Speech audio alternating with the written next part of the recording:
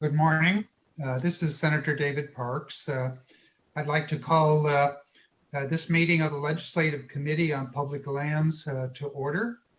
The date is September 10, 2020, and we are at 9:34 a.m. I'd like to apologize to anyone who, for the delay. We had a few technical errors. It's one of those things that seems to come along with working in a virtual environment.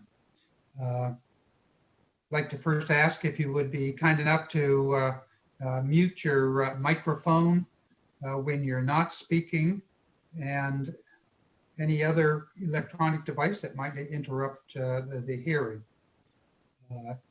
Our committee policy analyst, Jared McDonald, is going to call the roll today. Mr. McDonald, please. Thank you, Chair. Senator Gocochea, Senator Hansen,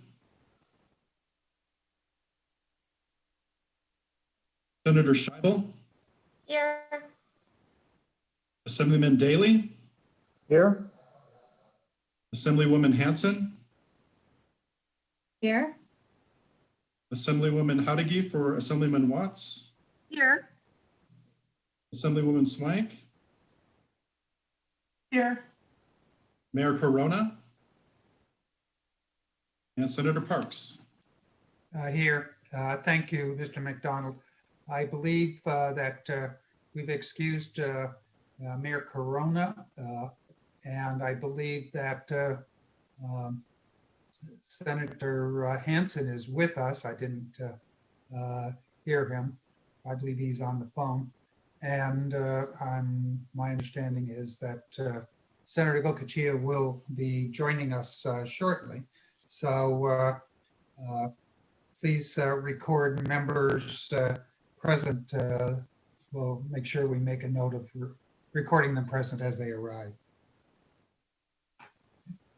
For those who are joining us for the first time, the Legislative Committee on Public Lands is an ongoing statutory committee with duties set forth in statute. We typically hold meetings throughout Nevada during the interim between legislative sessions.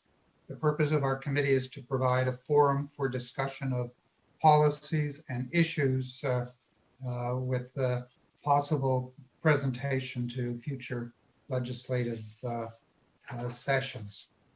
This is the fourth meeting of this Legislative Committee on Public Lands, and it's going to be our second virtual committee.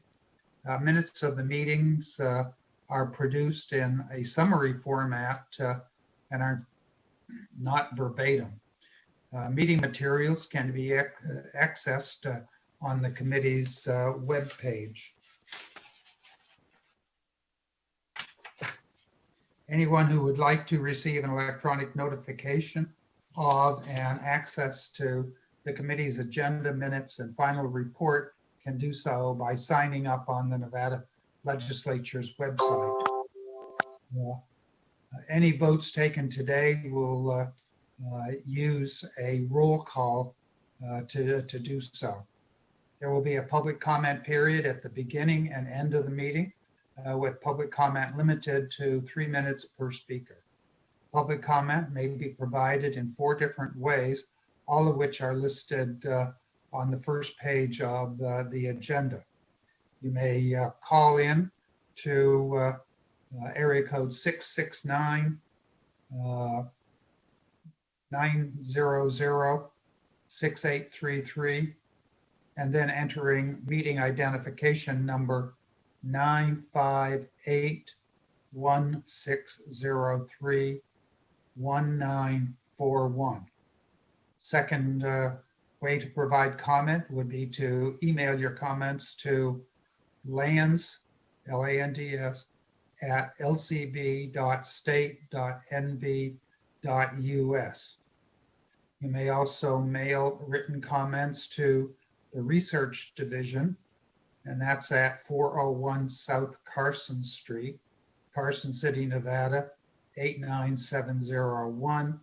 And finally, feel free to fax your comments and recommendations to area code 775-684-6600. With that, we'll proceed to the rest of our agenda. Agenda item number 2 is public comment. Will be limited to 3 minutes per speaker. Staff will time each speaker during public comment to ensure everyone is given a fair opportunity to speak. You'll be notified when you have 30 seconds remaining and when your time is up, the 3-minute mark. An additional opportunity to make comment, public comment, will be available at the end of the meeting. Legislative Council Bureau's broadcast and production services staff will interact with those making public comment and providing testimony to facilitate participation in the meeting. Staff in our broadcast and production services unit, please add the first caller with public comment to the meeting. Good morning, Chair. Caller with the last 3 digits of 249. Please slowly state and spell your first name and last name for the record.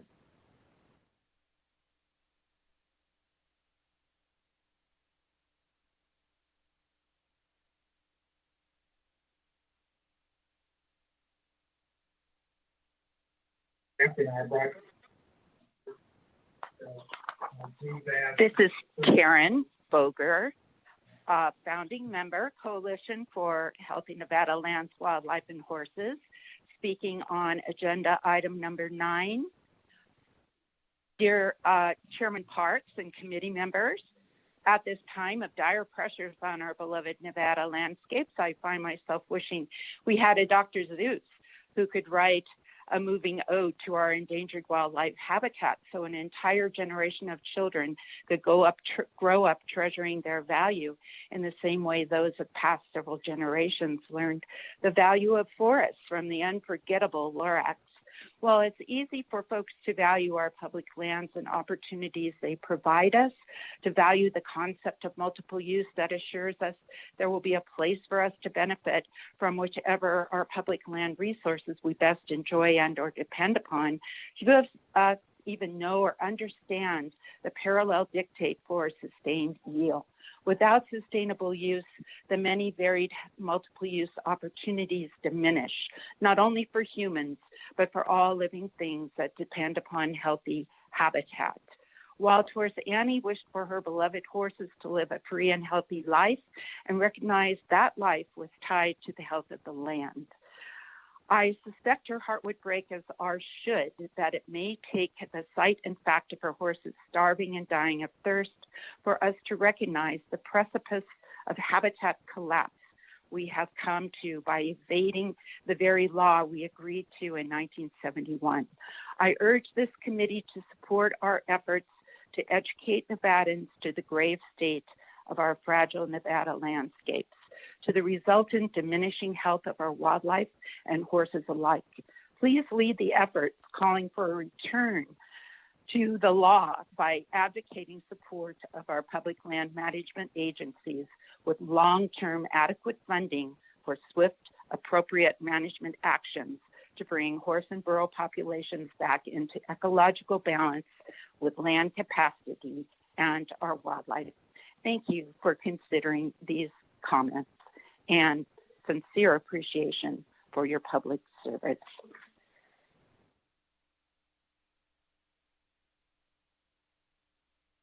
Chair Parks, currently there are no more callers at this time.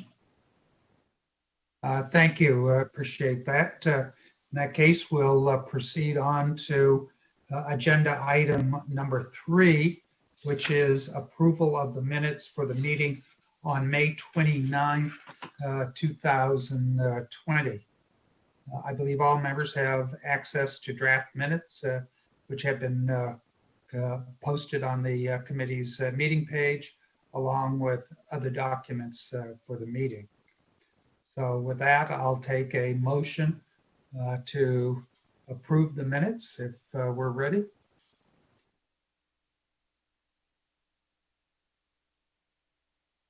So moved.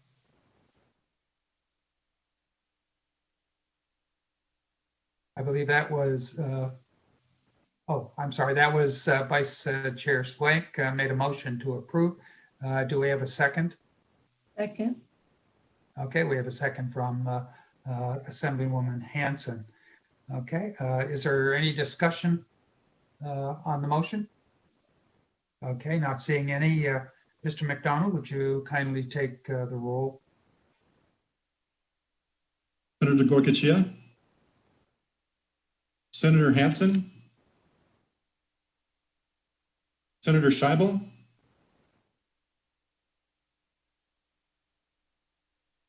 Assemblyman Daley, Yes. Assemblywoman Hanson, Here. and a yes. Yes, here. Assemblywoman Hardigy, Yes. Assemblywoman Swank, Yes. Chair Parks. Yes, I believe we may. Is not here, so you do have 5 yeas, so motion passes. Thank you. My vote in favor. I'm not sure if you need my vote in favor. I was just a little slow on. Okay. Okay. Thank you, Senator Scheibel. Appreciate that. Okay. Thank you, Mr. McDonald. The motion passes. Okay, that takes us to item number 4 on our agenda, and that's a presentation on tribal issues related to public lands management.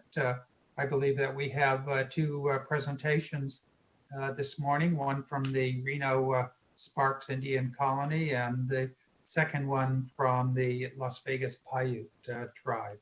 We'll lead off with a presentation by Mr. Arlen Melendez, Chairman of the Reno Sparks Indian Colony. Welcome and good morning. Good morning. I want to thank you first, Senator Parks, and the members of the Committee on Public Lands for giving me the opportunity to share this morning the Reno Sparks Indian Colony's perspective and experiences with managing public lands within and adjacent to our tribal lands. The Reno Sparks Indian Colony was established in 1917 with 20 acres located in Reno, Nevada. And it was for landless Native Americans living in and about the metro area. Since that time, the Reno Sparks Indian Colony membership has grown to approximately 1,180 members, all of whom are descendants of Washoe, Paiute, and Shoshone people. Our 9-member tribal council provides leadership and management and of government services, including police, fire protection, human services, public works, transportation, seniors services, recreation, childcare, Head Start, finance, economic development, and healthcare, to name a few.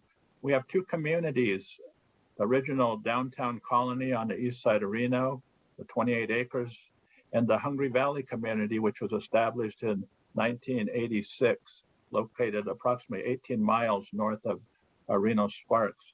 Since the original lands were acquired for the resident community in 1917, the colony has been purchasing and acquiring lands to provide additional government services and residential and economic development opportunities. As federal policies shifted from dependent nation status to self-determination and sovereignty, the colony has been adapting by purchasing additional lands in the urban area Reno Sparks for economic development, consistent with policies of self-governance and self-determination. We have worked very closely with the local governments of Reno Sparks and Washoe County to ensure all our developments is not only compatible, but is also complementary to the local government development vision. As mentioned before, to address the limited availability of land to support the demand of a growing community population, the Hungry Valley community was established in 1986 with a congressional transfer of 1,920 acres from the Bureau of Land Management to the colony. In 2016, the 114th Congress transferred to the Nevada Nation's Land Act an additional 13,434 acres to the colony. Similar to other government agencies responsible for managing public lands in the urban interface, the colony has the same challenges with public access, illegal dumping, range management, rangeland fires, recreational shooting, and off-highway vehicle use, as well as wildfires. We support the use of public lands as long as it is done with respect and in proportion to the carrying capacity of the land. Too often in the urban interface, the land is overconsumed with activities and use. Let me provide the colony's perspective on our concerns and perspective that need to be further considered and implemented to protect and preserve, but also allow the continued use of public lands. On the regional and federal level, cooperatively manage and strengthen the partnership with local and federal agencies on lands adjacent to tribal lands and other lands of the traditional Native American importance, such as collectively addressing issues of mutual concern, such as shooting in congested areas, illegal dumping, wildfire response and recovery, permitted uses, and the co-management of right-of-way permits that cross jurisdictions. And then promoting and implementing effective regional communication strategies, outlining allowed and restricted uses on public and tribal lands, increase the effort to protect the cultural resources and traditional sacred sites. When land is transferred from federal to state, local governments, or private ownership, there is not a provision or a process of protection of cultural resources. Within the colony, empower and support the tribal community and members to get involved in the management of public lands by developing youth education and mentorship programs related to management of the colony's cultural and natural resources, fostering traditional ecological knowledge, resources to promote a greater balance of use and sustainability, encourage college-age tribal students to pursue degrees in science, technology, engineering, and math, the STEM, along with traditional practices and knowledge. Developing capacity of tribal members in the colony to create economic opportunity related to agriculture and natural resources. 3, providing greater respect and responsibility to Native American local tribes regarding the management and caretaking of Native American cultural resources located on public lands or collected from public lands by consulting with and respecting traditional beliefs of tribes to avoid areas of cultural significance by engaging very early in the project design process. Again, in respect of traditional belief, if cultural resources are discovered and need to be disturbed or removed, the items should be immediately repatriated, not studied and stored in warehouse in perpetuity.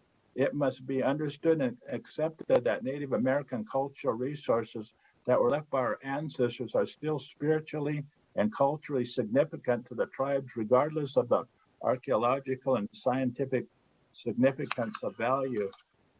Provide support to tribes to develop curation capacity to manage and protect cultural resources in a traditional and respectful ways. Lastly, I want to circle around back to share with you what the colony is doing at the regional level in regards to the recently transferred land in Hungry Valley. We believe that addressing the challenges of managing public lands and resources requires a regional approach while respecting our individual interests. For example, we continue to be involved with the region regarding the Washoe County Lands Bill, the Truckee Meadows Public Lands Management Act. We look forward to working with local governments in defining the process and disposition of public lands to be preserved or transferred to local governments. Um, Greater respect and understanding of tribes' tradition and culture should be considered in the disposition and management of public lands, recognizing the unique cultural interests and economic boundaries between tribes. In cooperation with the City of Reno and Washoe County, we are working to identify and implement mutually beneficial water management solutions in the North Valleys of Reno that currently have too much water and are experiencing periodic flooding. With the relatively dry tribal lands in adjacent Hungry Valley, we can provide a regional solution to managing the excess water resources in cooperation with local governments. We continue to work with the Washoe County Regional Transportation Commission on the Eagle Canyon corridor study in North Valleys that will potentially be constructed on through tribal lands connecting Stead and Lemon Valley area with Spanish Springs. To wrap up, mutual respect of our interests and mutual cooperation is the key to managing our public lands. Again, thank you for the opportunity to present our concerns and our perspectives on improving the management of our public lands for the mutual benefit of all communities and interests. So I just want to thank you for giving me the opportunity on behalf of our tribe to comment this morning. So thanks. Thank you, Mr. Melendez. I appreciate your presentation. At this time, I'd like to ask if any of our committee members have questions for Mr. Melendez.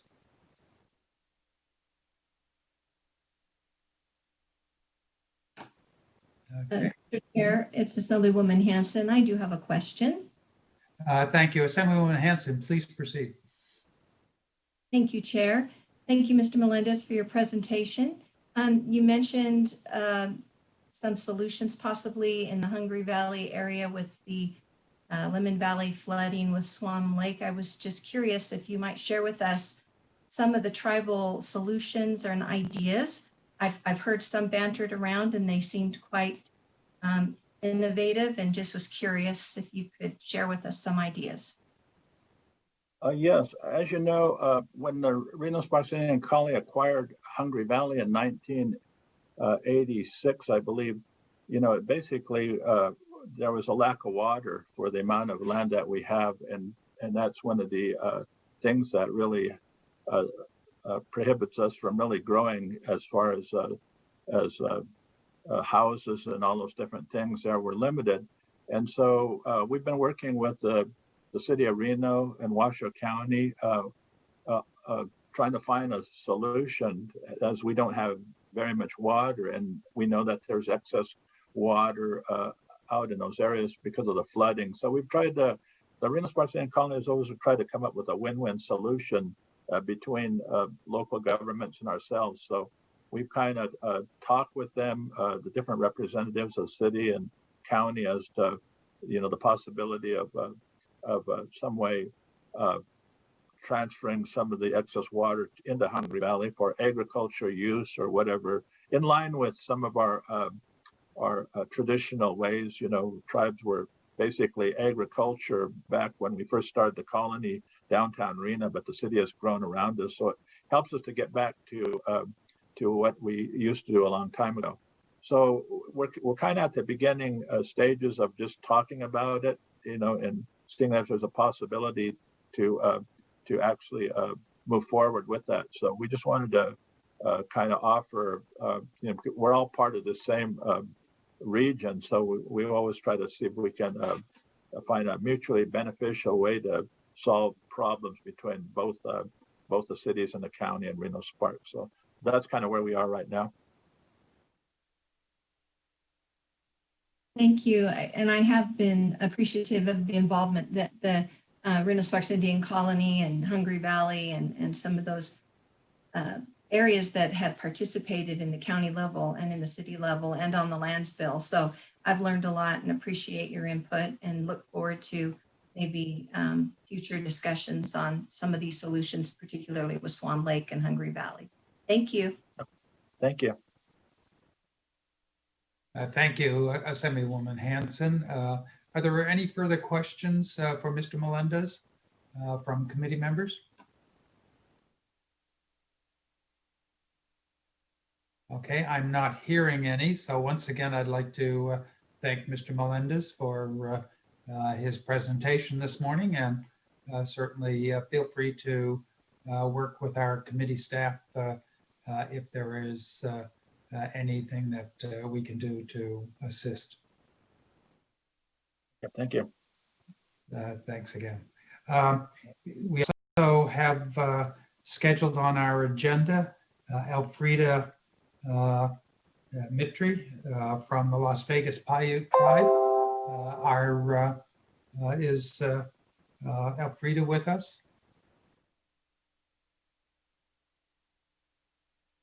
Yeah. Oops. Good morning, committee. This is Elfrida Mitri. I am on. Thank you. Welcome.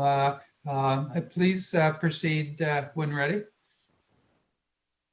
Okay. First of all, I am on behalf of the Las Vegas Paiute Tribe. I want to thank you for the opportunity to provide comments on public land management practices in our homeland in Southern Nevada. I will begin my comments in the traditional Paiute way by introducing myself and then provide a brief history of my tribe. Before I do that, I want to thank Chairman Melendez for his comments. There are issues that he presented and solutions that are beneficial to all tribes in Nevada. So thank you, Chairman Melendez, for those comments. Again, my name is Elfrida Mitri. I'm currently a tribal councilwoman and former chairwoman for the Las Vegas Paiute Tribe. In addition to my current tribal work, I recently retired from the Environmental Protection Agency in Region 8, where I served as Senior Tribal Policy Advisor to the Regional Administrator and 27 tribes in 6 states. As for a brief history of my tribe, it is very brief. As a former chairman, I have a tendency to be long-winded, but for the sake of time today, I will make it very brief. Prior to 1910, the Southern Paiute Nation's homelands included portions of Southern California, Southern Nevada, Utah, Arizona, all of which is memorialized in the work of academic scholars such as Martha Knack, Catherine Fowler, Clifford Traster, Corbett Laird, and so many others. In 1910, Helen J. Stewart deeded 10 acres of land to what is now the administrative headquarters of the Las Vegas Paiute Tribe. Out of necessity, and due to the lack of grants and a sustainable revenue stream, the tribe in 1973 chose to exercise its sovereignty by opening a smoke shop to collect the excise tax, which to this day provides economic stability to the tribal government and its tribal citizens. In 1983, the tribe worked with the state of Nevada and the Bureau of Land and Management to acquire 3,850 acres of land that straddles I-95. This tribal land is now known as the Snow Mountain Reservation to its residents and is home to the Las Vegas Paiute Golf Resort with its 3 Pete Dye Championship golf courses. These golf courses exist to meet the definition of consumptive use and to provide a means to quantify the use of the tribe's water settlement. So the golf courses are purposeful. We didn't all want to be great golfers, although many of us aspire to it now. It's the home, and it provides economic stability as well to the tribal government. The Snow Mountain land is surrounded by the Bureau of Land Management and is downwind of land under the jurisdiction of the Department of Defense and the Department of Energy. Other federal entities that the tribe interfaces with are Fish and Wildlife and U.S. Forest Department. In terms of how the tribe works in collaboration with these agencies is rooted in the United States government's responsibility and policies set forth and federal regulations of each agency. Executive Order 13175 charges federal agencies to engage in regular and meaningful consultation and work in collaboration with tribal officials in the development of federal policies that have tribal implications and are responsible for strengthening the government-to-government relationship between the United States government and the tribes. According to a new report by the Government Accountability Office, nearly 2 decades after the first executive order on tribal consultation, some federal agencies still struggle to consult with tribes in a meaningful way. As the Southern Nevada public lands are disposed around the Las Vegas Snow Mountain Reservation, cultural erasure continues. This is a process which there is gradual removal of various traditions and customs from society. The tribe's ability to walk the land and fulfill its traditional stewardship of the land and all the life upon it is diminished. With that said, the tribe asks the state and all federal agencies to continue to honor meaningful and timely consultation that significantly impacts tribal lands. The tribe applauds the Legislative Public Lands Committee for including a position in its final report calling for local government land use plans to be based on identified sustainable water resources and for the coordination between local governments and the Office of State Engineers to assure that there is accurate accounting of water needed for all future land developments. The development in the Las Vegas Valley and near the Snow Mountain Reservation impacts our water rights, which were negotiated in good faith and codified by law. The tribe also appreciates this committee sent a letter to the U.S. Secretary of Energy and the Department of Energy urging that DOE do not move forward with its proposal to store weapons-grade plutonium on Nevada national security sites without fully evaluating the economic, environmental, health, and safety impacts on Nevada. The tribe is downwind, and again, our land straddles 95, which evokes concerns about transporting materials through tribal lands. Other areas of concern where consultation and collaboration is needed. I just want to touch on a couple of them. Arrow Canyon, due to the sediment deposits from flooding and the risk of catastrophic wildfires and dense invasive vegetation in and around Arrow Canyon, the fate of the cultural resources at this site is of great concern. Therefore, the tribe has submitted a letter of support for the BLM project in round 18 of the Southern Nevada Public Lands Act for the protection of Arrow Canyon cultural properties and habitat restoration project.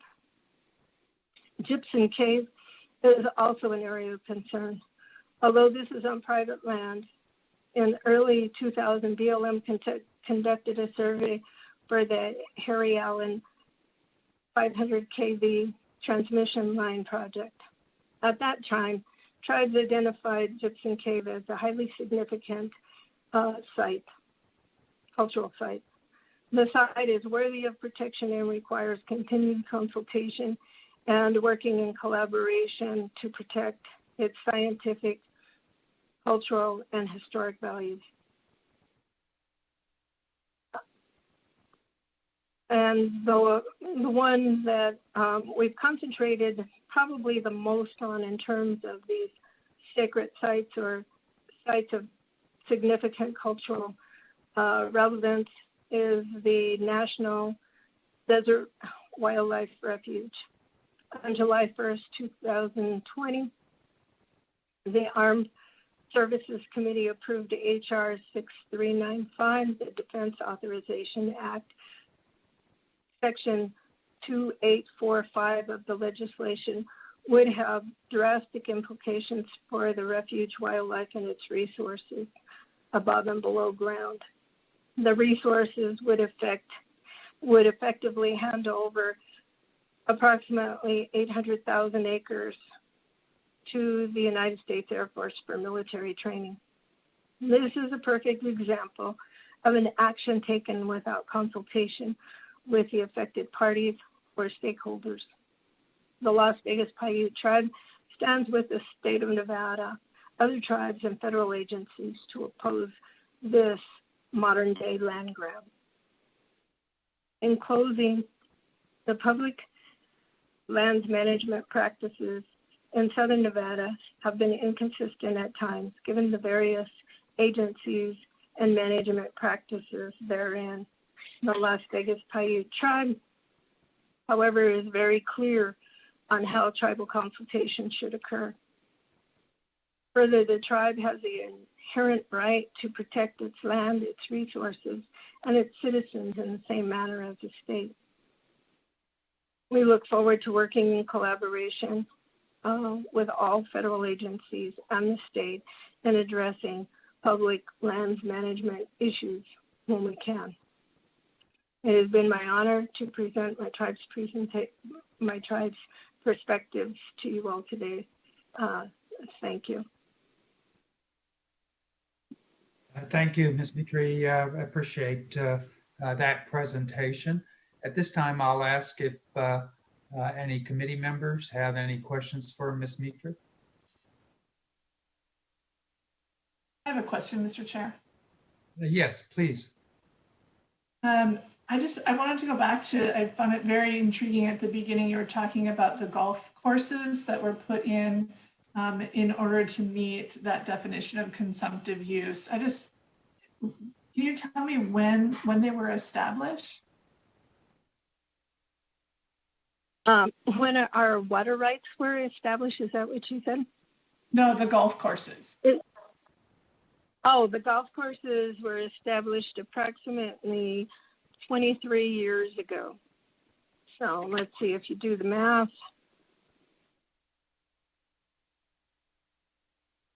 Late 1990s. Yeah. And those are, and I know that, I just find it interesting because in my day job, I've been doing a lot of research on golf courses and their and the communities in which they grew up. And so it was interesting that they were established to meet that definition. And they're still doing well as businesses at this point, because I know some of our golf courses have definitely seen some challenges. Yeah. Yes. And let me back up just a little. In 1983, when the Snow Mountain Reservation was taken into trust, the United States government and Bureau of Indian Affairs and the Department of Interior failed in its trust responsibility. So when we acquired the land, it didn't have it didn't have permanent access to the land, nor did it have water. However, the water rights. However, in the language of the bill taking our land into trust, it said for economic development. Now, I don't know of a business that can be successful without permanent access to it or water. So we had to acquire that water right. And in order to keep our water rights, we were forced to quantify and prove consumptive use of that right. So the golf courses took the largest amount of water, and it was to protect our water rights into perpetuity. So you have to prove consumptive use. Most Indian tribes cannot bank water. We were one of those tribes that hadn't either. So currently we are very successful with that.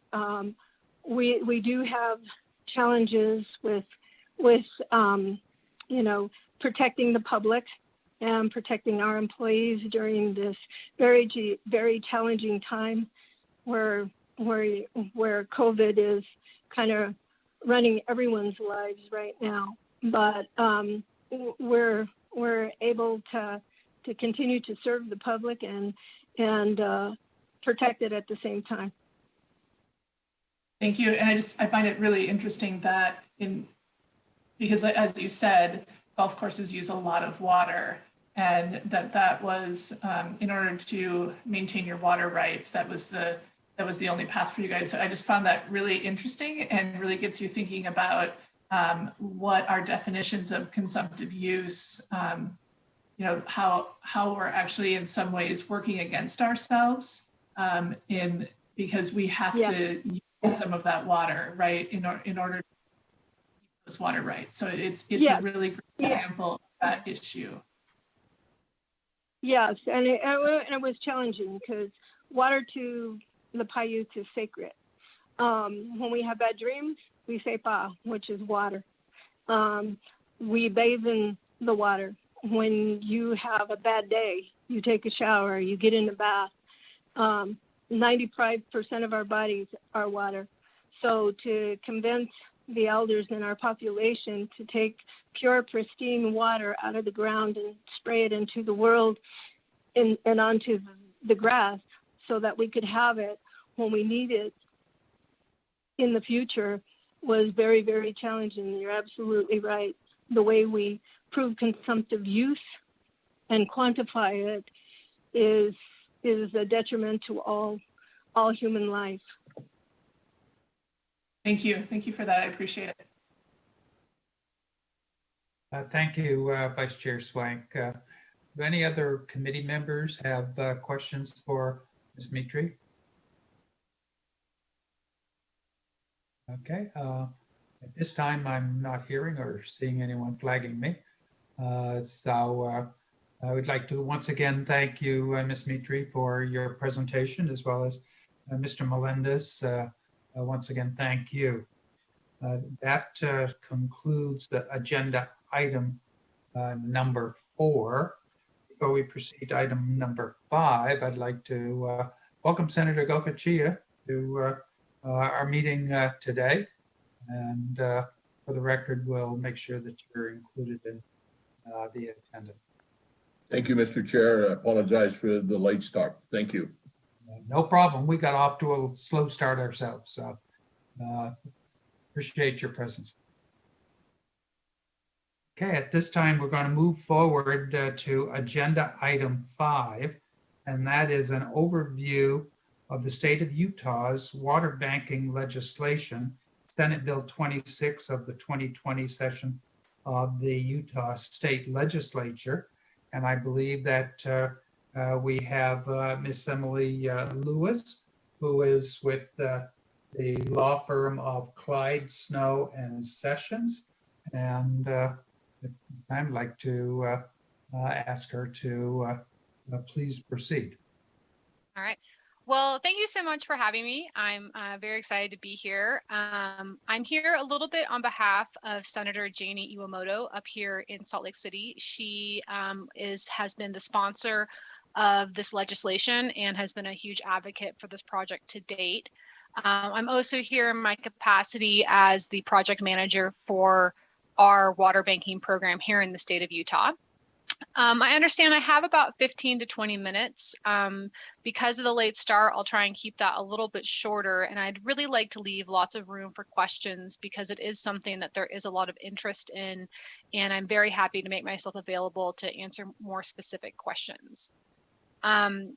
So with that, I'd really like to show just a brief presentation about kind of where we are here in the state of Utah in terms of water banking, how we got to our current legislation, which was SB 26, and then where we're going to actually use that legislation and apply it on the ground to come up with some larger water marketing strategies for the state of Utah. And so can everybody see the screen just fine?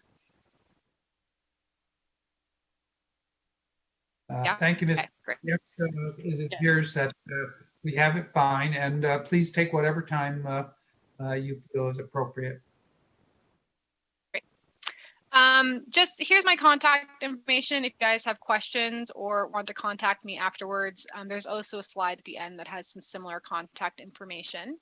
But what I really want to do is, I'm assuming that Nevada is also experiencing some very similar pressures that other Western states like Utah are presently experiencing.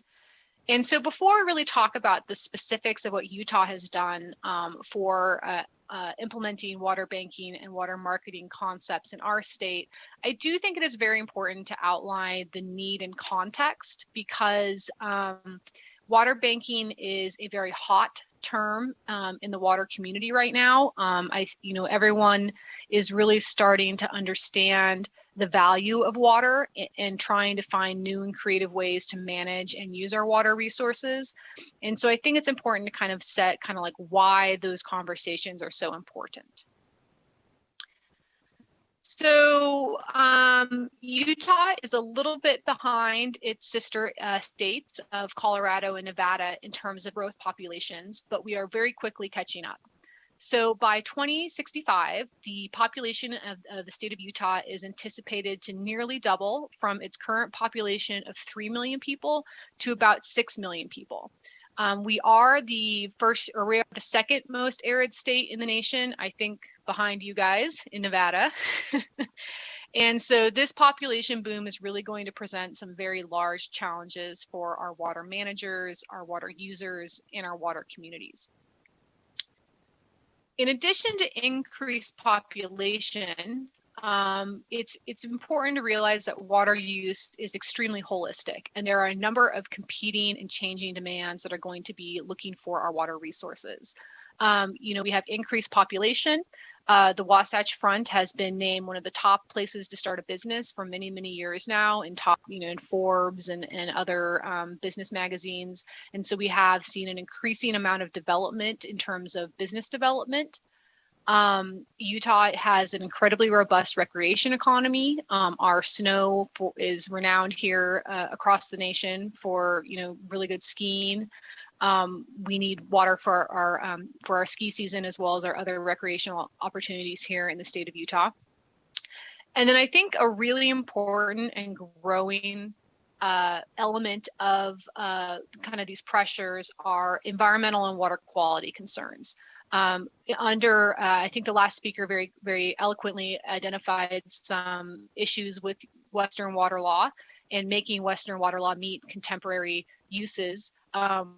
Presently, right now, environmental quality and water quality don't really talk to water rights in terms of how we can have look at our water resources to address water quality concerns. And so here in Utah, being such an arid state, we are really stressing our water resources quite extensively. And the question of water quality is increasingly becoming a big deal, and managing our water resources to meet water quality needs is a very big desire here in the state of Utah. We also have, ongoing questions of agricultural production and efficiency. Here in the state of Utah, we do have a rather robust agricultural economy. It's also very tied into our semblance of our understanding of who we are as a state. We identify as an agricultural state. And so it's important to keep those agricultural and rural communities able to participate and have a robust economy. And then the other thing is it cannot go without being mentioned that we are moving from having a concept of drought to a concept of aridification, where the conditions of drought are staying a lot longer. There are no longer cyclical droughts, but really long-term droughts. And with the impacts of climate change, it's going to affect our water resources, our water systems, and also how we can address water here. So those are some of the pressures. There's a lot of pressures on our water resources. And so that's kind of why we're starting to kind of think about doing things a little bit differently. I just want to show a really good example. So this is an example of kind of what we're trying to avoid here in the state of Utah. So this is from an agricultural perspective. But the lower Arkansas Valley in Colorado is, they had the Arkansas River flow through it. It has traditionally and historically been an agricultural area. But with Colorado Springs and the city of Pueblo growing to such extents, basically it has changed the water use composition in that area. And so I just wanted to kind of show you real quickly. This is kind of where Utah is right now. We are in the place of where most of our water rights are transitioning from replacement in place. So basically development is occurring where farms are being bought. The water rights associated with those farms are staying with the land and being converted into municipal uses, the new development on that land. And so that kind of keeps the economic value of water in the local area. The local farmers receive the benefit of the sale of that water as part of the sale of their land. But increasingly, the ability to develop those parcels is becoming less and less as they get developed. And so what we see here is instead is the concept of buy and dry. And this is nothing new, but it's definitely something that, you know, we're experiencing right here in Utah right now. And Colorado has experienced, you know, kind of about 15 years ahead of us, where agricultural properties are being purchased solely for their water rights to transfer the water to growing municipal regions. And so this little red box is essentially, you know, areas taken out of production solely for their water use. And you can see each little red dot's, you know, some amount of acreage. And so, you know, through buy and dry, this area of Colorado saw about 100,000 acre feet of water transferred out of agriculture and into municipal use. And about 50% of the farmland in the area had to be fallowed to supply water for 2050 projections. And so this is very real. This is what has happened in Colorado, and it is what is currently happening in large parts of Utah, especially along the Wasatch Front and in southern parts of Utah in Washington County. The impacts of that, though, are quite devastating for our rural communities and our kind of ex-urban communities, these transitioning communities. Basically, we've had huge amounts of water transfer out of the local area. With that comes the depression in economic activity. You know, those local farms are no longer producing, you know, produce or good, you know, goods for sale. You know, they've basically sold their main asset at in a one-time sale. And so that's created a fair amount of negative impacts. Crowley County right here, which is kind of like the same spot we just looked in the last slide, had a poverty rate of about 47.4%. And, you know, whereas it had a negative wage growth. And so not only are we're seeing some economic impacts to the local community, we're also seeing environmental impacts. Noxious weeds and dust storms have been a pretty prevalent issue here in Crowley County due to taking land out of agricultural production. So as that background, you know, being able to learn from our sister states, Utah has said, if we can get out ahead of this kind of situation where our water rights are very specifically being targeted for like municipal use, or very specifically being targeted really more for one specific use, if we can find a different way to think about how we manage and use our water rights, we should continue to explore that. And so really what the Utah effort is for water banking has been addressing and finding a flexible alternative to one-time sales of water rights. And so banking is nothing new. It means very different things depending on where you are. And so today I'm really going to talk to you mostly about what it means in Utah. But as you can see, you know, many other states have experimented with some form of water banking, depending on where you are. Idaho has a very, very robust water bank that is run through their, I don't remember the exact title of the agency, but I think it's their Board of Water Resources, where agricultural interests can lease water. They have a big bank that's kind of like a state-run bank that works on the Snake. And then they also have some local lease pool banks. So they've kind of done a couple different items. California has several different kind of banks operating.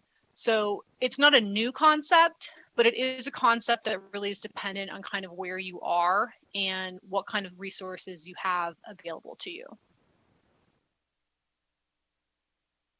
So in terms of Utah, this has been a very long ongoing, in 2021, we will be moving into our 4th year of very active discussions about water banking.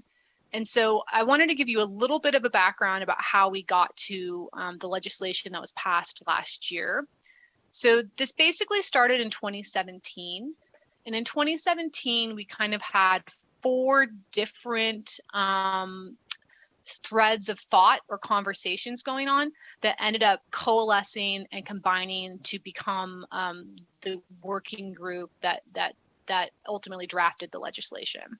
So the 4 different items that we had going on is we had Senator Iwamoto brought an in-stream flow bill to add in-stream flows as a beneficial use for municipal water rights. Currently in the state of Utah, in-stream flows are very, very limited. There's a couple, trout groups can hold them for very specific reaches of streams. And that's about really the only official in-stream flow use you can have on a water right. And so she brought a bill to add in-stream flow as a municipal, for municipal water rights. The legislature wasn't quite comfortable with that. And so they asked her to create a working group to study the issue. And so she created an in-stream flow working group. The second thing is Central Utah Water Conservancy District, which is our largest wholesaler of water in the state of Utah, was similarly looking and exploring water banking efforts. In full disclosure, Central Utah is one of my clients, and so I represent them. And much of my effort in this project has come from kind of working with them and for them, kind of representing their interests. And they being a wholesaler look at those projections, those growth projections, and really have realized that they need to think about how we use our water a little bit differently as well. The third thing that happened in the state of Utah is in 2017, we had the culmination of a very large working group that created the governor's water strategy report, which basically was a 10,000-foot view of water in the state of Utah and what we're going to do to solve our problem, or what options are available to us to kind of solve a host of water issues. And the strategy report and recommendations really heavily said we should explore water banking as an activity here in the state. And then we also had an ag optimization working group that was exploring similar concepts. So basically, these 4 groups kind of organically came together and kind of created this one very large multi-stakeholder group that became the water banking working group. And we had meetings for about 2.5 years where we just kind of said, okay, we had, environmental interests, municipal interests, agricultural interests, recreational interests, a bunch of interest. And we said, if we're going to explore this concept of water banking here in Utah, 1, what does that mean? And then 2, how are we going to do that so it actually fits Utah? And I'm going to talk about that in just a second about, what the bill actually looks like. But basically, we came together, kind of talked about our concepts. In 2019, we had a Senate joint resolution passed, and this is helpful for you guys being the Nevada Legislature. We kind of laid the groundwork in 2019 and said, hey, legislature, we are exploring these ideas. We don't have an official bill yet, but we'd like to kind of start getting you thinking about these concepts. And so we passed a joint resolution of the legislature that says, basically, good job, working group, continue your activities. This is something we want to know more about. And with that resolution, we got a $400,000 one-time appropriation to help explore these activities. And then we also got at the same time a separate $400,000 Water Smart Water Marketing grant from the Bureau of Reclamation to also explore these concepts. And so by the end, by the time we moved into the 2020 legislative session, we had legislative approval to explore the idea, and we had $800,000 of funding to really put some money behind these concepts and really kind of test them on the ground. And so that all resulted in the legislation that we passed last year or this year in March. I don't know about you guys, but 2020 is like the longest year ever. So, back in March, a long 6 months ago or so, we passed the water banking amendments, which is basically the culmination and is the kind of the legislation that kind of puts our concepts into being. So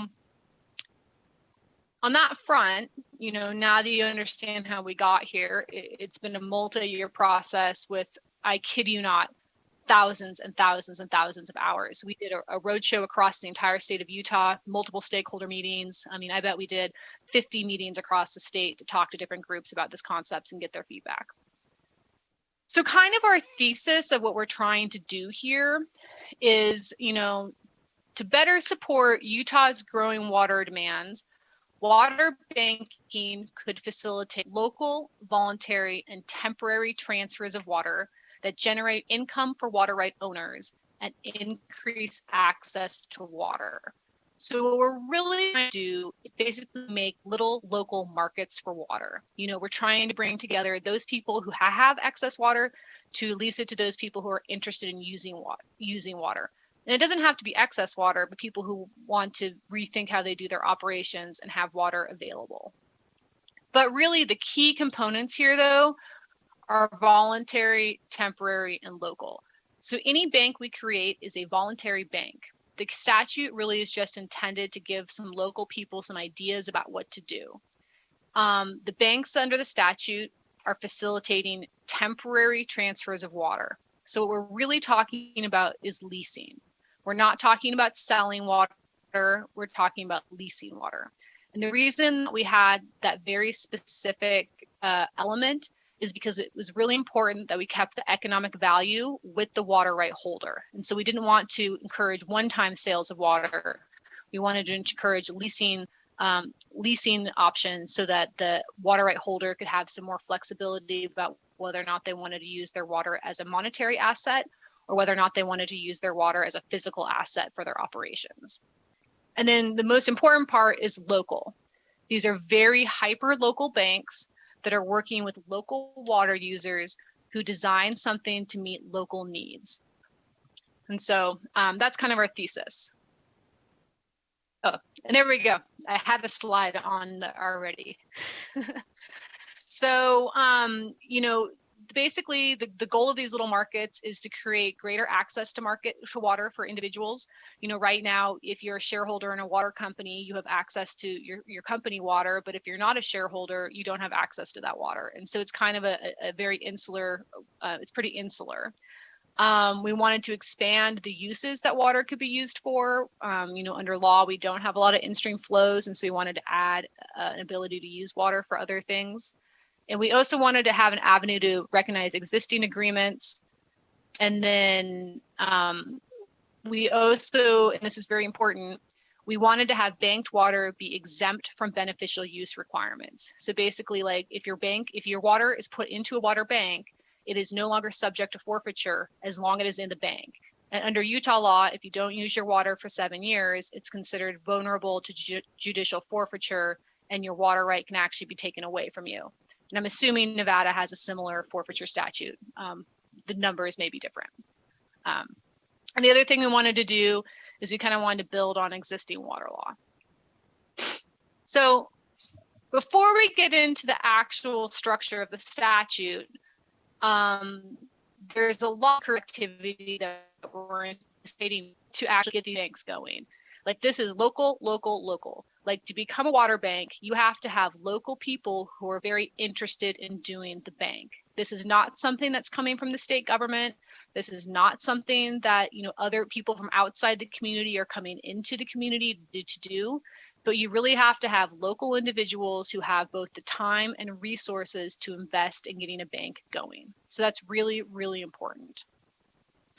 And I like to hear all the people, I go to a lot of meetings that look like that.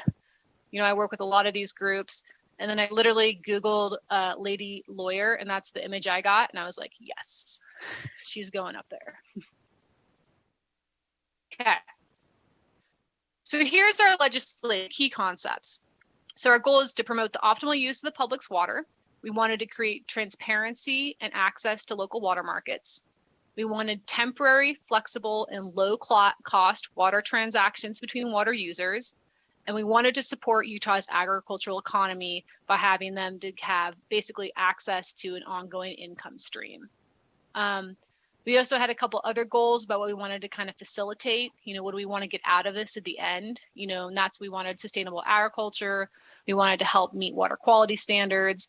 And we wanted to kind of streamline some of our administrative and distribution processes. Oh, and very important, we wanted to promote a healthy and resilient natural environment.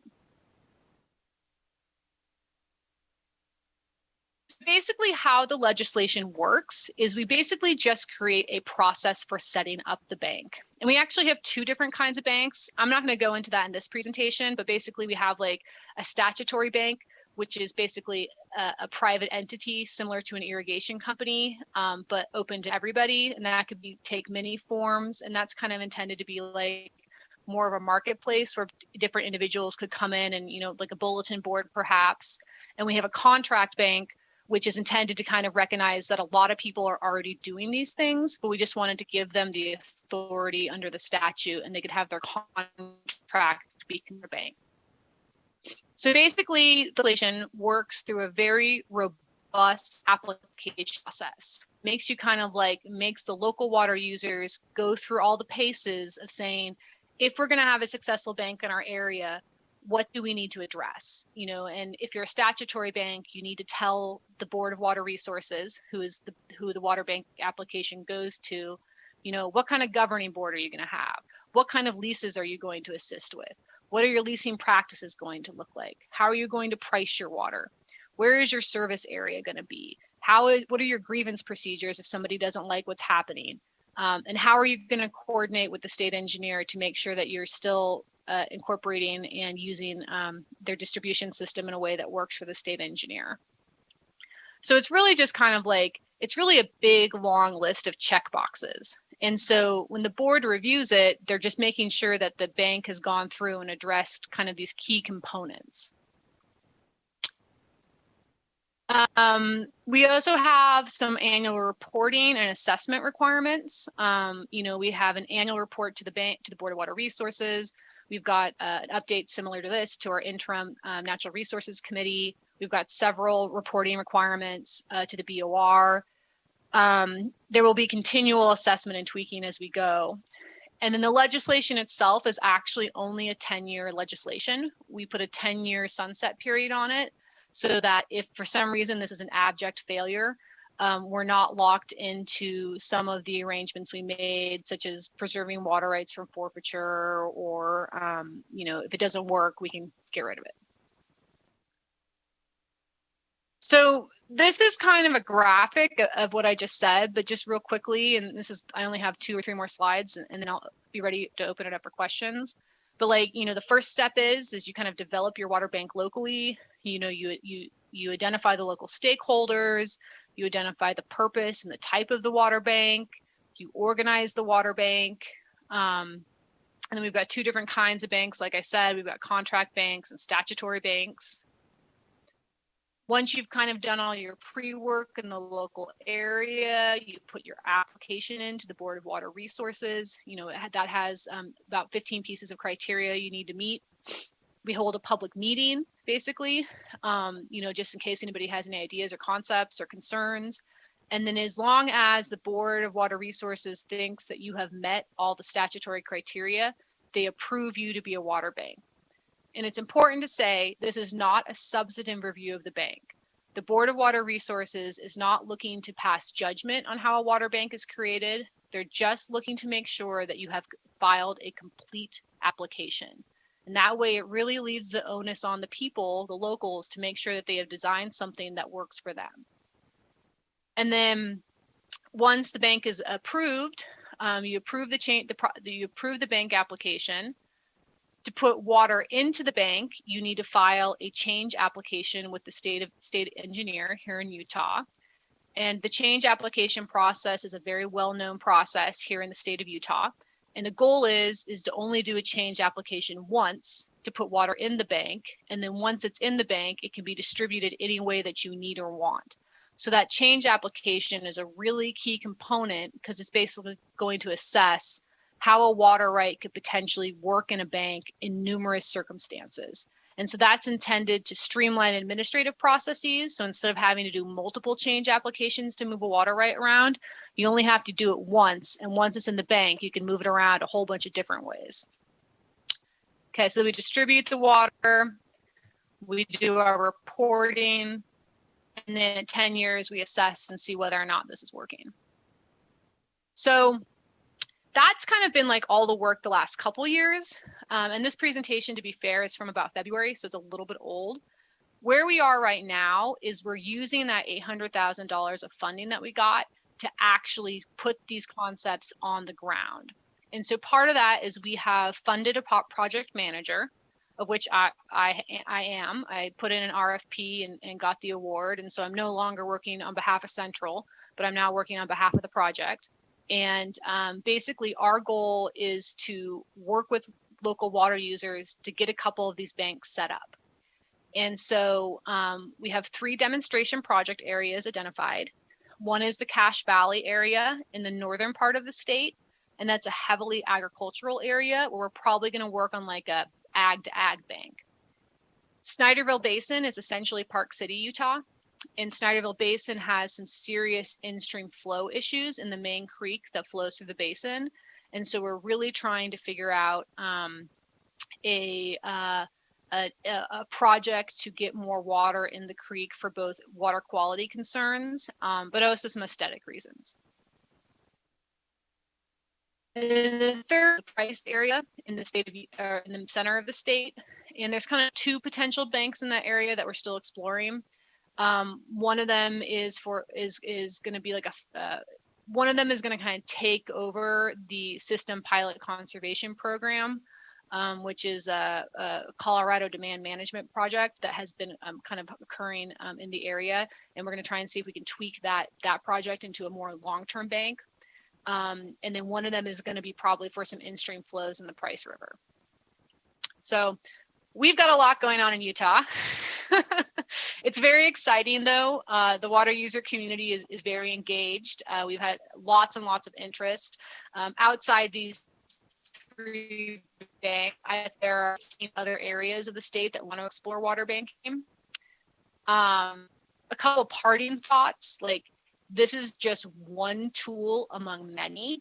It will work in some areas. It is not going to work in others. So this is just kind of one concept. We're really trying to go slow and steady. We're trying, this is a 3-year project. The next 3, giving ourselves 3 years to get these pilot projects going. And very importantly, this is a consensus-based project. This is many meetings with lots of people from different perspectives, trying to find something that works in the local area. If there's not consensus on it, it's not going to happen. It's not going to be supported, and we're not going to do a bank there. And then for me, it's exciting. I mean, this is very, very exciting. There's a lot of really exciting things going on right here. We do have a website. I put it in the comments. It's utahwaterbank.org. You can email info@utah.org. It will come to me by emails. I have to tell you the website's a little old with COVID and some disruptions we've had. We're actually having a meeting tomorrow to work with our tech team to update the website. So if you go there today, it's a little bit old, but if you check back in early next week, we'll have a lot more information about what we're currently doing. Also, I have a weekly podcast where I talk about contemporary water issues. And the episode last week is an interview with myself, kind of, talking about water banking and kind of going over some more of the brass tacks that we talked about in the discussion today. And so you can subscribe on iTunes. And if you want to learn more, you can go to the episode that we posted last week. So, okay. Well, hopefully that was helpful. I don't want to take, tons of your time, but I would love to make myself available for questions. It's cool things that could happen, and we're very happy to help our sister states kind of explore some of these ideas and concepts as well. Thank you, Ms. Lewis, for that very interesting presentation. I believe that we have first a question from Vice Chair Swank. Please proceed. Thank you, Mr. Chair. I have a couple of questions. First, the water banking is a super interesting idea, something I've been thinking about for some time in relation to Nevada, because we know that we have some parts of the state that have a lot of water and other parts that don't, and everything needs to be voluntary if any water is getting shifted anywhere. So with that in mind, though, I would actually like to ask a couple of questions about the Lake Powell pipeline. I know that's been in the news lately, and I just have just a few comments and questions. One is that I feel like this issue really has, I mean, we know that the Colorado Compact, put in place in 1922, was a time when all the states came together and agreed for the most part on how we were going to use that resource that is so important to all of these southern western states. In that spirit of collaboration, we knew that Lake Powell would also then be a reservoir where we would be storing some of the water from that would eventually end up in Lake Mead, and that in that way was also a shared resource. So I guess I feel like the recent move to build a pipeline between Lake Powell and St. George is really circumventing the spirit of that compact. And I am wondering if you can tell me a little bit about conservation measures that Utah is undergoing and that St. George is undergoing. I know here in Southern Nevada, we have a lot of programs in place. Most of the water that we use inside our homes gets recycled. We have turf removal programs. We have some pretty steep tiered pricing for water. I'm wondering if you can just speak a little bit to why it would be that a pipeline is one of the first places to go to get water for St. George, instead of looking more to conservation issues and ways in which we all can reduce our use instead of tapping into that shared resource that is Lake Powell. Yes, Lake Powell pipeline, hot topic. So I don't have, I am not immediately involved in Lake Powell pipeline issues. I do think though that one thing to think about is that, as I showed on that very first slide, Utah is going to have a really large growth period coming in the very near future. And so I think that I'm not going to talk for anybody at the water resources side, because the Lake Powell pipeline project is a division of water resources project. But I think that what we need to do is look at all options, and potentially that is a solution for that area of the state. They are experiencing exponential growth. My understanding is that the water for the Lake Powell pipeline would come from our Colorado Compact allocation. But I don't have myself an opinion on the pipeline that I can share here, but I do think that the concept of water banking is part of that quiver of tools that we as Utah and I think many other Western states need to focus on developing. As we put money into development projects, we also need to put money into management projects. And for me, this is very much a management project. And hopefully with a different lens on management, some of the development projects can potentially work in, those two things can work in concert with each other. I do know, for example, Utah also has some plans for some Bear River development projects up in the north of the state. And because of, oh my God, so gross. Because of Utah's really good water conservation techniques in the state of earlier in the state, or we had we met our conservation goals in the early 2000s, and because of that, they have put off development of the Bear River development project for several decades now. And so I think that if we think about complementary water administration and complementary water projects, then perhaps it will change the discussion about what we do. It doesn't help you specifically for Lake Powell pipeline, but I do think the state is looking at kind of all kinds of things that could help us kind of meet those demands in the future. And thank you for that. And I'll just mention too that I know we know a lot about growth here in Las Vegas.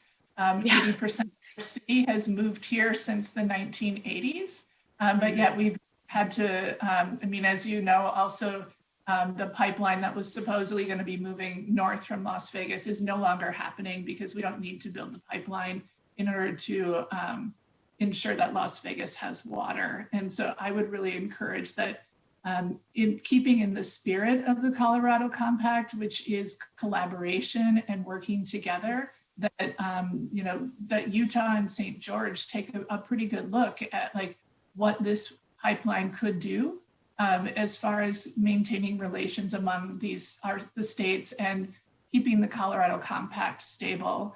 I would be interested, and if you don't have the information, I'm more than happy to wait until you can go maybe talk to Senator Iwamoto and someone could get back to me. I'd really like to hear how that letter that was sent by the 6 other partner states was received by Utah and what some of those conversations are, and you know how folks in St. George are looking at things, because we all need to work together here in the West. We all have a lot of water issues. And if we aren't going to be collaborative and work together, we're never going to get through this water shortage. It's going to come much faster. That horizon of when we don't have water is going to come much faster if we don't all work together. So thank you so much. And I'm more than happy to talk with anyone in Utah who has more information and could provide that to me. Thank you so much. Yeah, and I'm sure, I mean, reach out to the Division of Water Resources. You know, I think that's probably the best contact. I'm all about collaboration, and I'm here to help collaborate on some banks. So that's kind of more my specific role, but I do think you raised, you know, very important questions. Any other questions? Thank you, Ms. Lewis, and thank you, Vice Chair Swank. Are there any further questions from committee members? Mr. Chair. Yes, Senator Garcia, please. Thank you. Yes, Ms. Lewis, I've got a number of questions, and I know Utah, very similar to Nevada, is a prior appropriation state, but I'm assuming you're talking in most of these basins that you are talking about, banking water is predominantly surface water? Actually, what under the statute, we have allowed banks to either be surface water or groundwater, but not both. We're not allowing banks to do conjunctive bank. So it's either surface water resources or groundwater resources. Okay, so if you were in a basin, a groundwater basin, you could only bank one or the other. Yeah. Yeah. Okay. Yes. And I'm assuming Utah, very similar to Nevada, has a number of basins that I know you have are over appropriated. Very unfortunately, here in Nevada, at least 80% of our water basins are totally appropriated. Probably 50% of them are over appropriated. How do you bank an over appropriated basin and maintain water? Yeah, so the way that we've addressed that is for any water to be placed into an approved water bank is you need to go through the change application process.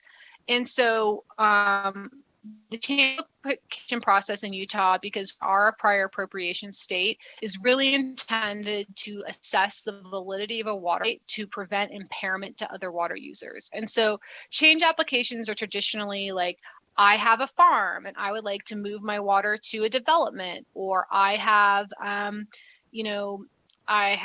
anything that is changing the use, anything that is changing the place of use, and anything that's changing any element of the water right has to go through a change application process. And the state engineer will do a technical review of the water right to make sure that, your what we call the heretofore use to your hereafter use, there's no impairment to other water users in the system. And so if you're in an area where you are over appropriated, the over appropriated rights are going to be the most junior. And so if you come in and you try and put a very, very junior right to a water bank, the state okay, yeah, we could potentially put it in the bank, but the conditions of change are that you can only use it when the water is available. And so, you know, a water right could be in a bank, but it could only potentially be like activated for use on like a very wet year. Similarly, you know, the change application process is intended to vet water rights for continuous beneficial use. And so if you have a water right that has been sitting on the shelf for many, many years, that's been potentially it's really there to prevent against impairment. It's there to prevent against speculative activity, and it's there to place any conditions that are needed the hydrologic system whole. Like if a you know, if you have a very early priority date water right and it's a surface stream and the surface streams don't make the same amount of water they used to, the state engineer might say, yes, you can move your water right, but you only get to move 75% of it. And so that change application process is really intended to kind of be the check. Water in a bank is actually valid water that is, you know, supported by actual physical wet water. I thank you, and I guess, you know, like you said, we are the most arid state, so we don't have the surface water flows that you have even in Utah. And I guess that's, so what I'm hearing you say, technically, if you were a junior permit or a lower priority right, then if you did submit an application to bank the water and you were in a basin where clearly the water table was declining, it probably would be denied. Denied, or I mean, the way we do it here in Utah is we don't typically actually deny the application, but you might have so restrictive conditions on the approval that the reality of that being an active application is very low. All right, I thank you. Mhm. In my mind, that would be the same as denied. I mean, they're saying, okay. Yeah, it's an effective denial. Money for a transfer that if you don't have something to transfer. And in many cases here in, you know, we've got basins that are 300% over appropriate. I don't know how you bank water when it's, you know, 3 times the negative. Yeah. Thank you, Ms. Lewis. I appreciate it. We're all looking for options, and you know, I think that a couple of key points. Number one, it voids your requirement to continue to meet your beneficial use, and then the fact that you can't consider surface and groundwater in the same banking. I think that's huge. Thank you. Thank you, Senator Gocochea, and thank you, Ms. Lewis, for the responses. Are there any other questions from committee members? Okay, I'm not seeing any. I'm sorry, Chairman, it's Assemblywoman. Sorry, Assemblywoman, please. I think I'm unmuted. Yep. Thank you, Ms. Lewis, for that presentation. It's all very intriguing, and yes, we're looking for solutions, and we understand, like you said, it's not a panacea, but perhaps something in our quiver. So I've got 3 kind of quick questions. I promise they're not really long. The first 2 are more about the legislative key concept slide that you showed. In that legislative key concepts, there was the grievance procedures. What does that look like when there is a grievance? How does it work? Well, so that's a great question, and I don't have an answer for you. And the reason I don't have an answer for you is because each bank is designed to be its own thing. And so like you could have a bank that has a grievance procedure that looks like X, Y, and Z. And then you could have a bank in another state that has a grievance procedure that looks like A and C. And so in terms of the statute, it just says that you, the bank, must have a grievance procedure policy. And so whatever works for the local water users or the local bank, that is that grievance procedure. And so we're not telling you have to have it.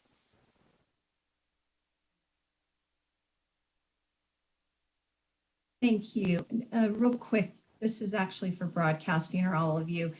Is it just me that Ms. Lewis is breaking up, or is everybody having trouble hearing her? This is Jim Broadcast. We are having some audio issues with Emily's call. That is correct. Oh Okay, no problem. I just wanted to make sure it wasn't something on my end that maybe I needed to fix. Second question. Also, the application it goes to governing members. I'm not sure if you'd have the answer for this, but I'm just curious if this legislation's in place, the application goes to governing members. How do those governing members get chosen for this application process to be reviewed? So the application is reviewed by the Utah Board of Water Resources. So the application goes to a state agency for review and approval. The governing board is the governing board of the bank. And so we have tried to kind of set this up like irrigation companies. And so we're very familiar with irrigation companies here in Utah. I'm assuming Nevada has similar irrigation companies. And so we're kind of trying to say banks are really going to operate kind of like private entities similar to how irrigation companies operate. And so it would be the governing board of the bank that you have to tell us, so when that slide says governing board, it means the governing board of the bank. And the application is reviewed by the Board of Water Resources, and they're selected through a statutory process. But basically, in your application to the Board of Water Resources, you have to say how your governing board is structured for the bank itself. And so that could be elected by local officials. It could be names in a hat, like whatever the local community thinks is appropriate for having their bank be governed. Like and I didn't say this in the presentation, but the term that's kind of come up a lot in our discussions is kind of the laboratory of democracy. We really want to kind of like say, hey, these 15 things are things you need to think about to make a bank. How you address it is up to you. And I appreciate that whole concept of the local input, the local control. And that's why I asked the question. I understand that there's the state water board or engineer, but I was wondering how that banking on that local level with those governing members, how they are selected. Because I'm very open-minded about all this. I just want to understand how the processes work, that the local communities do stay involved. And, Utah and Nevada are large land states, but yet those individual communities are so different. The appropriation of water is so different. So that local aspect is very interesting and important to me, and I'm sure to my constituents as well. And the last question, you mentioned the governor's water strategy report. And so you mentioned a group. I'm thinking that it's a collaborative group of stakeholders. Is there a list of who Utah used? I'm just curious what that stakeholder group looked like, from what resources and what entities in the state were consulted in order to put together the report for the governor. Yeah, so I'm actually just going to go really quickly that report and put it in the comment link.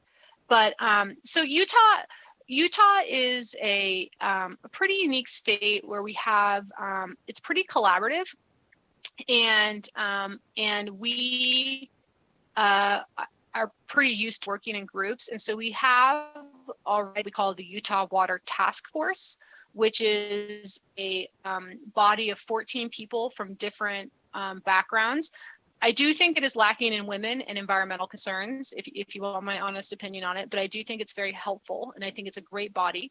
And so it was a lot of those members, and then other members that the governor thought would be helpful for being involved in the report. And it also went through a public process. So they had multiple avenues to get information in. And I'm going to try and Google it and give you a link to the report real quickly so you can have it for your resources as well.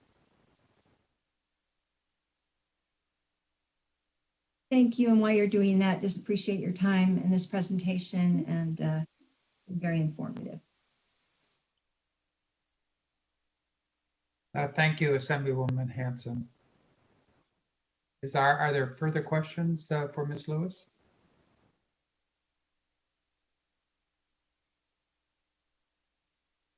Okay, I'm not seeing any further questions. I will, I've been informed by Mr. McDonald that the state engineer has a BDR submitted for consideration by the legislature next year.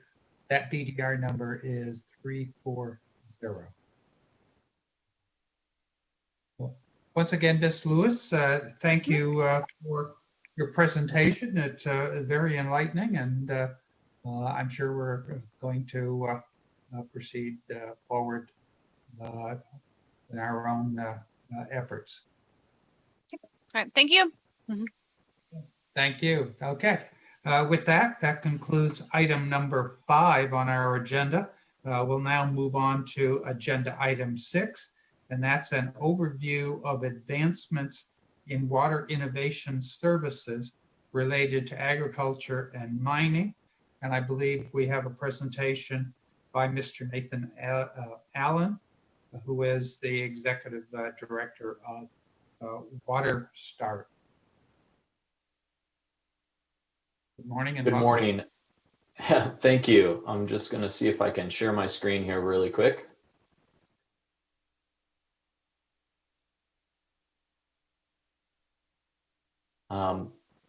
Can everyone see my slides okay? Yes, we have it. Thank you. Okay, great. I can't see you all, so while I present, so I won't be able to read facial expressions. So feel free if there's questions or comments as I go here to just speak up. Again, thank you for inviting me to present to the committee this morning. My name is Nate Allen. I'm the Executive Director of Water Start, and my goal today is really to share with you guys some of the work that our organization has been doing within Nevada, what we've accomplished so far since we set up here about 5 years ago, and talk a little bit about how we're trying to expand our model now from primarily focused on urban areas into regional and rural communities in the state, and particularly apply our model to the mining sector and to especially agriculture. So quickly, just a little bit of background about Water Start. We were incorporated here in the state in 2013 through an initial partnership between the Governor's Office of Economic Development, the Southern Nevada Water Authority, and the Desert Research Institute. And our mission was really to try and respond to a similar situation where we find ourselves now, where then we had very high unemployment rates, and all of the counties in the state were federally designated disaster areas because of drought. And there was a clear need for us to try and accelerate the rate of utilizing innovation throughout the state and how we manage water. And so our primary goal is to accelerate the adoption of new technologies to better serve our water managers and do that in a way that helps our economy grow and develop.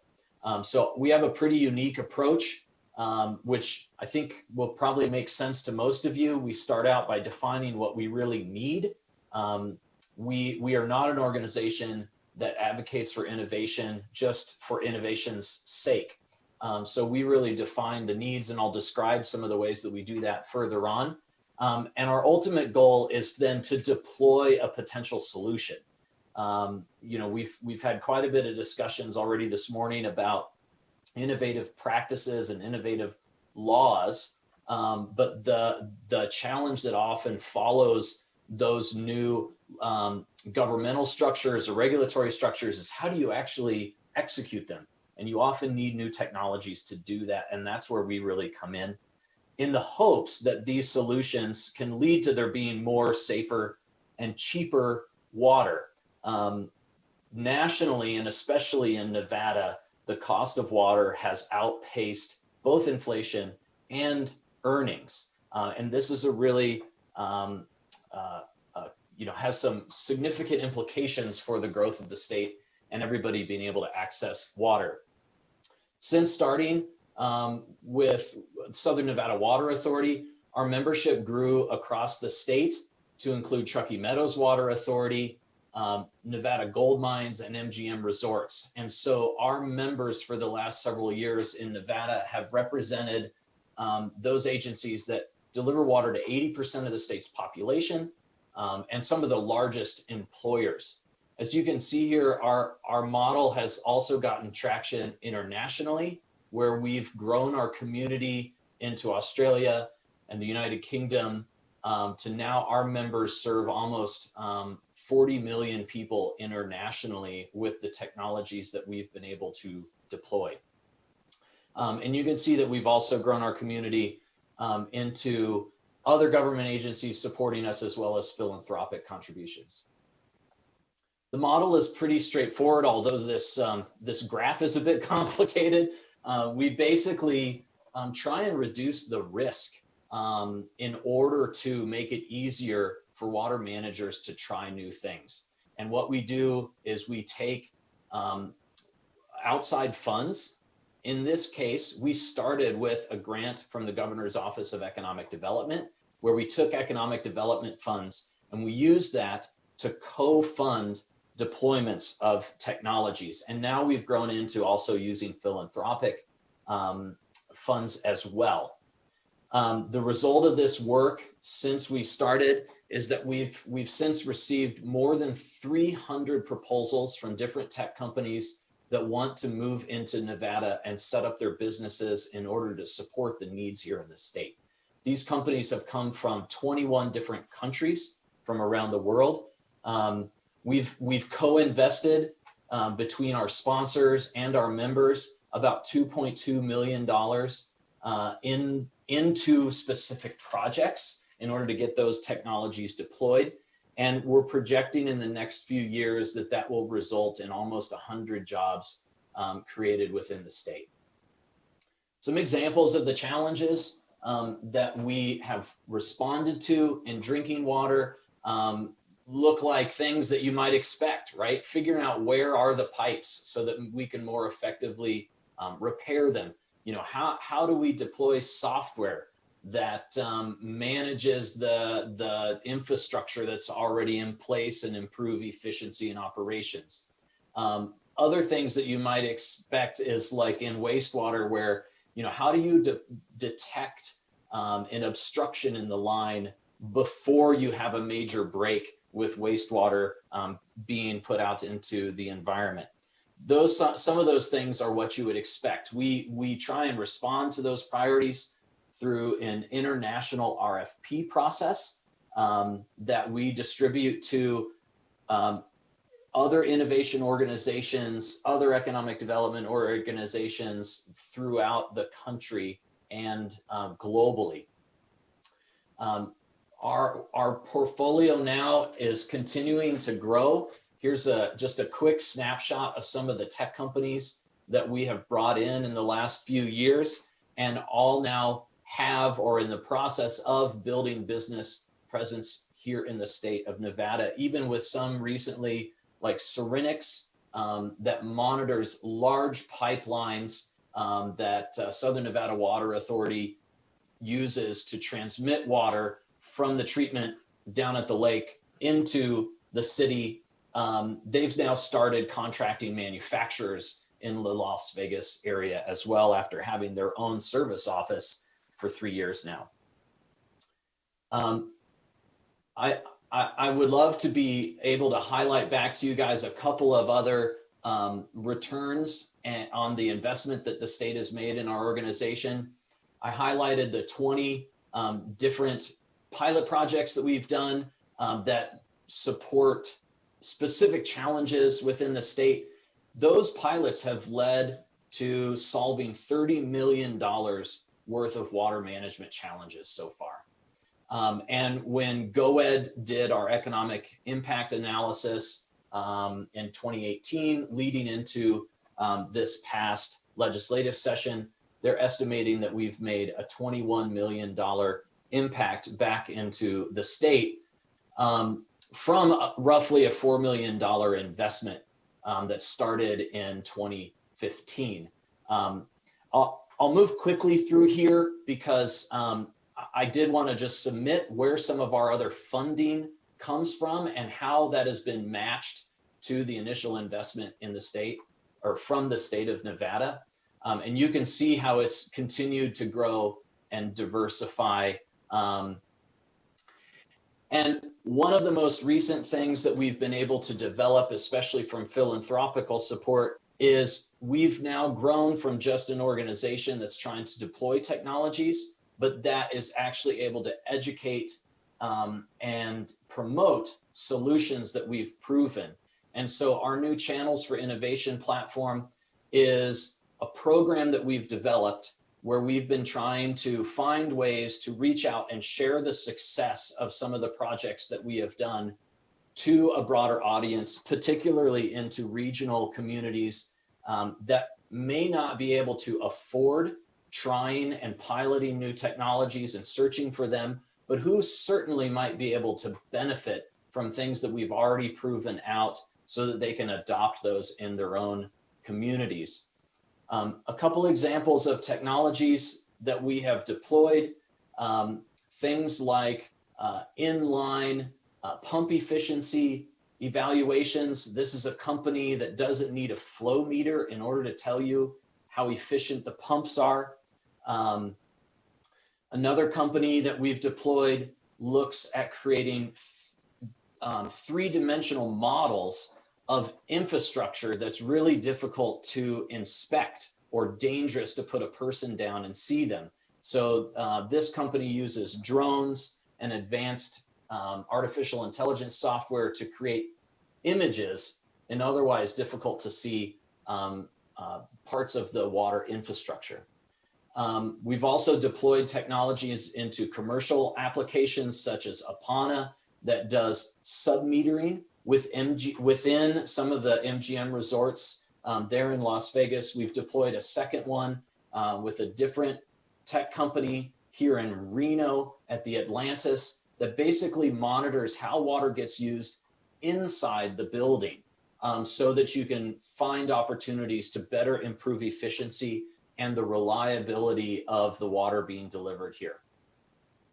Some of the technologies that we've deployed are not intuitively water tech, but come with a significant advantage. This is one of the companies we initially recruited from Australia. This company helps agencies move all of their engineer drawings online to be managed in the cloud that then their operators can utilize from anywhere in the field. So they don't have to go to the engineering office, have them find the right document, send them back out to the field, keep track of that document, mark it up, and then bring it back to the office. The initial pilot here saved 448 man hours within the 6 weeks of testing it, and has now grown to be a very significant office here in Las Vegas and is growing in the US because of the contracts that they received here in Nevada. This is a great example of our broad definition of a water technology that if it helps us manage the infrastructure more effectively, we see it as an advantage for our water managers and want to deploy that. So what's next? As I mentioned, regional outreach is really significant. This is a really big challenge within all states in the Western US and nationally. Back in 2010, the EPA expanded the ability for the state water infrastructure revolving loan funds to invest in things like leak detection, energy efficiency, smart meters. And to date, there's not a revolving loan fund in the US that has financed any of those projects, primarily because a lack of familiarity with some of those types of systems that have been deployed in large municipal areas like here in Reno and in Las Vegas.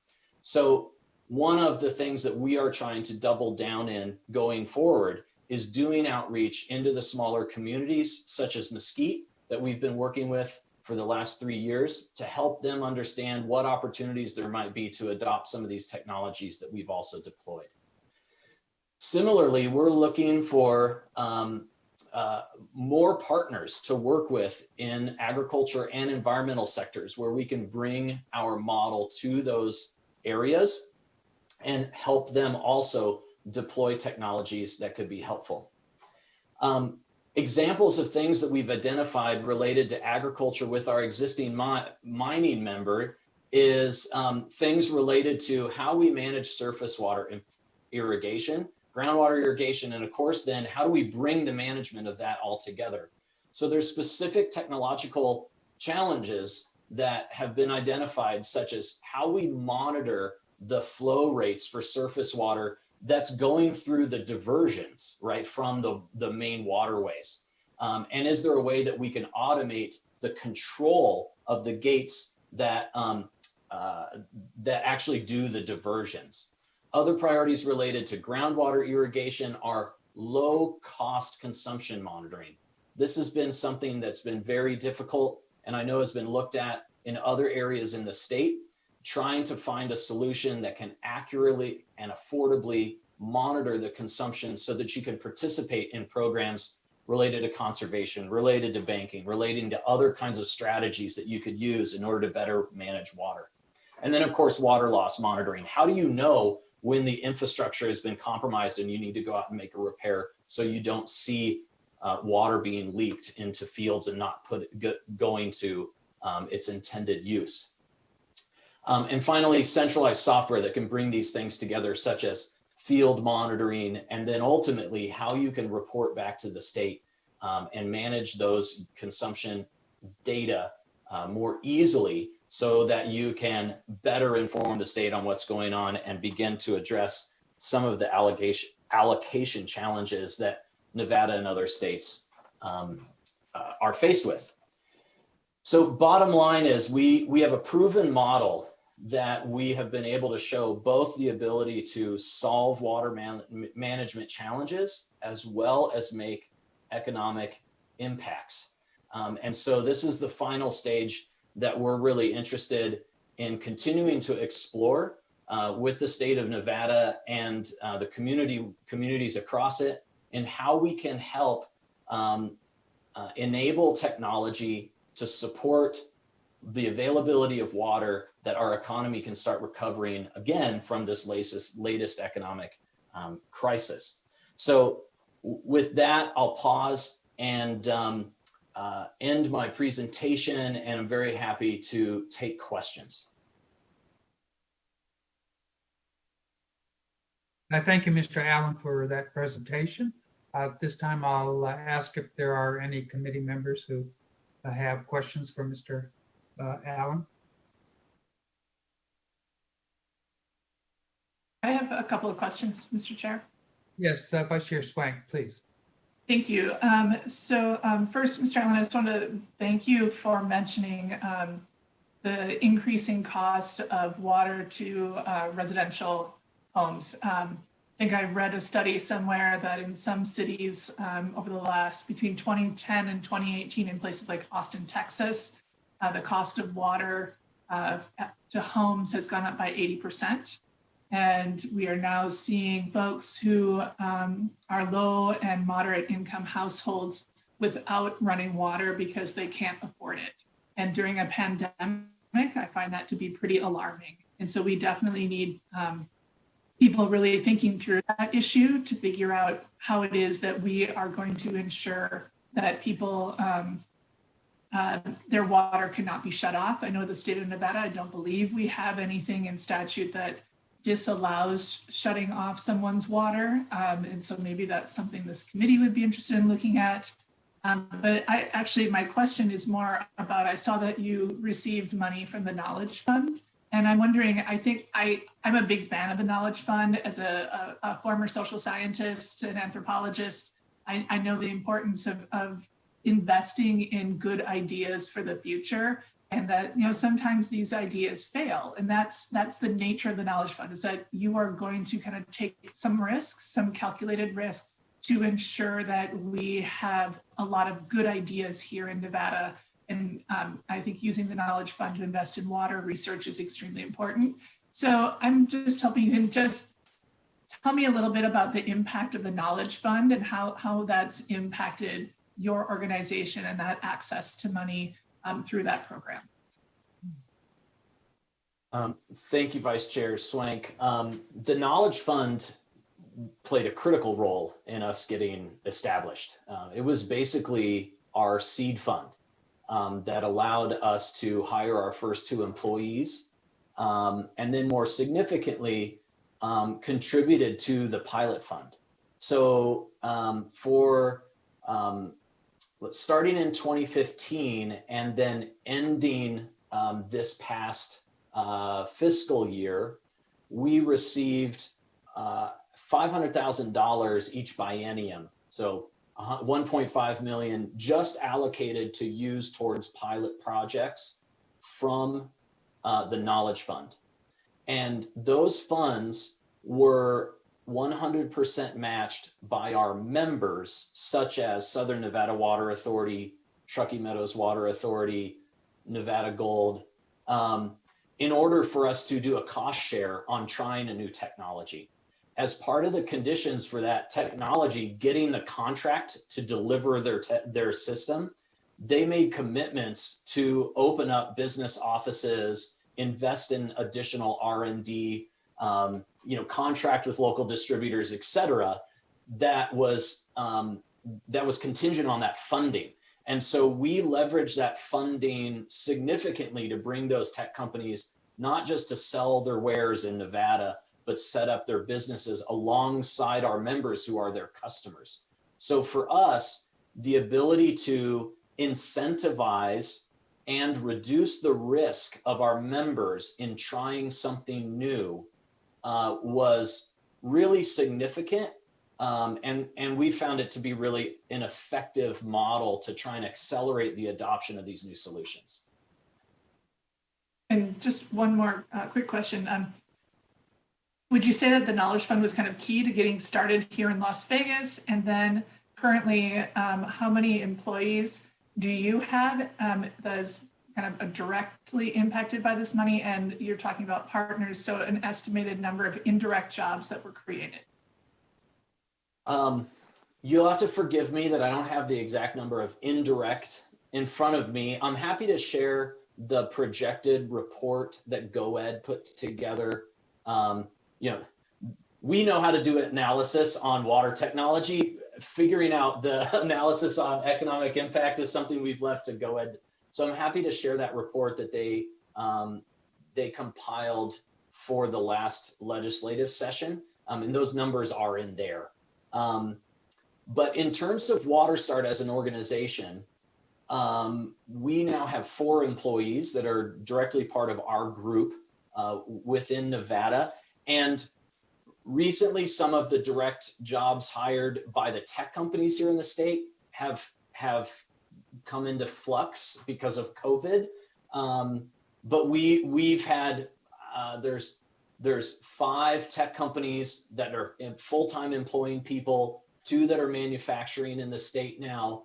And we have, I think, 3 more that within this year, COVID allowing, will open their offices as well. So it's been a significant investment and an opportunity for us to leverage Knowledge Fund money for this. Not all of our projects have succeeded.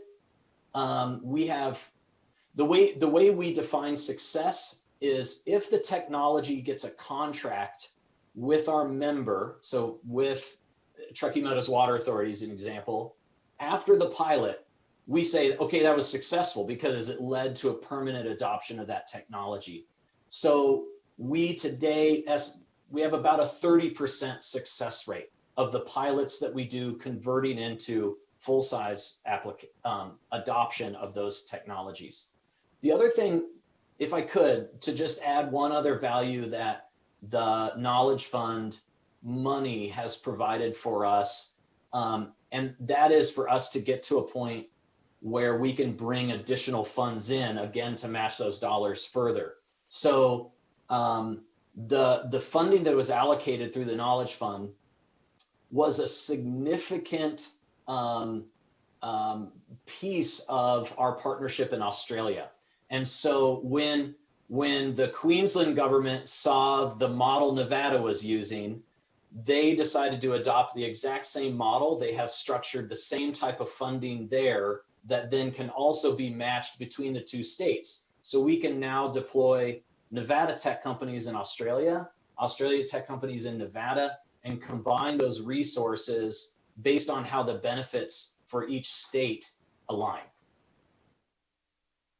Thank you very much. I appreciate that. Thank you, Vice Chair Swank. Further questions from the committee?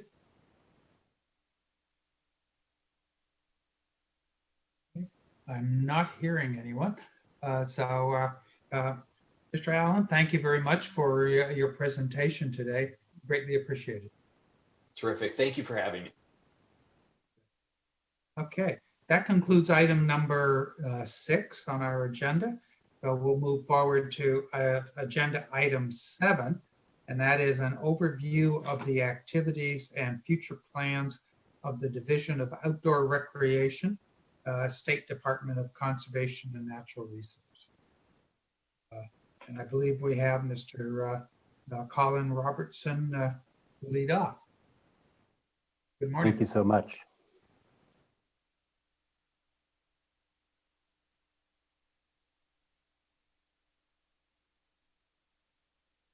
Can everyone hear me and see the first slide of this deck? Yes, thank you. You're loud and clear, and the pictures are fine. Thank you. Great. Chairperson Parks, Vice Chairperson Swank, and distinguished members of the Legislative Committee on Public Lands, thank you for the opportunity to present to you today. My name is Colin Robertson, and I am honored to be the inaugural administrator of the new Nevada Division of Outdoor Recreation within the Department of Conservation and Natural Resources, and very glad to be with you today. I'm going to take a few minutes to talk a little bit about where the Division of Outdoor Recreation has come from, and tell you a little bit about where we're going, and also to share a little bit of information. As I understand it, you had been interested to hear more about the the anticipated effects of the success of the Great American Outdoors Act passing. So I'll share some information about that as well. As you know, many of you know, the Division of Outdoor Recreation was created in the 2019 legislative session. And at the time that it was created, the state of Nevada was also joined the Confluence of States, which is a sort of informal alliance of the states across the United States who have created offices of outdoor recreation, largely over the course of the last 3 years. Nevada was part of a class of states that joined the Confluence in 2019 to include New Mexico and Michigan and Virginia as well. And there are currently 13 states across the country with such offices. The Confluence is an informal alliance of those states, but it is built around a set of 4 kind of foundational principles that are linked up to my office's efforts. And I wanted to share a little bit about those with you. There are 4 kind of key pillars. The first of them is conservation and stewardship, and speaks to why the Division of Outdoor Recreation landed in the Department of Conservation and Natural Resources specifically. The second pillar is tied to economic development and the importance of the outdoor recreation economy in all of the states that have created offices of outdoor recreation, not the least of which is Nevada. The third pillar of the Confluence is tied to education and workforce development as a core value and principle. And the fourth is health and wellness. And as we have all seen largely in the media and hopefully been able to experience personally, the benefits to our health, both physically and mentally, of being outdoors, especially during the pandemic and lockdowns, has been significant. As part of the confluence then, the Division of Outdoor Recreation is also participant in the National Governors Association's Outdoor Recreation Learning Network, which is a broader group of states across the country with varying kinds of offices tied to outdoor recreation through state divisions of state parks, divisions of wildlife, and so forth. It's a broader network of the offices like the Division of Outdoor Recreation in a broader variety of states, but which may not have created independent divisions of outdoor recreation themselves. And then finally, a kind of core participatory group that the division is involved with is called the Outdoor Recreation Roundtable, which is an association of industry trade groups tied to the outdoor recreation economy nationwide. It's housed in Washington, D.C. and led by Jessica Turner, and does a great deal of work advocating for outdoor recreation infrastructure and the businesses and economic impact of those businesses in the outdoor economy. So those are kind of three key pillars of sort of the new Nevada Division of Outdoor Recreation's involvement across the country. Public lands in Nevada are among our most important assets, and in every corner of the state, north, south, and everywhere in between. No state has more land as a percentage of our land than the great state of Nevada. And we have extraordinary resources, and they require protection. And that's, I think, another good reason that the Division of Outdoor Recreation is housed in the Department of Conservation and Natural Resources. It's also important to recognize the economic value and impact of the outdoor economy in Nevada.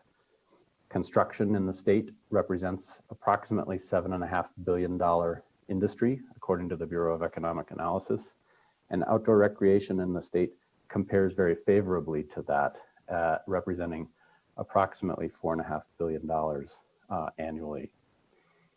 In addition to comparing favorably to other important economic pillars in Nevada, this also demonstrates, I think, the important business case for conservation and stewardship of our natural resources and public lands. It also speaks to the importance of the outdoor recreation economy at large and the importance of outdoor businesses in our state, and the growing role of the Nevada Outdoor Business Coalition and their work to convene outdoor businesses across the state, which is an important partner for my office. And outdoor recreation looks a wide variety of different ways across the state. We have world-class mountain biking available in multiple sectors of the state, incredible dark skies, OHV trail infrastructure, untouched wilderness across many sectors of the state, and world-class skiing. I was glad to hear Ms. Lewis's comments about the relationship of climate and water to outdoor recreation specifically earlier in your agenda. I want to just share a little bit about the priorities currently for the Division of Outdoor Recreation for your awareness. Among the most important is the Division of Outdoor Recreation was created alongside an advisory board on outdoor recreation, and that's an advisory board chaired by Lieutenant Governor Kate Marshall. And many of the seats, there are 11 seats on that advisory board currently, 7 of which are named by statute, 4 of which are appointments from the governor. And anticipate that the conclusion of those appointments will be made yet this year for the advisory board to convene before the end of the year. I want to mention the statewide comprehensive outdoor recreation plan, which is a guiding document created every 5 years by the state in order to benefit from land and water conservation dollars. And that's required in order to participate in a grant process that's available through the LWCF, which I'll come back to in my comments about the Great American Outdoors Act. But the current statewide comprehensive outdoor recreation plan, or SCORP, expires at the end of next year. And so I, alongside members of a planning committee consisting of Janice Keeler, in particular, as the Deputy Administrator of the Nevada Division of State Parks, are leading the effort to develop the new SCORP over the course of the next year. And important to that is, I think, a priority for my office to raise the profile of Nevada as an outdoor recreation destination and recognize the value and importance of outdoor recreation to citizens of the state and to the economic profile of our state. I want to also mention in that context, one of the early successes has been working with the company, the North Face, to be able to provide a grant for disadvantaged children in the southern part of the state, working with Get Outdoors Nevada, a grant to provide during the worst moments of the COVID impacts, Camp in a Box program through Get Outdoors Nevada's outreach in the southern part of the state to people most affected by the economic crisis resulting from the COVID lockdowns. Another important priority, which I'll mention again towards the end of this presentation, is and was very involved in kind of tracking what was going on with the Great American Outdoors Act and the Land and Water Conservation Fund opportunities, which are significant for Nevada, and I'll detail that in a bit. I want to mention that the Governor's Office of Economic Development has been an important partner and collaborator in the first few months of my role. And I'm very pleased and very excited about the prospect that outdoor recreation as an economic driver for the state will be included in the GOED Recovery and Stabilization Plan, as well as the next 5-year strategic plan. And thank Mr. Michael Brown and Mr. Bob Potts for their engagement and willingness to certainly think about the value and importance of outdoor businesses and the outdoor economy in Nevada as those two plans come into play. There has been a lot of effort in the early months of my role to look at rural community and economic development. I want to just touch on that in a specific way because I have been working closely with a group from Ely, Nevada, for several months actually now, on an Economic Development Administration grant opportunity to provide a planning and technical assistance grant to Great Basin College, exploring the possibility and sort of feasibility of creating a trail building institute to be called the Toyabe Trails Institute at Great Basin College, for providing professional training and workforce development opportunities to students at Great Basin College interested in careers tied to the outdoor recreation industry and to the greater investment that will follow the passage of the Great American Outdoors Act. That grant application is very near to complete and will be submitted to the Economic Development Administration in the next 2 weeks, I anticipate. And we are optimistic that that application will be reviewed well, partly because of the great community partnerships that have come together to establish the concept of the grant. So that includes the Ely Shoshone tribe as a very important partner, the White Pine Main Street Association, and White Pine County Tourism and Recreation, in addition to Great Basin National Park, as just a few examples. I'm also very involved with the sustainable recreation planning and advocacy.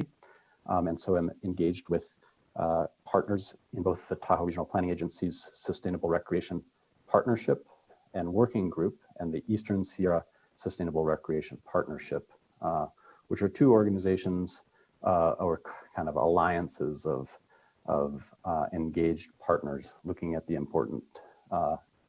importance of sustainability with regard to outdoor recreation planning and advocacy.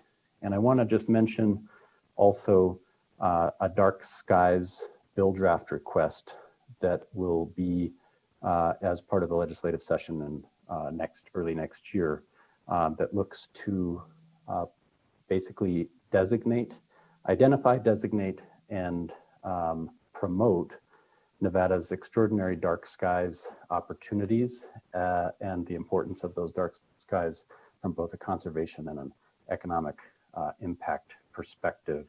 That will be, I think, a very interesting opportunity to create overlap between dark skies tourism and outdoor recreation opportunities in largely rural parts of the state.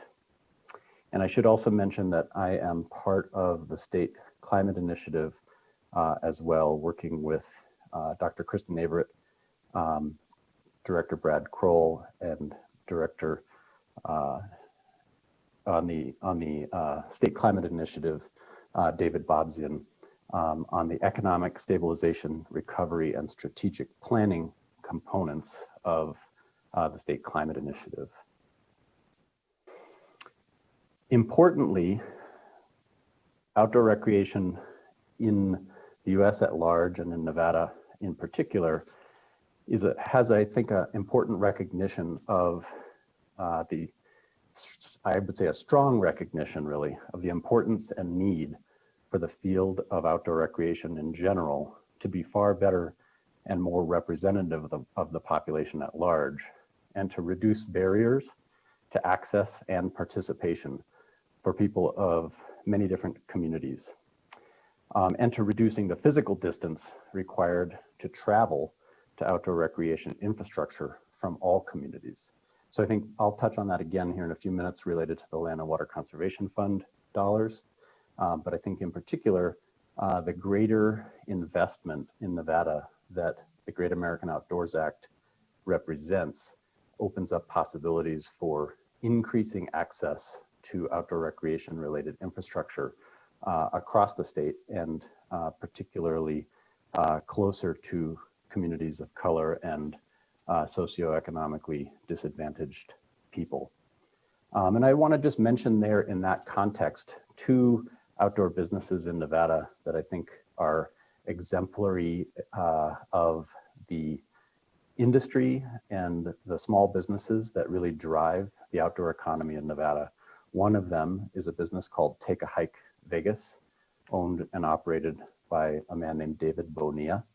They have, and another is Outdoor Travel Tours, a company owned and operated by a man named Adam Bouts.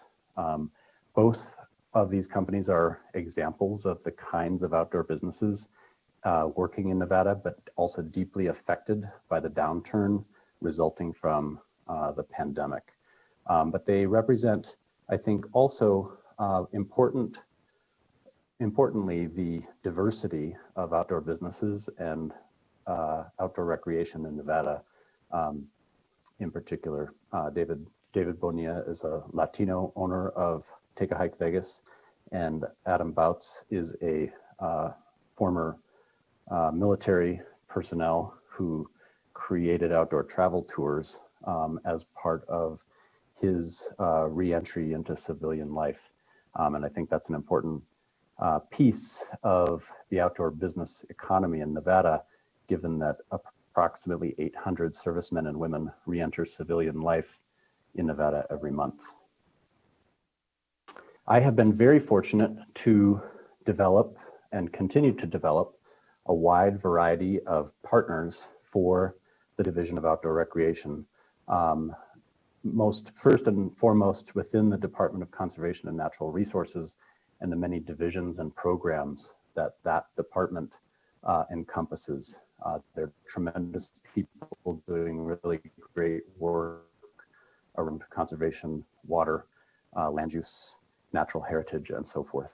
I've mentioned GOED and the important partnerships that they and willingness to entertain the outdoor economy that they have provided. The USDA Forest Service, both the Humboldt-Toyabe National Forest and the Lake Tahoe Basin Management Unit, as well as USDA's rural development representatives in the state of Nevada.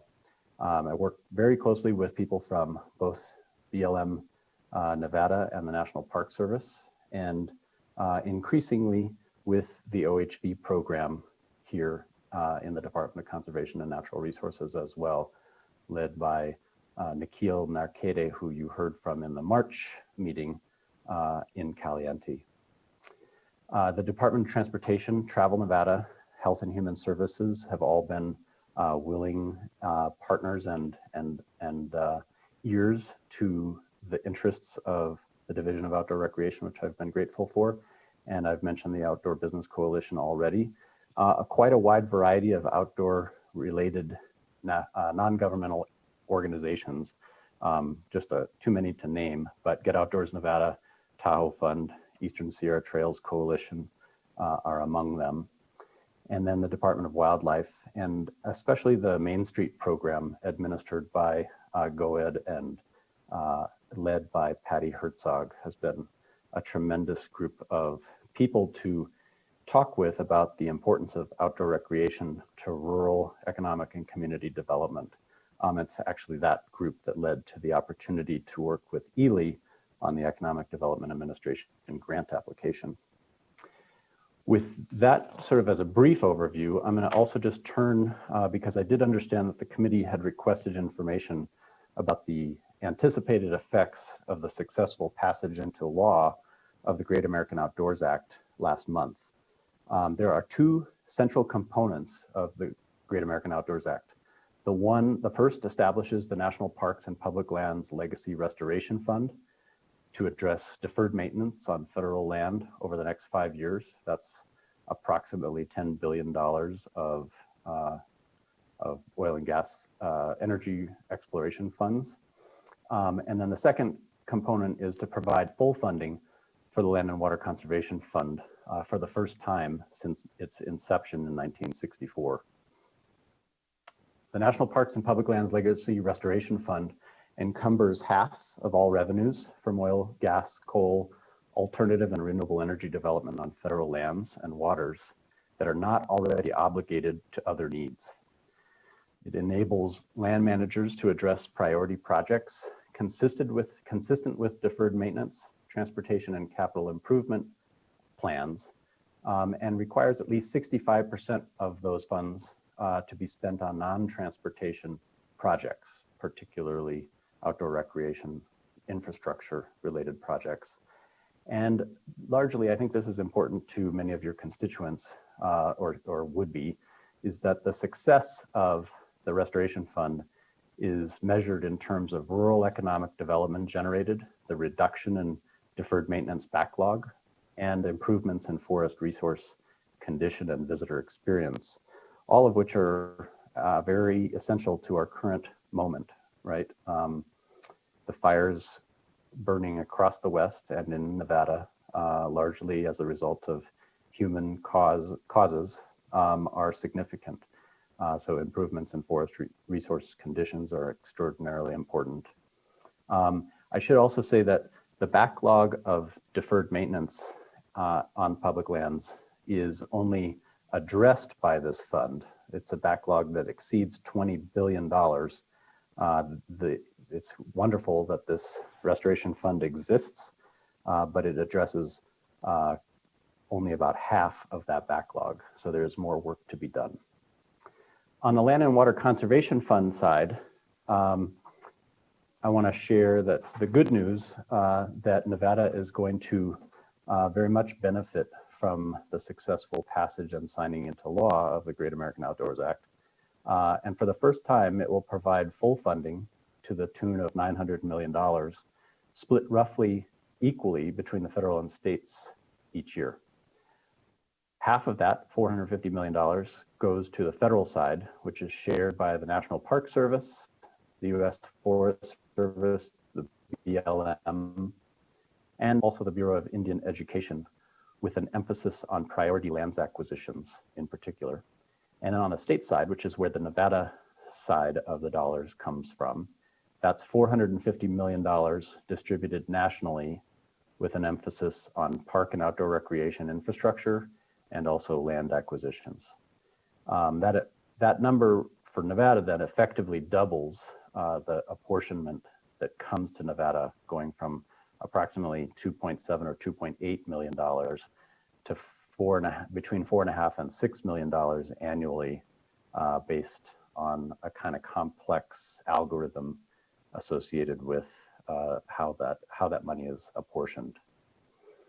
And with that, I think I'm very close to the allotment of 15 minutes that I had, but I'd like to open it up for any questions or comments or feedback that any of the members of the committee might have, and see if I can answer those. Thank you, Mr. Robertson, for that presentation. I'll now open it up for questions from the committee members. I think Assemblywoman Hagahi, do you have a question? Comment? Oh, okay. It popped up on the screen, so I didn't know. Questions from committee members? Mr. Chair. Senator Gocochea. Yes, Senator Gocochea, please. Thank you, Mr. Chair. I know there's been some discussion about how the land acquisition would work, especially in my part of rural Nevada. Again, will that be predominantly focused on in-holder holdings, say in forest areas, or can it in fact be any lands that could be acquired in it? The land acquisition side is largely focused on the federal side of the LWCF, and as I understand it, those dollars are prioritized based on the federal agency partners' kind of priorities.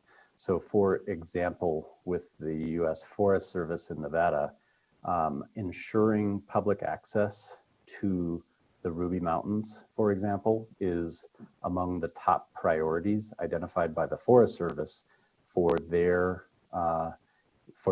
apportionment of those land acquisition related LWCF dollars. I don't believe, I know that that's a complicated process, but I think that they look to where they can find, willing partners to work with to ensure their success in terms of providing access. But I don't honestly know. The short answer is I don't know entirely, and can get this information to you, Senator, as to whether it's in holdings versus larger identified public lands. Thank you. And that was, that's just with the passage of it, it has been a question and an issue out there, if in fact it will be willing sellers, or if in fact they might in fact move forward with even in some areas condemnation. So we'll continue to look at it and watch it move forward. But most of that will happen on the federal side, it sounds like. Not exclusively, but largely. And I do not anticipate that condemnation would be part of those federal agency partners have a list of priorities, but they are very interested in the collaborative possibilities. Thank you. Thank you, Senator Gocochea. Further questions from the committee? Okay, I'm not seeing any. Mr. Robertson, you mentioned the statewide comprehensive outdoor recreation plan. Is that something that is on your webpage?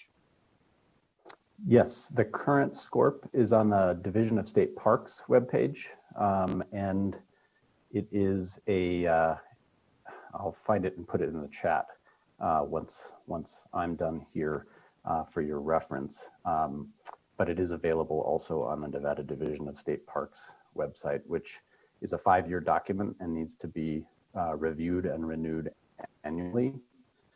So the last one was created in the lead up to 2016 and then expires next year, which is why we're beginning the new process for planning for the SCORP now. Thank you. I appreciate that. Yeah, if you could put it up, I'd appreciate it. But at least we know where to find it. Okay. Final call. Any further comments, questions from the committee? Okay, Mr. Robertson, thank you very much for your presentation today. And so that will conclude agenda item number 7. And we'll move on to agenda item number 8, which is an update on recent activities in the Sagebrush Ecosystem Council, State Department of Conservation and Natural Resources. And I believe we have Mr. Kelly McGowan to make a presentation. Good afternoon, Chairman Parks and distinguished members of the committee. I appreciate the opportunity to be here today to provide an update on our Sagebrush Ecosystem Program and to address any questions that any of you may have.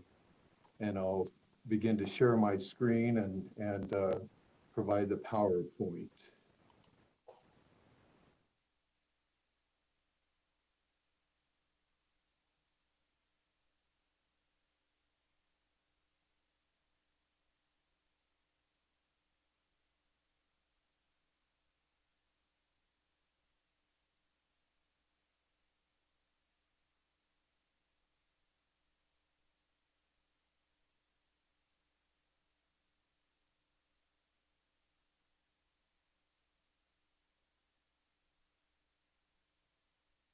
Thanks again. I appreciate this opportunity to present to everyone. I'd like to kind of lead you through the beginning of the program. Hopefully this won't be too redundant to any of you, but I just wanted to kind of hit on some highlights where we began, since this is still a fairly new program, and talk a little bit about the sagebrush ecosystem and some of the efforts that we're working on.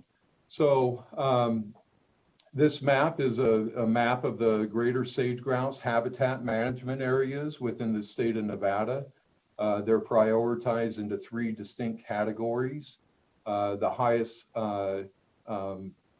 priority area for sage-grouse is called the Priority Habitat Management Area, so PHMA. You can see that in red on the map. And the next level is the General Habitat Management Areas, which is displayed in orange on the map, and then other habitat management areas displayed in yellow in the map. It encompasses about just the sage-grouse habitat management areas encompass over 20 million acres in primarily northern Nevada. The sagebrush ecosystem in Nevada is far larger than that. It encompasses almost 50 million acres of land. And so we are the Sagebrush Ecosystem Program, although our focus in the most recent years has been on providing protections to habitat for sage-grouse. But the program itself is responsible for the conservation of the sagebrush ecosystem. So I'm the program manager for the Sagebrush Ecosystem Program, which is made up by the Sagebrush Ecosystem Technical Team, which is an interdisciplinary, interagency team made up of 5 members, myself, a member from the Nevada Division of Forestry, one from the Nevada Division of State Lands, one from the Nevada Department of Agriculture, and one from the Nevada Department of Wildlife. We serve as staff to the Sagebrush Ecosystem Council. That council is a 9-member governor-appointed council. You can see there on the slide the number of interests, special interest groups that each member represents. So it's a very diverse council, and all of the actions that are taking through the program go through this council. And now I want to hit on, without going through every action that's been taken by the federal government and then the corresponding responses by Nevada, that would certainly take more than 15 minutes in and of itself. So I want to hit on some of the highlights over the last decade or so. So in March 2010, the Fish and Wildlife Service determined that the greater sage grouse were warranted but precluded from an ESA listing. And so shortly after that, the BLM and the Forest Service began to revise their existing land use plans in late 2011. Shortly after that, Governor Sandoval created the Sage Grouse Advisory Committee under Executive Order 2012-09. In July 2012, that committee made recommendations to the governor for the sage grouse conservation in Nevada. In November 2012, Governor Sandoval established the Sagebrush Ecosystem Council through Executive Order 2012-19.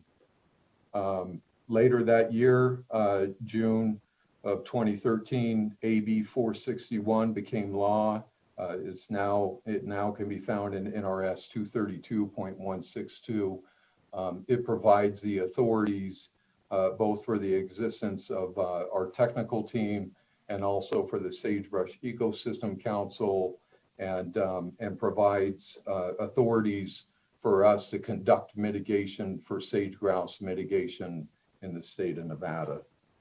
I will mention that it was the first of the 11 Western states affected by the potential listing of the sage grouse. Nevada was the first to enact law to put those protections in place. Later in December of 2014, the Sagebrush Ecosystem Council adopted the state plan and the conservation credit system. The state plan was a plan to conserve the habitats primarily used by sage grouse, and the conservation credit system is a habitat exchange program. It's our mitigation system for mitigating impacts within the sagebrush ecosystem that have an impact on greater sage grouse. So you can see that followed a fairly rapid timeline. And this was all in an attempt to make sure that we had the plans in place that would protect the state from a potential listing. It showed that we were serious about conservation of the sagebrush ecosystem and the protections that it could afford to the greater sage grouse.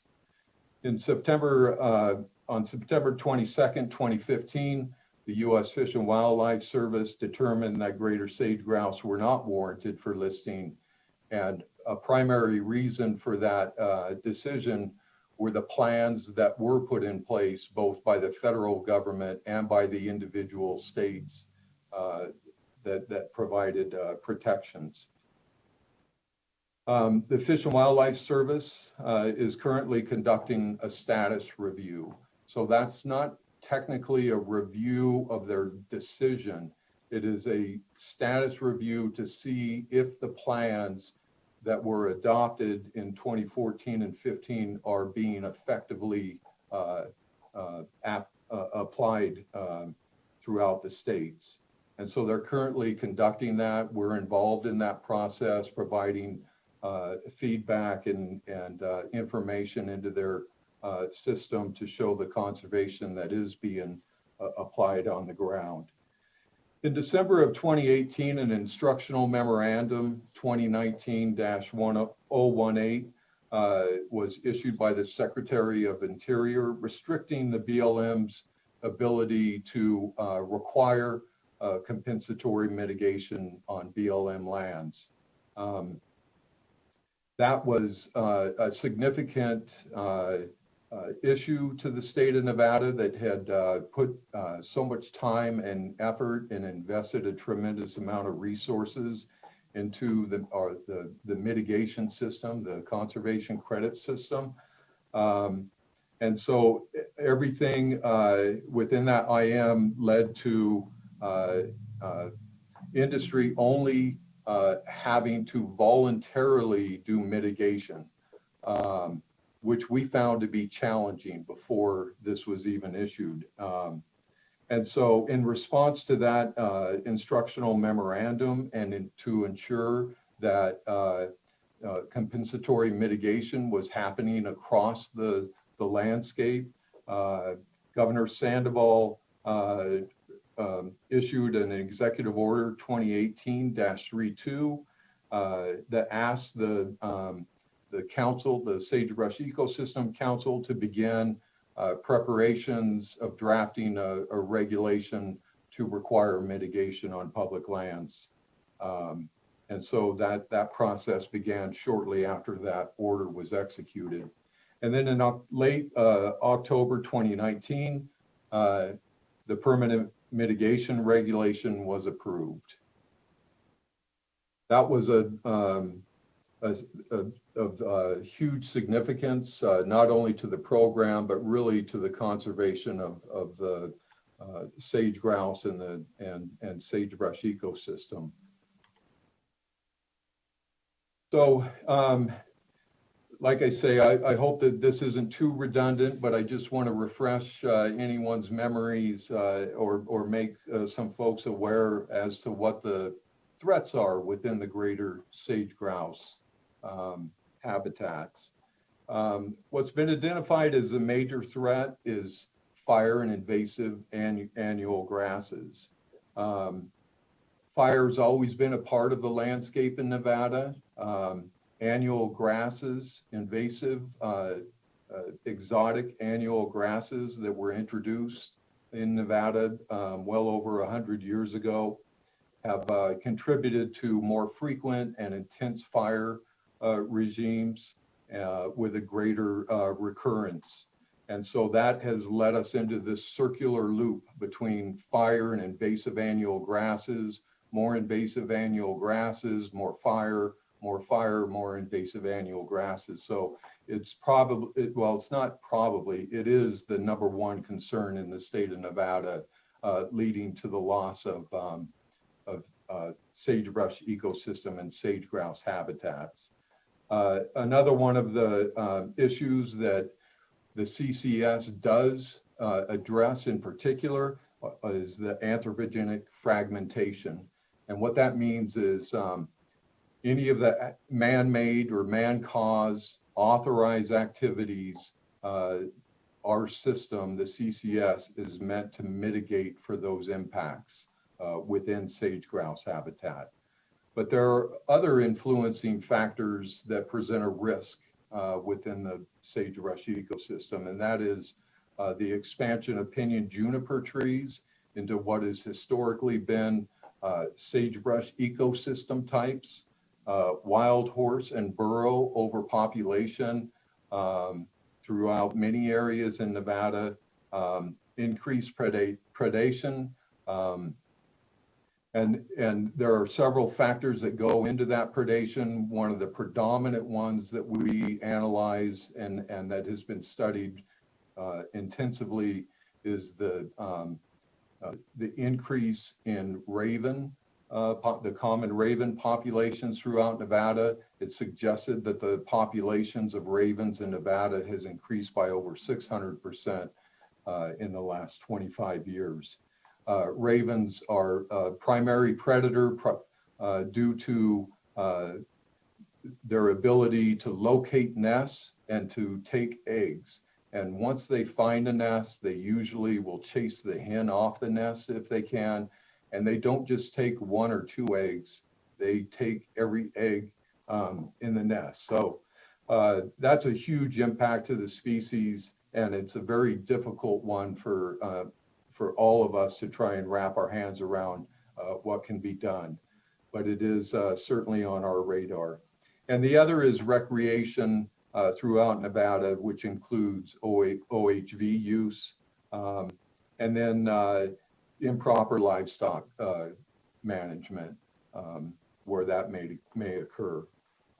So those are essentially the primary threats to the habitats and to the greater sage grouse. This is a graph that indicates this is done through the Nevada Department of Wildlife on an annual basis. Not just them, but volunteers and federal agencies and local groups. But many volunteers are coordinated to help count the males that attend leks. The leks are the breeding areas for these birds. They have very high site fidelity to these leks, meaning they don't, if a lek is destroyed, they don't just move to the next nearby lek. They have fidelity to that lek. And so these leks in particular, many of them are trend leks, meaning that they are indicators of the health of other leks nearby that aren't able to be counted. So this graph indicates the number of leks counted on an annual basis over a 20-year period. The red line shows the number of leks, average male lek attendance at these leks. You can see that that's a highly variable line throughout the 20 years. You can see also that over the 20 years, the average attendance is about 25 birds per lek. Sometimes being higher than that, up to 35, and sometimes dipping below 20. And that's currently where we find ourselves. This leads to the question, why the variability? Why the ups and downs? And many factors go into that. I would say that probably the leading factor over time has been climate variability.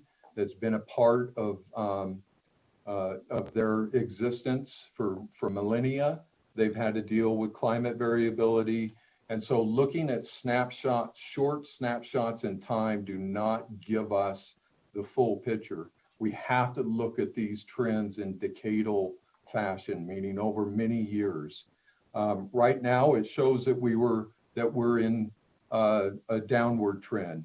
Just three years ago, we were in a significant uplift or increasing trend. And much of that is dependent, like I said, on climate. And it's not just when the precipitation falls or how it falls, it's the timing of it. If we get a late winter, say winter doesn't begin until February, that's when the birds begin to lek. That's when they begin to mate. And so if we have cold, wet conditions in early spring, late winter, that affects recruitment of new birds to the population. So many factors go into this. And like I say, it's something to pay attention to because the overall trend is slightly downward over the last 20 years. But we're hoping that through the conservation efforts that are being made by everyone, that we can begin to slowly reverse that slow downward trend. But just like it's a slow downward transition currently, it'll likely be a slow upward transition. So it's not anything that we can do immediately to reverse the trend. It's going to take some time. So I just wanted to make that clarification. So the component that we've been involved with since the inception of the program has been the development of a mitigation system.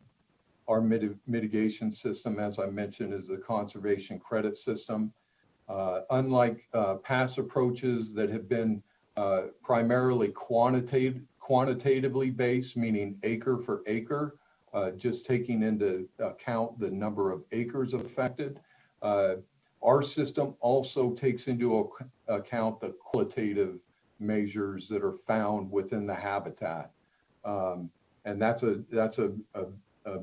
a much more advanced metric and way to conduct mitigation. It's supported by the very most recent science.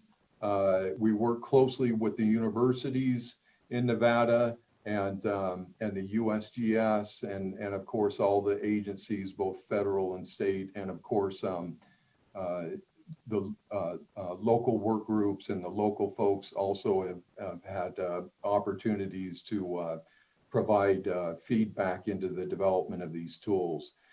The entire process is very transparent. The scientific method document that you see on the screen there, that's generally referred to or commonly referred to as the manual. The manual is the guidance document that encompasses most of the policies. All of those policies were developed and heard and reviewed through the open meeting law conducted by the Sagebrush Ecosystem Council. So it's been an open and transparent process from the inception. The other main document within the CCS is a scientific methods document, and that's commonly referred to as a habitat quantification tool.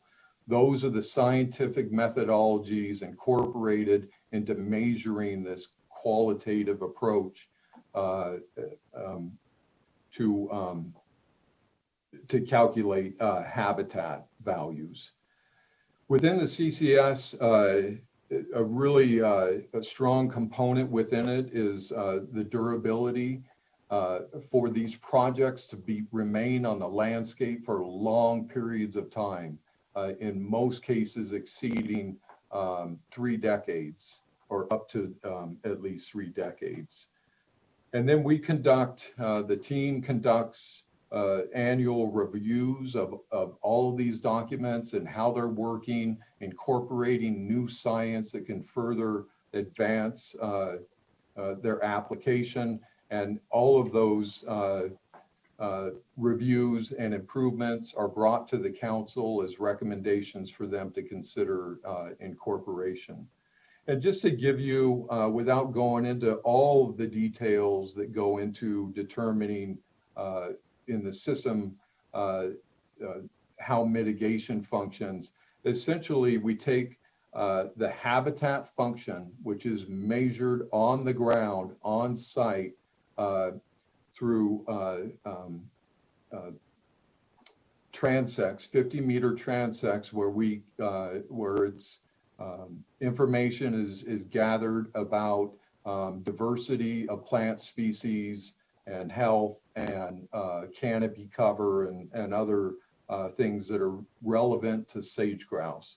From that, a percent habitat function is calculated. That's multiplied by the number of acres that's within a project area, and that computes to the functional acres. And so that in a nutshell is how, and both credits and debits are calculated in that same manner. Credits are the conservation that occur, they're the monetary component within the system, and debits are those projects that are creating impacts on the landscape. And so each one of those are calculated using the same methodology. So within Nevada, and I talked a little bit about the conservation projects. So currently we have 22 conservation projects, credit projects within the CCS, within our program. You can hopefully see the ones that are highlighted in purple are those that have been transferred. So they've been used currently to offset anthropogenic disturbances. The ones in blue are those that are currently available for those needing to purchase credits.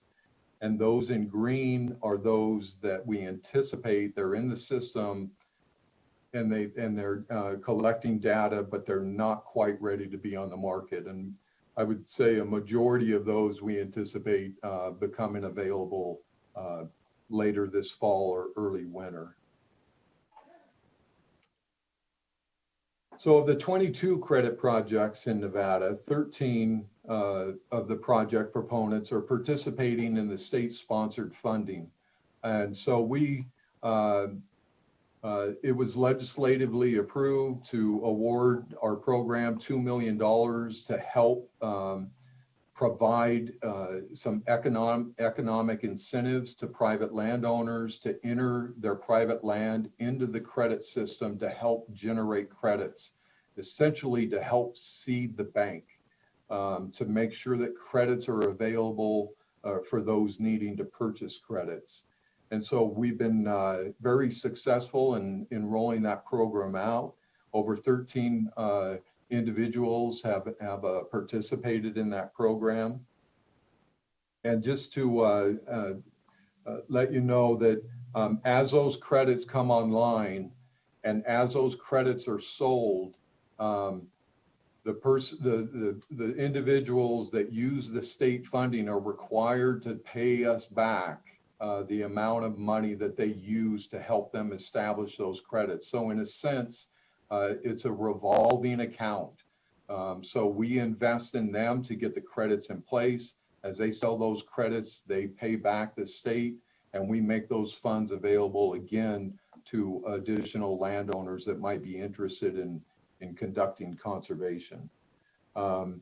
9 of the projects were self-funded, so they did not participate in the state program to help them get their credits online. They self-funded running the HQT and getting their credits online. Every project that comes to our doors, whether it's state-sponsored or whether it's self-funded, we analyze in great detail to ensure that that the projects are have significant values to sage grouse. And so each of these 22 projects have very high values to sage grouse. Of those 22 projects, over 110,000 acres are currently enrolled in the system. And all 110,000 acres, whether the credits have been sold or not, are being maintained and monitored on an annual basis. And so of those 22 projects, they primarily reside within 6 counties in northern Nevada.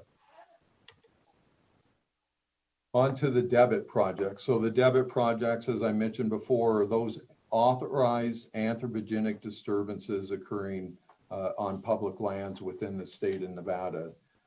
You can see that they're dispersed from Nye County to Washoe County to Elko, all throughout northern Nevada.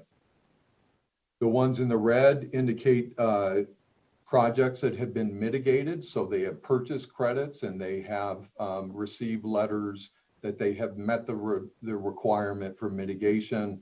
We send those letters to the BLM to ensure that they're able to continue with the development of their projects.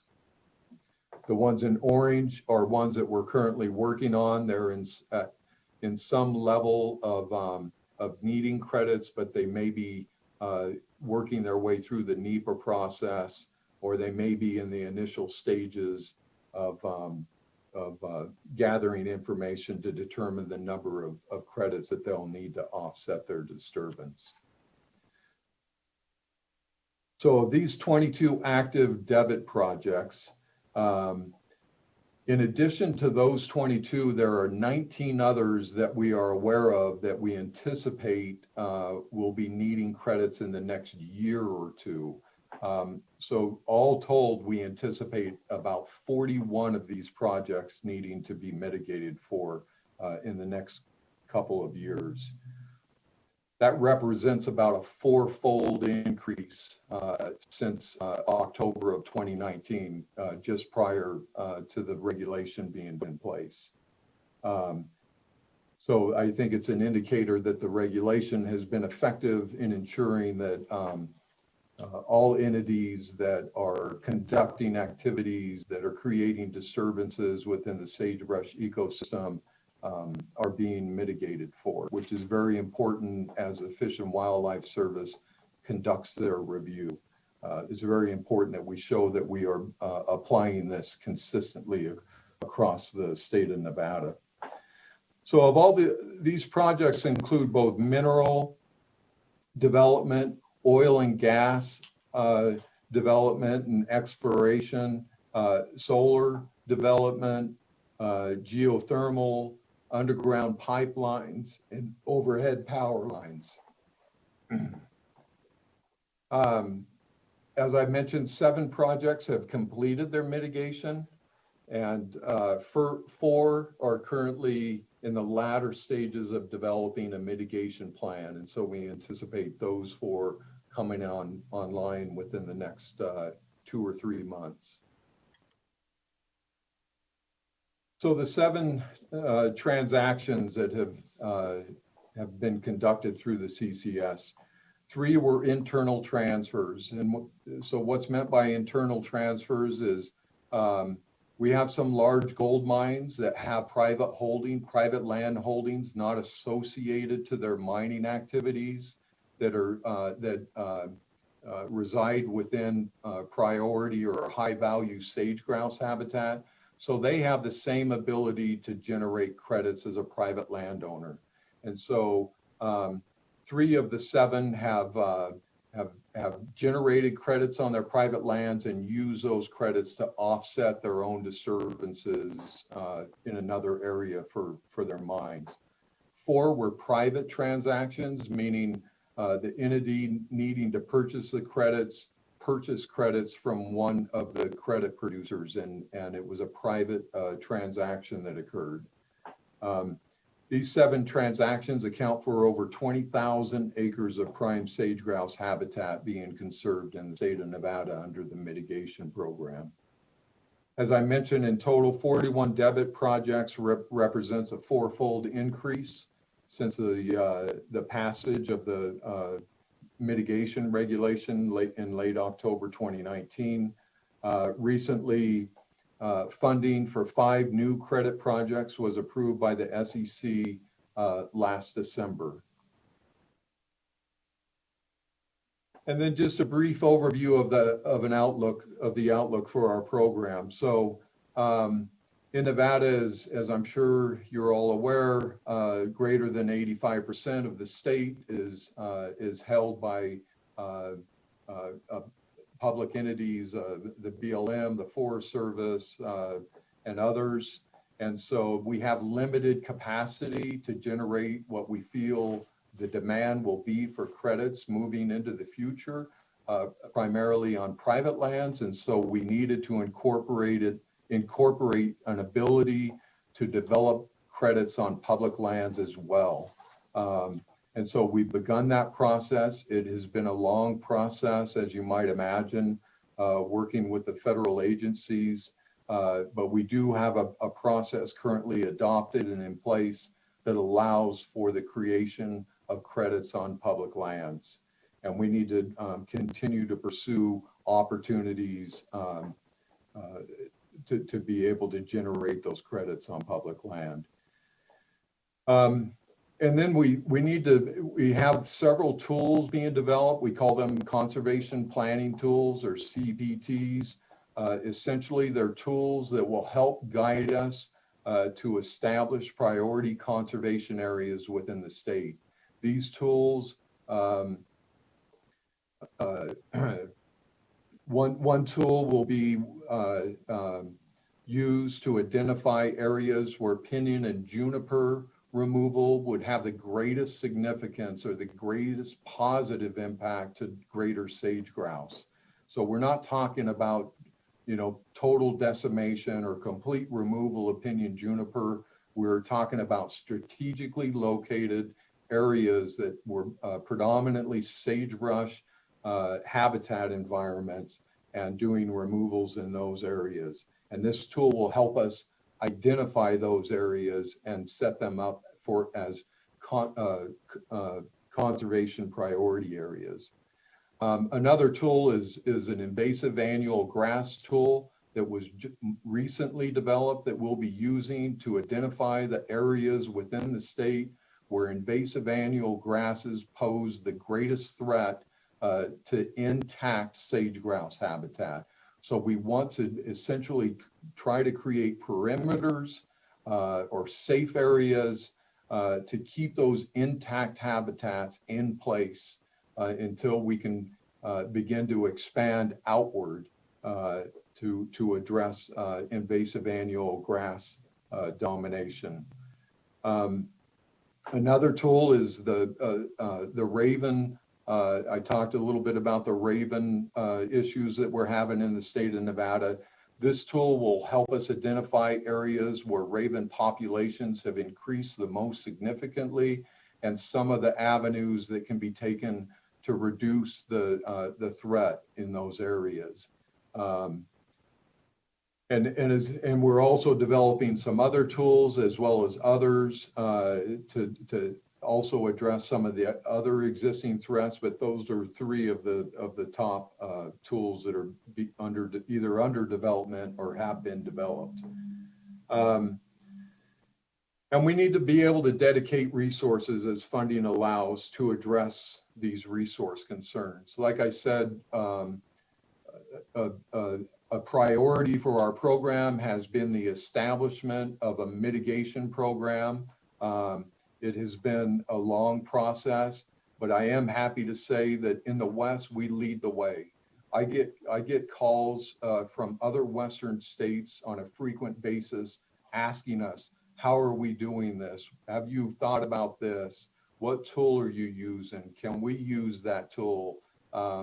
So I really do believe that we've shown some leadership throughout the West as to how mitigation can be conducted successfully to protect sage grouse. But there are other measures. And I always want to make sure when I present to folks that think that mitigation is the answer to all of the threats or all of the issues that the sagebrush ecosystem is facing. Mitigation is a small component. We need to make sure that mitigation is done effectively. But if we don't begin to address the fire and invasive annual grasses that primarily are occurring, well, they're occurring on both private and public lands, it's just a greater percentage occurs on the public lands. And if we don't do a better job, and we've done an extremely good job in pre-suppression and suppression of fires, those efforts have been ramped up significantly. And now I believe the effort needs to come in the restoration and rehabilitation of those impacted areas post-fire. And so that's going to be one of the leading charges within our office, is to begin to work with the agencies, both state and federal, to make sure that we maximize the efforts to address fire post-fire. And of course, resources are needed for that. We're talking I think 3 years ago, we had 2 million acres of sagebrush habitat that was lost in 2 fires. Close to 50 leks were destroyed in those 2 fires. So the need is great for restoration and rehabilitation. We also implemented a population and habitat adaptive management tool. So these are tools that show indicators of where the species, either their population might be declining or the habitat is at risk. And it might be due to anthropogenic disturbance or fire. But we monitor those on an annual basis, and then we make recommendations to the federal agencies, and we ask the local work groups to provide their recommendations up the chain to the federal agencies to address these concerns locally. So that's a very important role that we play as well, is conducting those adaptive management actions on an annual basis. We have a strong need to be able to continue to apply the best available science. Science has led our efforts since the beginning, and I believe it's going to continue to go down that road. There's a lot that we've learned that we did not have a good vision or grasp on, that we we now know much more than we did, say, 10 years ago. But there's still much to be learned. And so we need to be able to continue to fund the folks that we've worked with in the past that have helped guide our decisions to most appropriately and effectively implement conservation that is the most meaningful. And as I mentioned, Nevada continues to lead the way for sage grouse mitigation implementation in the West. And it's been my pleasure to be a part of this program since its inception. And I hope that we're able to share with the other Western states, and I hope they're able to share with us their successes, and we'll continue to work with them moving forward. And with that, I'll conclude and entertain any questions or concerns any members of the committee might have. Thank you. Thank you, Mr. McGowan. Appreciate your presentation. Very enlightening. I'd like to open it up now. Committee members to, if they have any questions, and I'm certain that Senator Gokachia probably does. Thank you. Ira does too. Okay. Thank you, Mr. Chair. Kelly, just quickly, we know there's a lot of work been done, and there's been a lot of improvement. But I guess my biggest concern is probably the cheapest and most effective would be predator control, especially on the raven population. When we're talking 600%, that's huge. I think it's probably the cheapest and easiest fix. Is there any movement as far as getting an additional increase in the take of those ravens? Thank you, Senator Gokachia. That's a good question, and I know that the Sagebrush Ecosystem Council has taken action and written letters requesting an increase in the number of take permits for ravens, common ravens in the state of Nevada. I believe they're working through a NEPA process to increase that number. And I don't have the exact numbers. I can share those with you when we conclude here, but I do know that they put in a request to significantly increase the number of take permits in Nevada for the common raven. Thank you, Kelly. Thank you, Mr. Chair. Thank you, Senator Gokachia. Senator Hansen, please. Thanks, Mr. Chair. Hi, Kelly. Question on your graph on LEC attendance. It starts in 2000, so 20-year graph, basically. I see two peak windows about a decade apart. There's been a lot of theories that sage grouse populations naturally fluctuate about every decade or so. I'm just curious why the graph doesn't go back further. I know that Department of Wildlife and Sheldon have watched those going clear back into, at least on the Sheldon, in the 1940s. I'm just curious if the long-term trend would show, one, that these birds have a typical cycle anyway, about once every decade, and two, what the actual attendance has been long-term.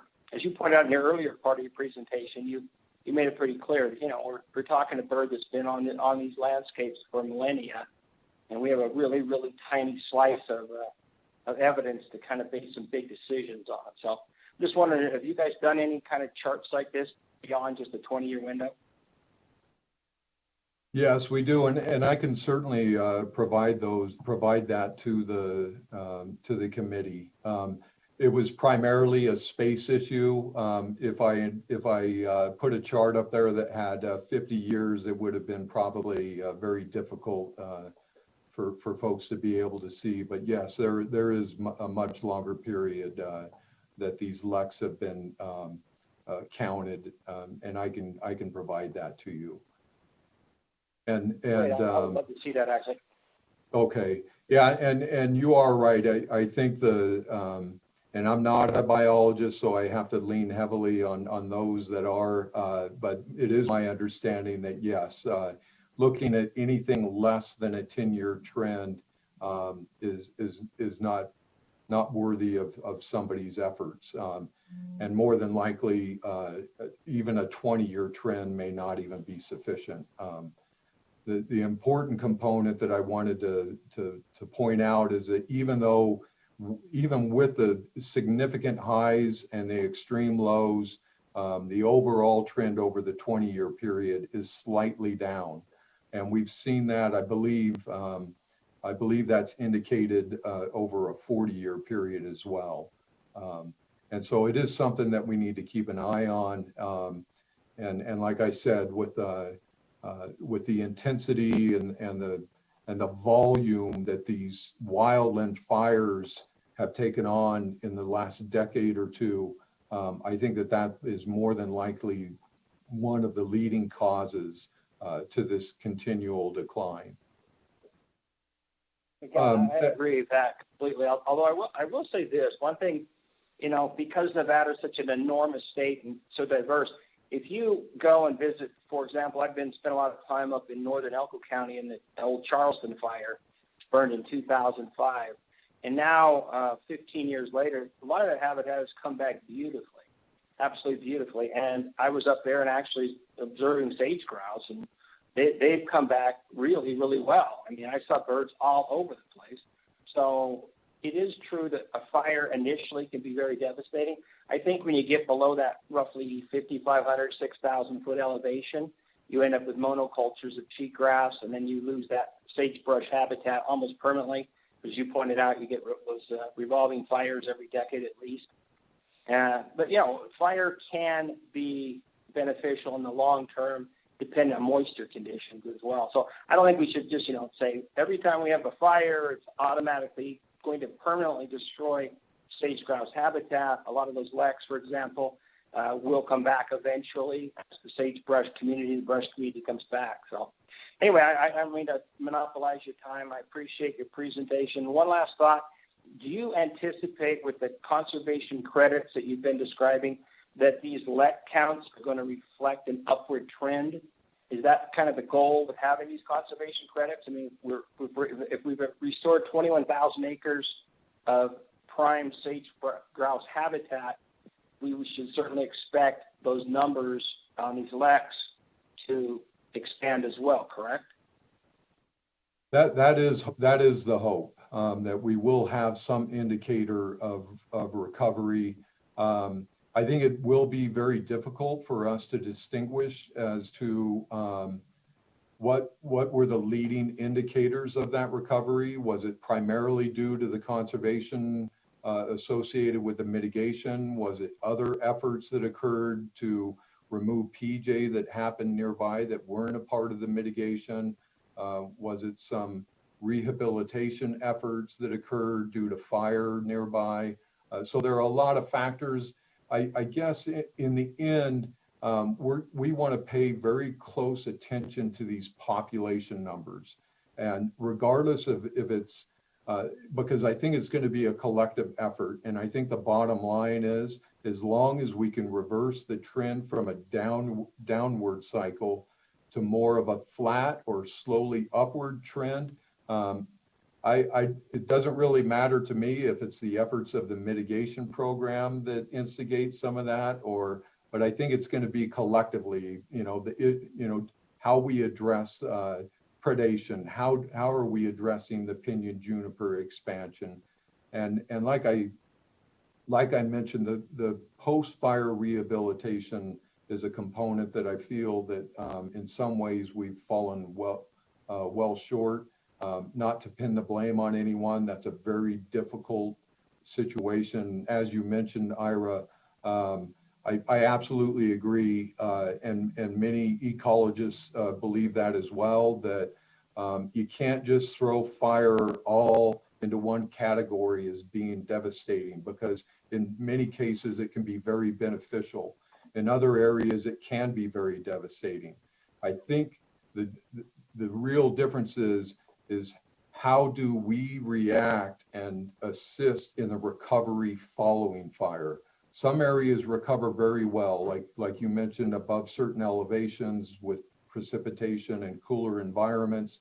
They tend to recover and respond really well to fire. Our lower elevation sites do not. And that's part of the applied sciences that I talked about, where we need to make sure that we have the very best methodologies to treat, number one, to keep the non-native invasive annual grasses from becoming a monoculture. And then number two would be to use both native and non-native perennial grasses and forbs to help recover the area and make it more fire resistant. And Kelly, I agree, one more and thank thing you that so much for your presentation. thank Chairman you. Parks, I apologize. I thank you for letting me ask the questions. Thanks, Kelly. You bet. Thank you. One thing that I did want to mention that I failed to mention during the presentation is COVID-19 had a significant impact on the counting of LECs in the spring of 2020. The volunteers and the agency folks found it very difficult to get out and count the number of LECs that have historically been counted.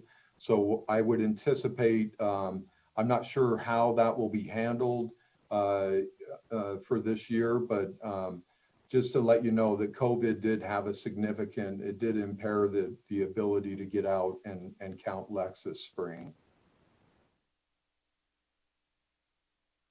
Thank you, Mr. McGowan, for that, and thank you, Senator Hansen, for your questions and comments. I have one curiosity question, and that is make reference to the pinyon juniper removal and the fact that LECs, that sage grouse pretty much stay in their own LECs. So with pinyon and juniper removal, am I to assume that that's to prevent the access by predators to existing LECs? I hope I'm saying that right. Yes, you are correct. And it's not just the LECs, but it's, so these birds generally live almost their entire life cycle within about 6 kilometers of their LECs. Meaning they use the areas very nearby for both the nesting and breeding and late brood rearing habitats. And yes, you're correct. One of the reasons that pinyon juniper is not just the trees themselves and the expansion of those trees into historic sagebrush habitat, but it gives the predators, primarily ravens, the ability to perch and find where the nests are. If you can imagine, if you have the ability to be up here and look down over the substrate of sagebrush, and you see a hen leave the nest and go back to the very same sagebrush, and keep in mind these ravens are very intelligent birds. But that's what they do. They roost or they rest in the tops of these trees. They locate where these birds are nesting through visual contact. And once they associate a hen leaving a shrub and coming back to the same shrub, they're almost guaranteed to find a nest. And so, yeah, the primary reason for the removal, and like I said, it's not in the heavy canopy covered forested, what are generally known to be forest areas. These are areas that have very low density of tree cover. We're talking less than 3% of the canopy cover makeup is pinyon and juniper. And even at that very, very low level, there's a high mortality rate for sage grouse. Thank you, Mr. McGowan. Final call, any questions from committee members? Okay, I'm not seeing any. I'm sorry, Chairman Parks, I'm a little slow on the unmute button. Okay. It's Alexa. Thank you, Mr. McGowan. Quick question, you had mentioned that about 50 LECs were destroyed by a couple of those big fires that you mentioned that we've seen in the last year, 2 or 3. I'm curious, regarding the ravens, do we know how many LECs are destroyed by ravens? Or I'm saying maybe not the LEC, but what the sage grouse loss is from ravens?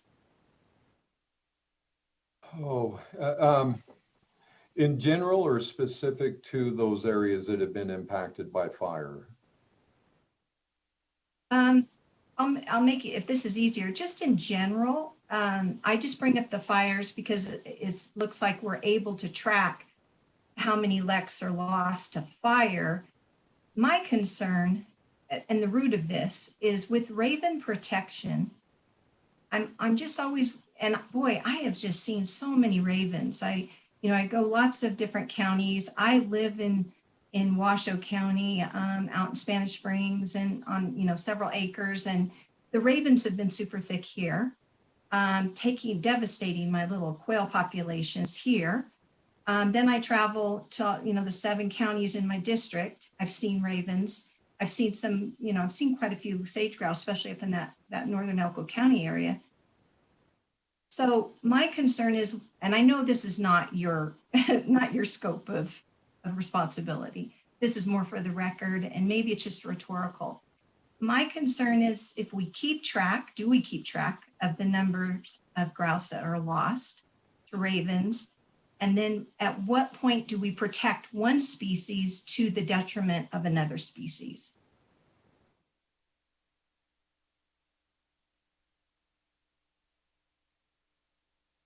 Those are very, very good questions, Assembly. That's called a rant. No, and I think it shows the complexities with the issue. The primary reason for the increase in raven population has been human subsidies. Human subsidies of all matters, whether it's roadkill or trash or other subsidies. Primarily landfills, which is where they generally congregate and develop high populations that eventually get pushed and move out from those landfill locations. So, I have not seen any scientific literature that talks about the number of ravens lost. Although I do know that as the population increases, their propensity for devastating sage grouse populations is quite high. They have indicated that once ravens reach a certain threshold of population in an area, up to 85% of the sage grouse have mortality, 85% mortality of their eggs or their chicks. And so it's a significant impact. It's one that unfortunately we're all responsible for. And so we need to find an effective resolution, not just short-term resolutions to what has become a significant issue.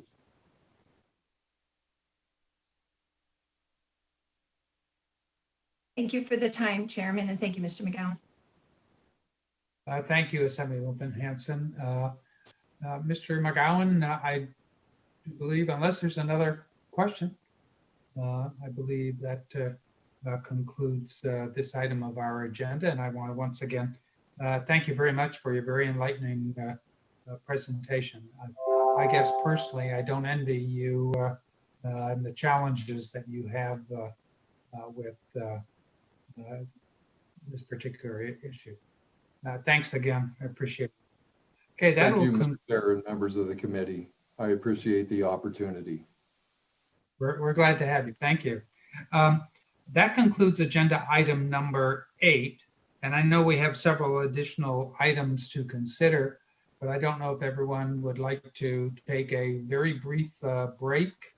And I'm sure that both broadcasting and staff might like a few-minute break as well. So what's the consensus of the membership?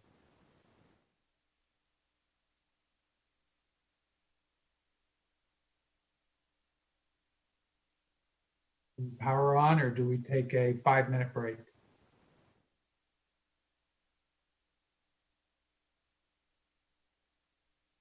I'm good if we take a 5-minute break, Mr. Chair. Okay, then let's do it. I'm looking at my clock and it says 1:03, or I believe something like that. And so let's reconvene at, I believe, 1:10. Okay, so we are in recess. Thank you all very much.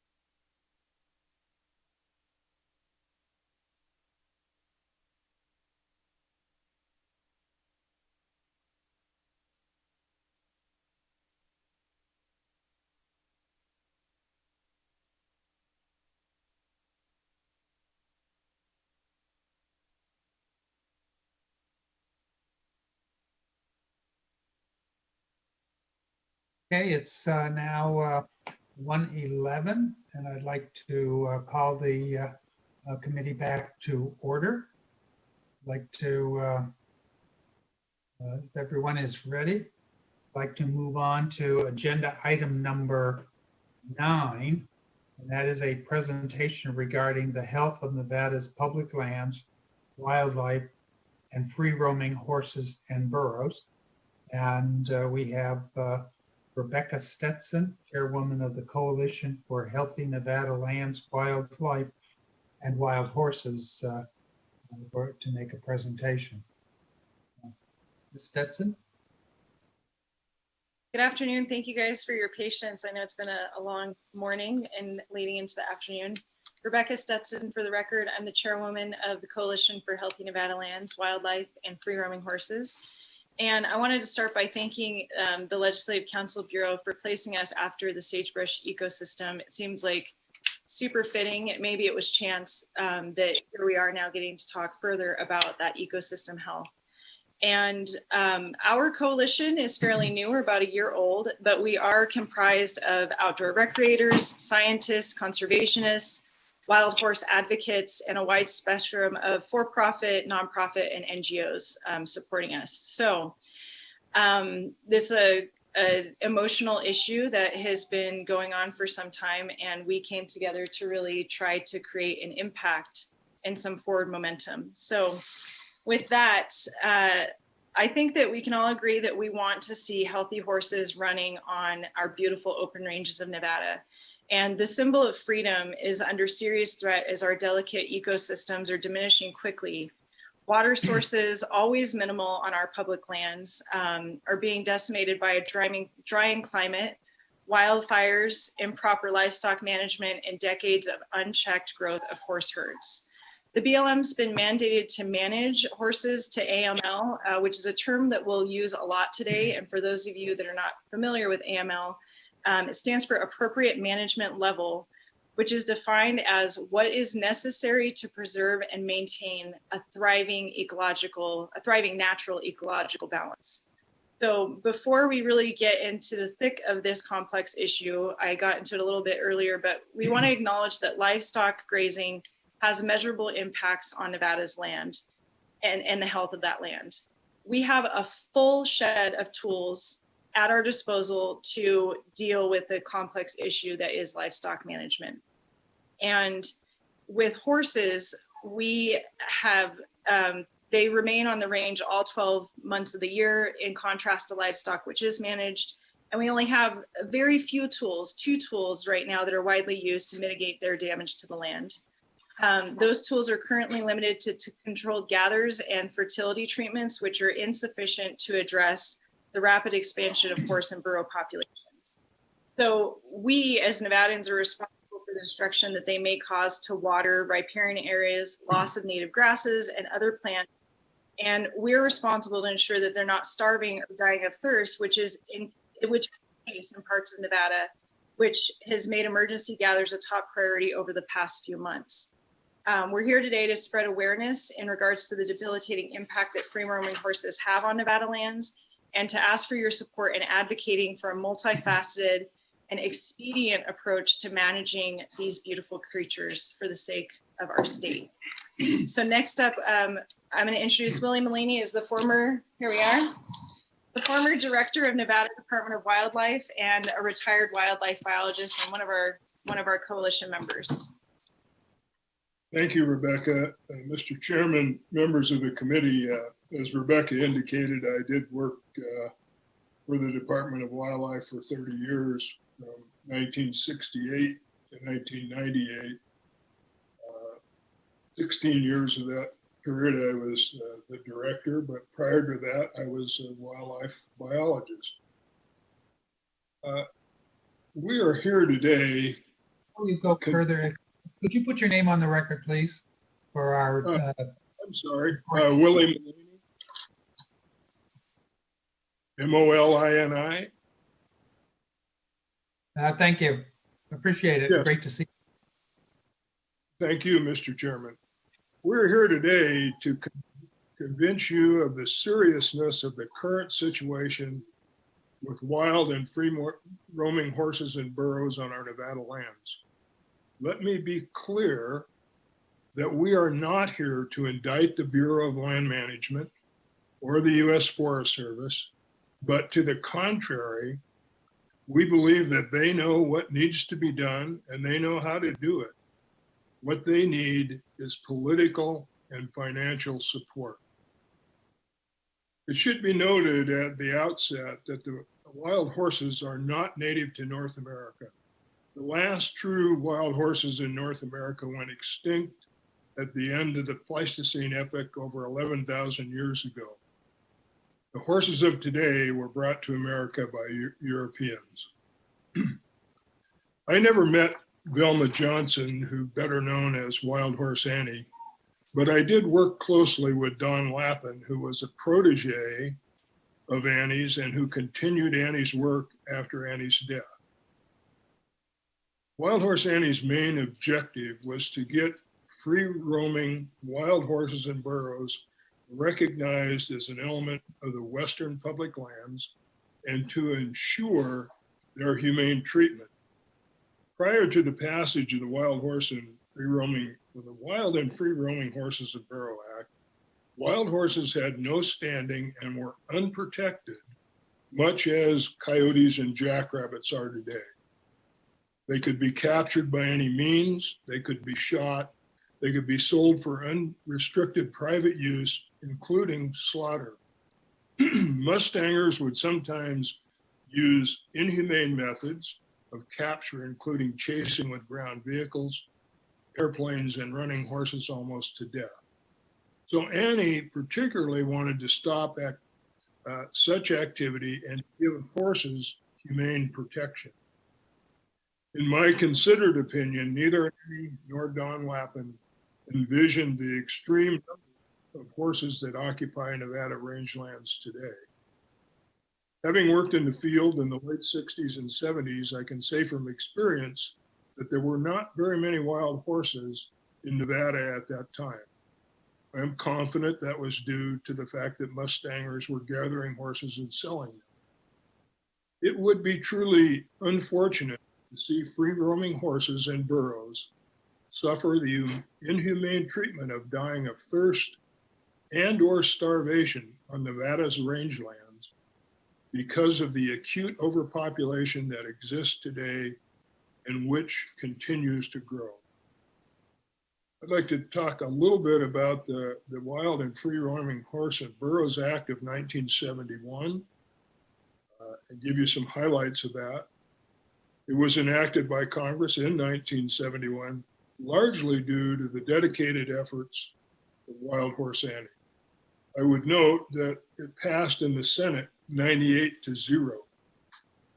The Coalition for Healthy Nevada Lands considers the act to be well crafted with carefully considered provisions to ensure success and to preclude the very situation that we are confronted with today.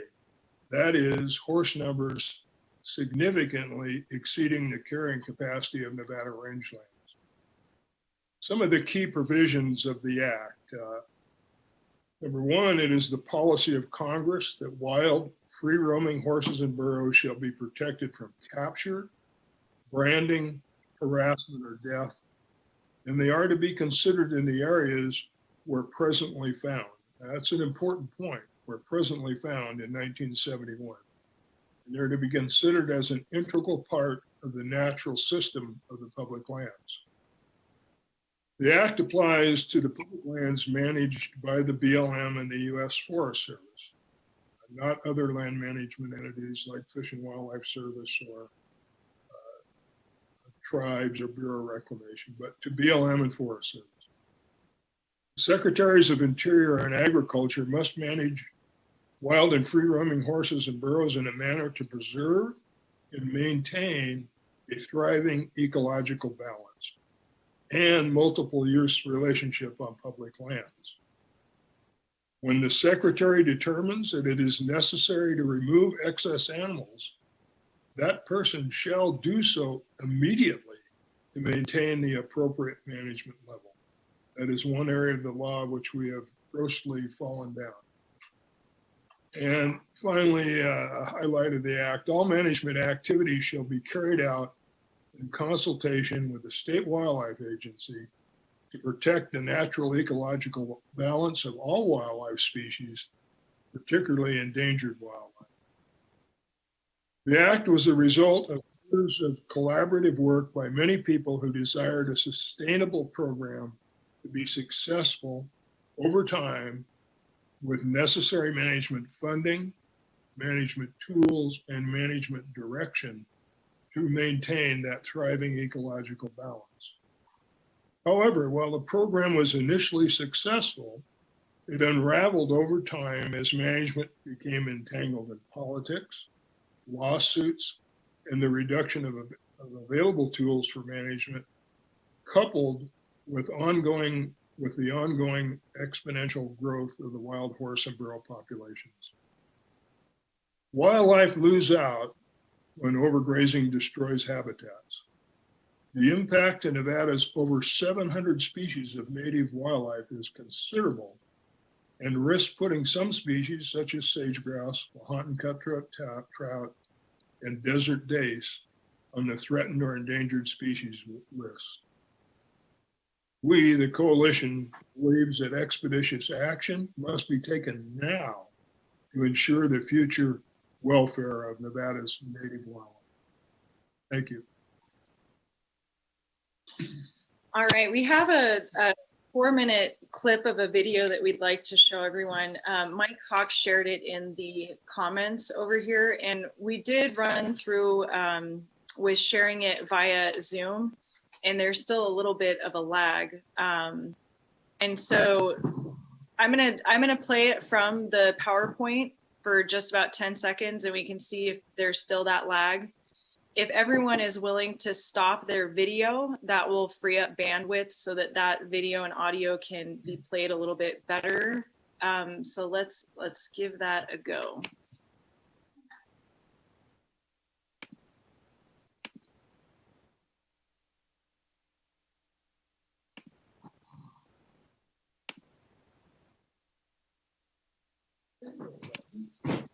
Nevada has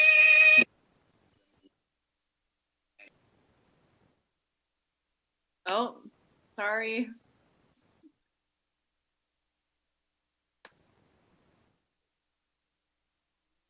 Rebecca, this is Jen with Broadcast. Would you like to give that a try straight from YouTube? Yes, I would love to give that a try straight from YouTube. I'm going to go ahead and stop your screen share. Okay. And then if you would launch the clip in your browser.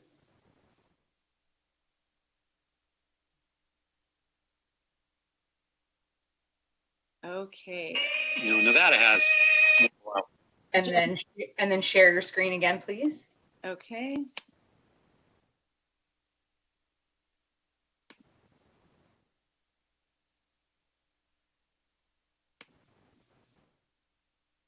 Okay, can everyone see that? You can see it here. Chair, can you see it?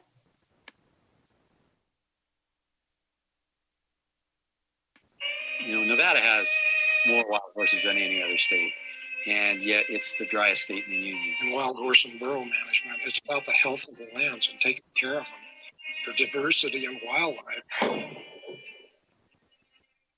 The horses graze year-round, and in this area, there's hundreds over the target population size. The abuse and lack of vegetation is just due to trampling. And we can see the impacts of grazing as we look at the severe bank alteration. A fish could not live in that.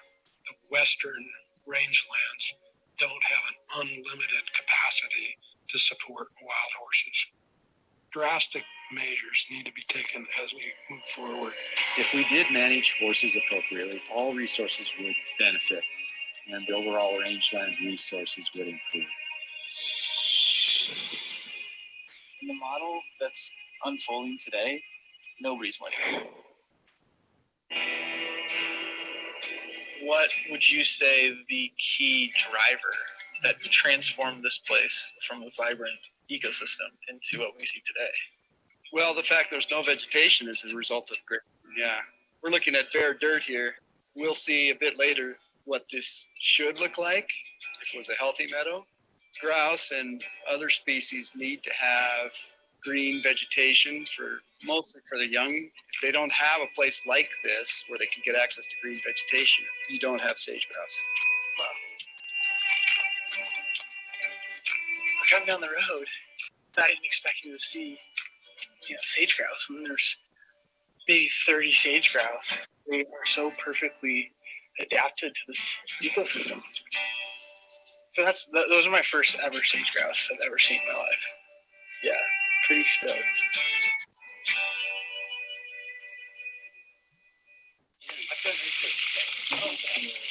I think that's the really fun part about getting the chance to go chase sage grouse with you guys and see this ecosystem, because so much of the narrative is a horse narrative.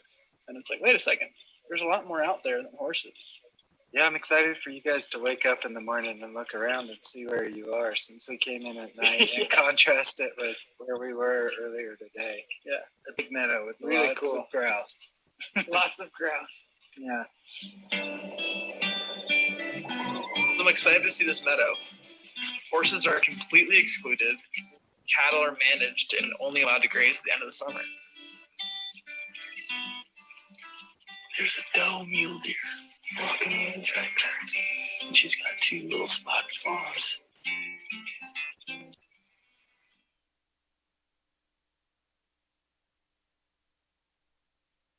There are birds flying. They're going to land in the sagebrush behind.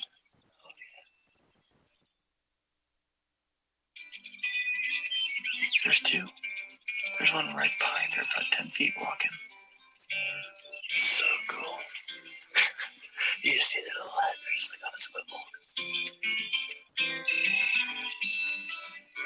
Water is the limiting resource for not just sage grouse, but all of these animals out here.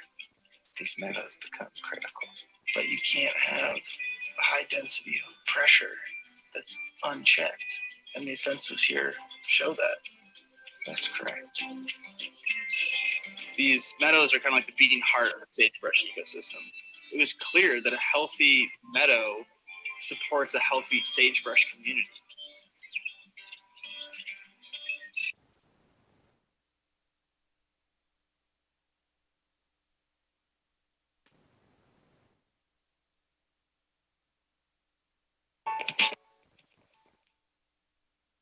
Thank you for sharing that brief video. Quite impressive, if I might say. Yeah, thank you. Myself and Mike Cox both helped on, and Jim Settinger, who is in the film, helped on that documentary. And we're super thankful to have it as a resource to show folks. It's much longer if you all want to take a look at it. It's called Horse Rich and Dirt Poor. And for the sake of time, we'll keep on moving on. So next up, we have Jim Settinger, who's going to give us a presentation. And Jim, are you able to, oh, you don't have any slides at SHRM that has slides. So Jim's a retired professor of wildlife at the University of Nevada, Reno. And take it away, Jim. Okay, I'd like to thank Mr. Chairman and the committee. Would like to thank you again from the Coalition for Healthy Nevada Lands for the opportunity. As the video showed, free-roaming horses are having considerable and negative impact on riparian areas in the Great Basin. And it's important to recognize that these areas represent less than 5% of the entire landscape. And yet, as the film showed, they're essential to a number of wildlife species. All animals out there need to have access to water. They also need that green vegetation that these areas provide in the late summer. One example, I've spent 17 years working on sage grouse in Eureka County and northern Washoe County. Over those 17 years, we've monitored 500 broods of sage grouse after they left their nest. So these are females with their chicks, keeping track of how those chicks survive. Of those 500 broods, every single chick that survived to fledge was on either a riparian area, as you saw in the film, or some higher elevation mountain shrub communities that provides green vegetation in the mid to late summer period that these young animals need. These riparian areas and these upper elevation sites are the only areas providing that vegetation in the Great Basin rangelands. So reducing or eliminating the functionality of these areas, as we've seen occurs with overuse by horses, eliminates wildlife from not just that area, but for thousands of acres, square miles around these areas that these animals need to come to for food and water. So even though they're very tiny, they're essential for the functioning of large expanses of these sagebrush ecosystems. And if we lose them, the wildlife in these areas have no place to rear their young. Thank you very much. And I guess I forgot to give you my name, Jim Settinger, spelling Sedinger for the record. Thanks again. Thank you, Mr. Settinger. We saw your name on the bottom of the screen, so I appreciate that. Okay, good. Thanks again. Are there any questions from the committee for Mr. Settinger? Okay, I'm not seeing any. Thank you.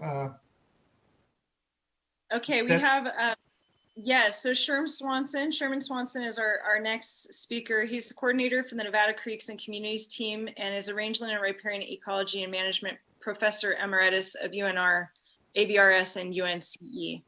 And Sherm, I think that I'm gonna go ahead and run slides for you, or would you like to run them for yourself? That would be wonderful if you could present slides, Rebecca. I will do that. Give me 1 second to get it up here. So thank you, Chairman Parks and other distinguished members of the committee. I appreciate the opportunity to chat with you today. Riparian grazing management has been a focus in the profession of rangeland management since the 1970s.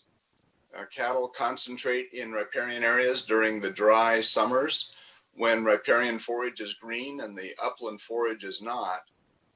We have learned that season-long continuous grazing wears out riparian areas.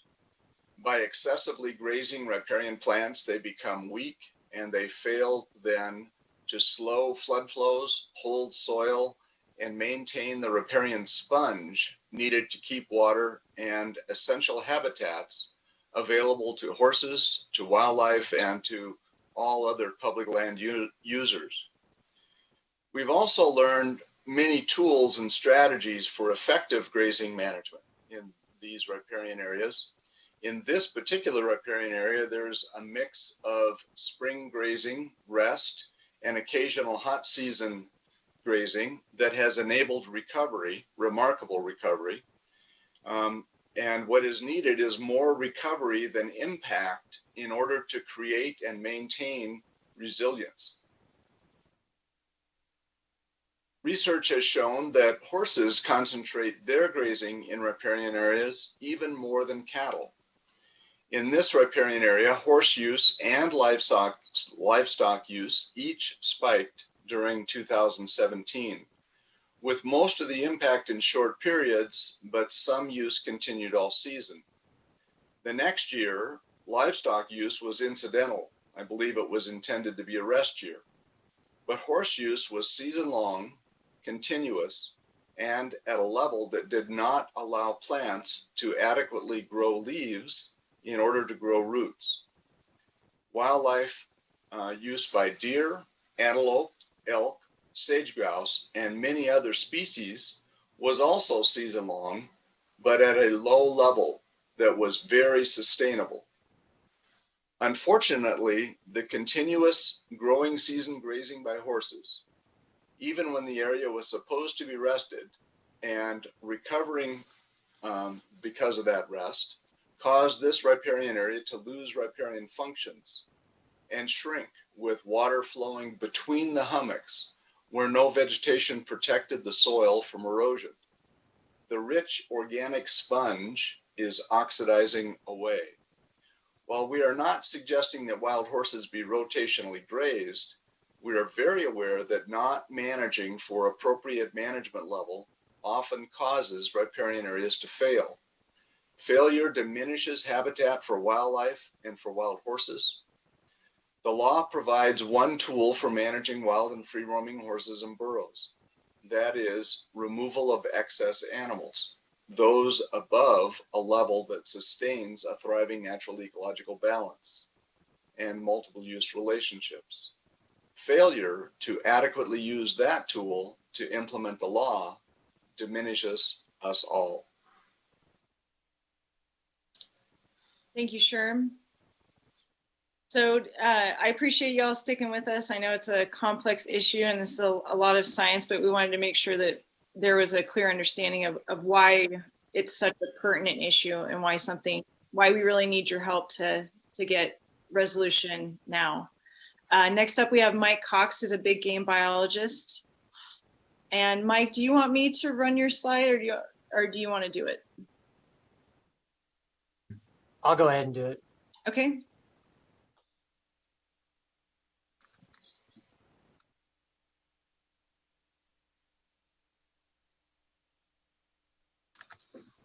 For the record, my name is Mike Cox. I work for Nevada Department of Wildlife as a big game biologist. And thanks to the chair and members of the Legislative Committee on Public Lands for us to speak to the impacts of excessive horses and burros on our native wildlife. I've been a wildlife biologist for over 30 years in Nevada, working with bats, birds, bighorn, and everything in between. The health and well-being of our native wildlife species and populations seem to have been lost to the whole controversy of free-roaming horses and burro management. Also lost is the basic concept that there are finite resources of food and water that exist in the driest state in the US to support both wildlife and domestic animals. We are not Kentucky with 3-foot tall waves of bluegrass or rivers flowing everywhere. Our native wildlife have been greatly impacted by the excessive numbers of horses and burros. So why are horses so destructive to our riparian areas and rangelands compared to our largest native big game species? There are several physiological and digestive differences between horses and our mule deer, our elk, bighorn sheep, and pronghorn antelope. A few of those differences are the average body weight of combined horses and burros in Nevada is 800 pounds, where our native bighorn species is only averaging 155 pounds.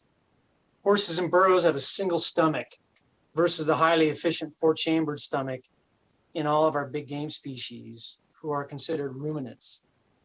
With only a single stomach, horses require huge intake of forage and water relative to their body weight and are very inefficient in converting plant material to energy. Horses and burros also have incisors on both the top and bottom jaws, where native ungulates only have incisors on the bottom and a hard palate on top. By having a hard palate, ungulates physically cannot remove plant material down to the soil. So their grazing and browsing are gentle on the plants, like mowing the lawn or trimming shrubbery. Whereas horses with their teeth on both top and bottom jaws can be destructive in eating plants down to the ground with only roots remaining.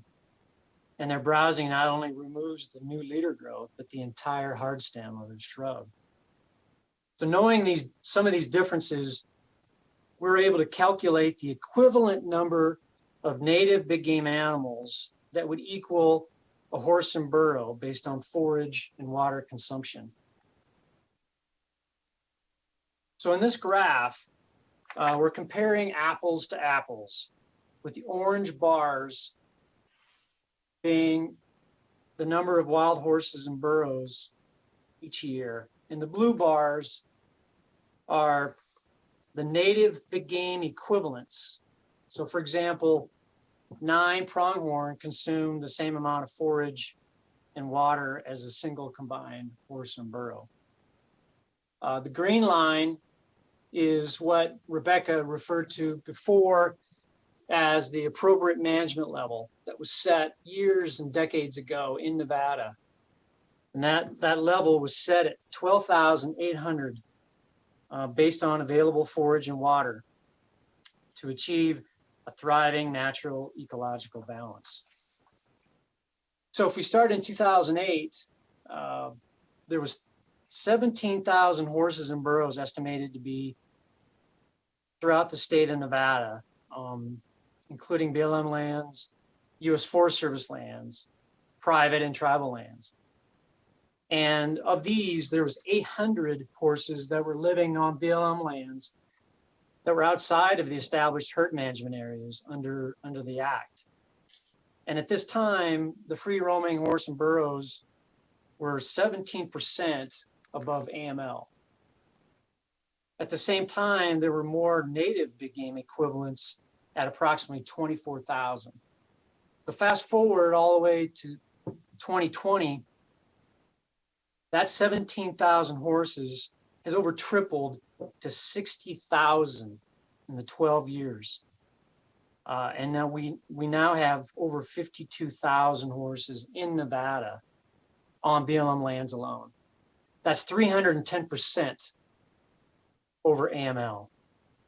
And now there's over 6,500 horses that are living outside of the established herd management areas.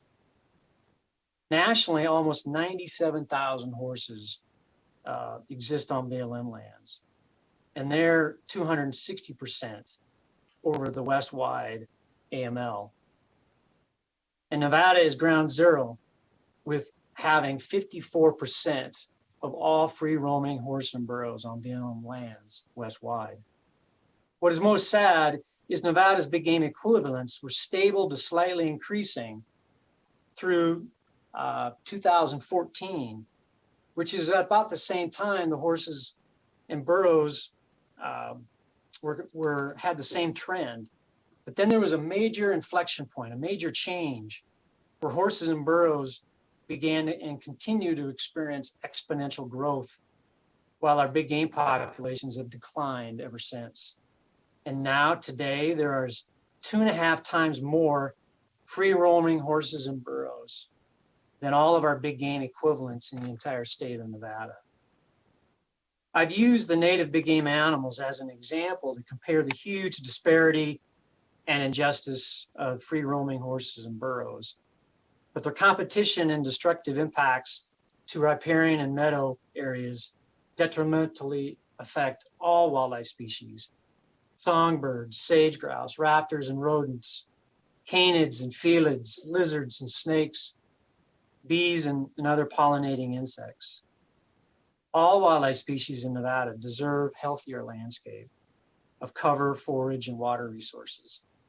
Free roaming horses and burro numbers must be managed to appropriate levels to restore a thriving natural ecological balance. Wildlife are not thriving, and there is no ecological balance between the excessive numbers of free roaming horses and burros and our declining wildlife populations. Thank you. Thank you, Mike.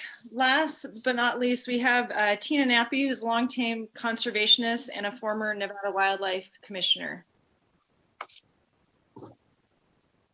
Are you out there, Tina?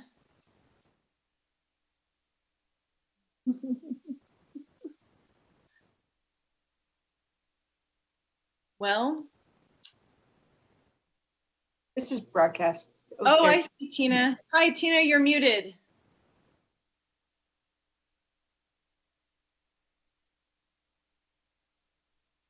Okay. There Now you are. Thank you, Tina. Good afternoon, members of the committee. And I'm really pleased to have the opportunity to speak this afternoon. And I'd like to point out that we are meeting with fires all around us this August, and that this year, and that August apparently is the hottest August in Nevada that we have had on record. And that is something that we're going to be facing far into the future, which is drying plants and less water. My name is Tina Nappy. I am a native of Nevada, and I've been a conservationist for 40 years working on rangeland projects, water, but I am not a scientist. And today what I'd like to do is just talk a little bit about livestock versus horses and the tools we have for managing horses. And I'm bringing this up because conservationists have, over the last 40 years, been very anti-cow, and quite appropriately. Cows at one time grazed wherever they wanted, whenever they wanted, and year-round. And for many years now, recognizing the damage that they produce on the land, there has been efforts to back them into a managed system. And that system requires that they have only certain months on the public lands. They need to be rotated. Their populations need to be managed.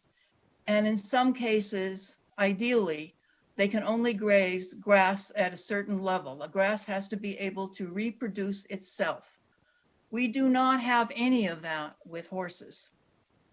The other thing with cattle that I'd like to point out is that we, the public, do not own cattle. The rancher is responsible for putting cattle on the public lands and for taking them off. And we are not responsible for what happens to the cattle once they are off the land. In fact, we're not really responsible for them when they're on the land, because it is the goal and the job of the BLM to make sure they get off. However, I would have to point out that there is a lot of unhappiness that we have never truly managed livestock within the appropriate management level either. And so horses are sometimes used as leverage to try to get rid of cattle by the conservation groups.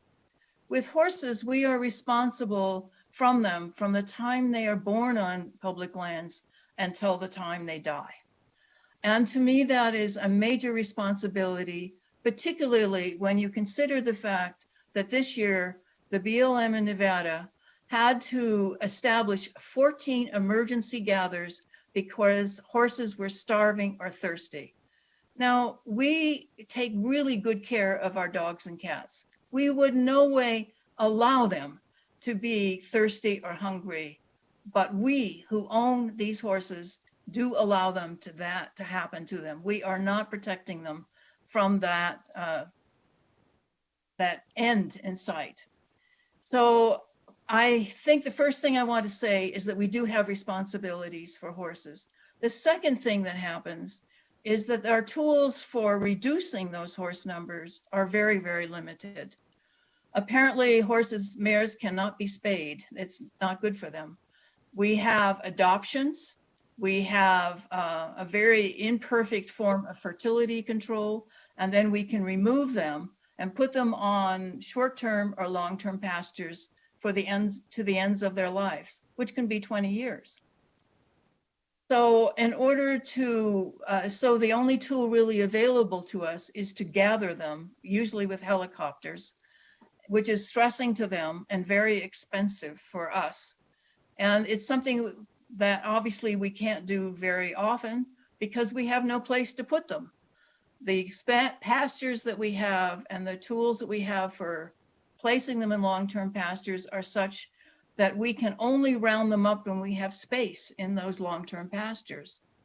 This past year, we had over 7,000 horses were adopted nationally, and that was a banner year. However, in Nevada alone, 8,000 foals were born. Obviously, we cannot keep up with this. We are losing the race for this to manage horses. My goal is always to protect water sources for fish and for riparian areas and for wildlife. But horses are there 365 days a year. There's truly no management, no effort to move them off water sources, no effort to protect any of our wildlife except through these gathers. So what we need to do is to really support the BLM and its proposal. We need to get more money for Nevada to handle the horses. I remember Senator Reed complaining that when there was horse money, we didn't get it in Nevada. So wherever there are opportunities, we need to be able to reduce horse numbers. The other thing we need to recognize is that we have fires. It was mentioned earlier that 2 million acres burned in Nevada. What happens to those horses? We expect the rancher to remove his cattle, but what happens to horses? They're our responsibility. Can we get the humane groups to adopt them? We can't kill them. We can't spay the mares. And do we leave them on the land where they can starve or where they push out other wildlife? So we are hoping that you will work with us, that Nevadans will not say that is just a federal problem. It is our problem. It is our wildlife, and it is the public lands we have in Nevada. So I'm hoping that this group will recognize that and take action for the good of our wildlife, but also for the long-time good of our horses. Thank you. Thank you. Ms. Nappy, would you be kind enough to put your name on the record? I don't believe. Oh, you I'm did. sorry. It's Tina Nappy, N-A-P-P-E. Thank you very much. Appreciate it. And thank you very much for your presentation. Thank you all. That is the summation of our speakers. I want to wrap us up with a little bit of commentary. We heard from the outdoor recreation, the Office of Outdoor Recreation earlier today. And with the outdoor recreation economy being the third largest economy in Nevada, we find this also to be an economic issue, that if we don't do something about horses really quickly, that it already has begun to impact our water sources, and that it can only get worse from here because of how fast horses reproduce. So we created a resolution that we have the support of NACO on. And in the chat box, I just shared that resolution. I hope that y'all will take time to look through it and read through it. And our request to you as the Interim Public Lands Committee is that you adopt this resolution for presentation to the 2021 Nevada Legislature. We also desire that the committee support our group by joining us in asking our congressional delegation to support the BLM's 2020 report to Congress, an analysis of achieving a sustainable wild horse and burro program. We encourage Congress that the removal of excess horses and burros from Nevada rangelands be accelerated comparative to that to the plan, and begin immediately, enabling them to reach their appropriate management level or carrying capacity within the next 6 years, rather than the 20 years that is dictated in the BLM's proposal. It's not enough, and it's not fast enough. This matter is urgent. The faster we bring those populations to the appropriate land management levels, the more that we're going to save in taxpayer dollars, and the greater health that we'll be able to bring back to the Nevada lands, the wildlife, and the horses and burros. We ask you to join us in urging Congress to include sufficient long-term appropriation funding and demand that Nevada be the recipient of those monies commensurate to the staggering 51,528 wild horses that we have, 54% of the total free roaming horse and burro population of the entire United States. Mr. Chairwoman and committee, thank you so much for your time and attention. We would be delighted to answer any questions, or to try to answer any questions that you may have. Thank you, Ms. Stetson. I appreciate all your presentation and the presentation of your colleagues on that. At this time, I'll ask committee members if they have any questions for any of these specific, and directed to any specific present. Mr. Chair, Ira has some questions and comments. Thank you. Senator Hansen, please. Well, thanks, Chairman. You know, this is an old issue. Ironically, some of the people that gave presentations are kind of recycled in this whole thing as well. This goes back to when this Public Lands Committee started.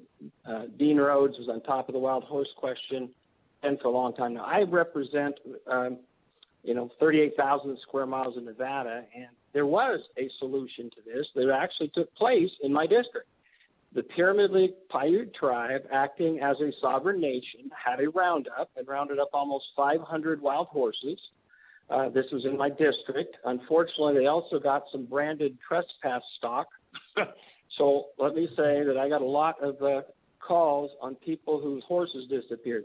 What did the Indians do with the horses? Within 2 days, they were in Mexico at a slaughterhouse. So we can have all the political will in the world that we want here in Nevada, but the truth is this. The public lands of Nevada are just that. They're public lands for the United States. There are 330 million Americans. There are 3 million Nevadans. And if you actually went out and asked for a political will debate on this, you would find that the people in the United States overall, number one, don't really care about the public lands of Nevada.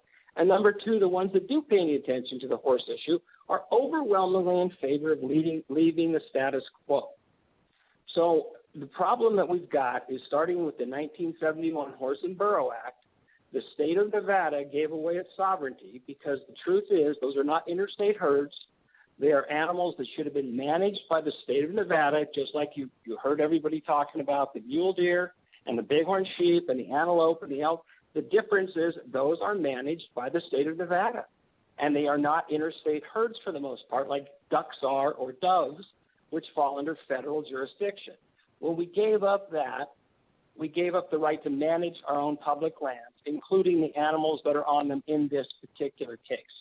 So I know that everybody rolls their eyes and when anybody mentions the sagebrush rebels, but this is exactly what happens when the state of Nevada, the public lands of this state, are controlled by the other 49 states as well as ours. So I've been hearing the same thing from these same people for years, and I agree completely 100% with them. I salute this new coalition, but this is actually a very old issue, Mr. Chair.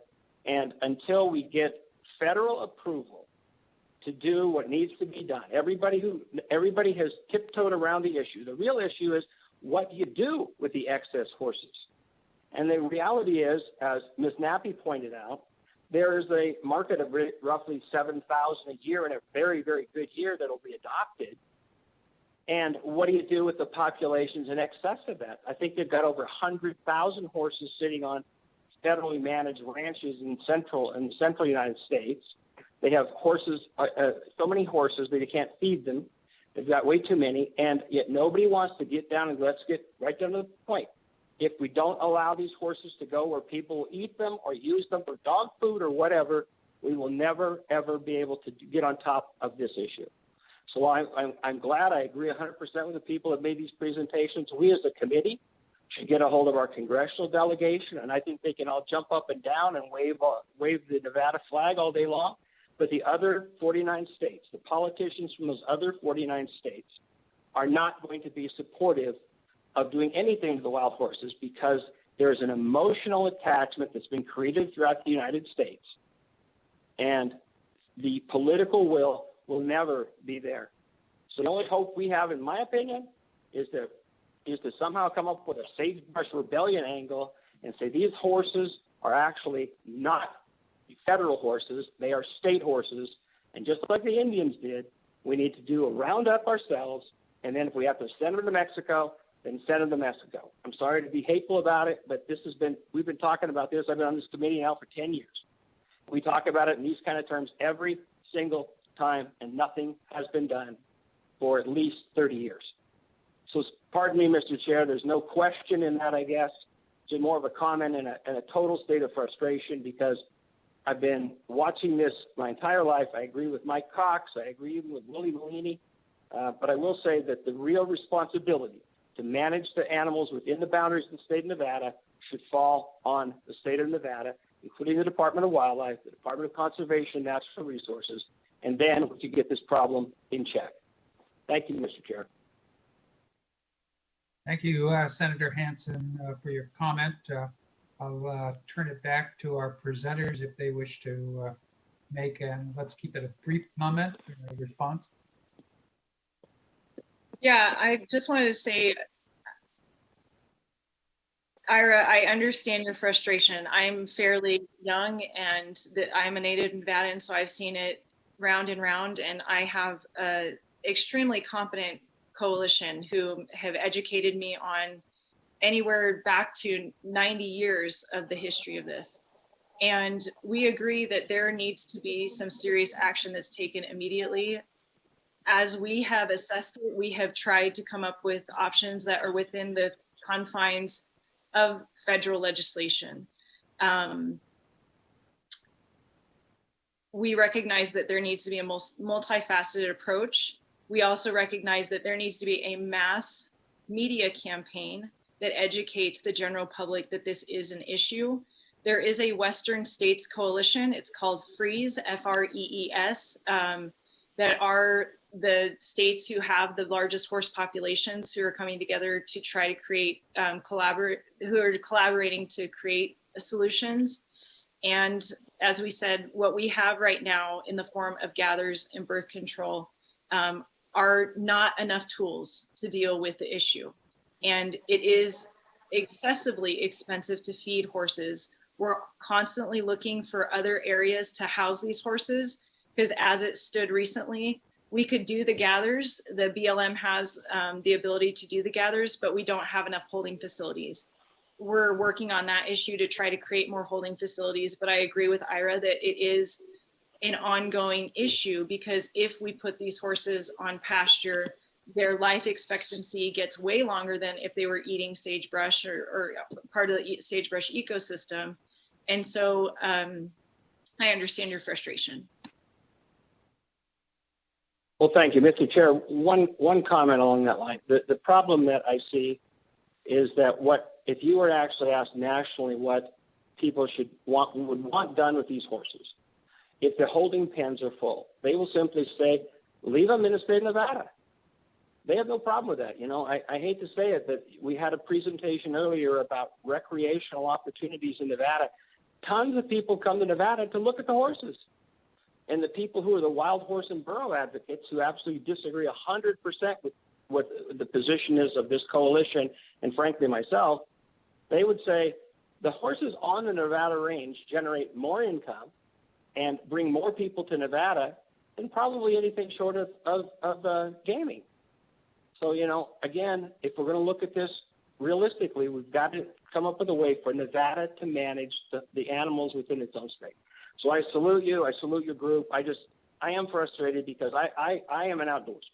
I love being in the hills. I've been involved for over 40 years now. In fact, Tina Nappy and I came in at the same time long ago.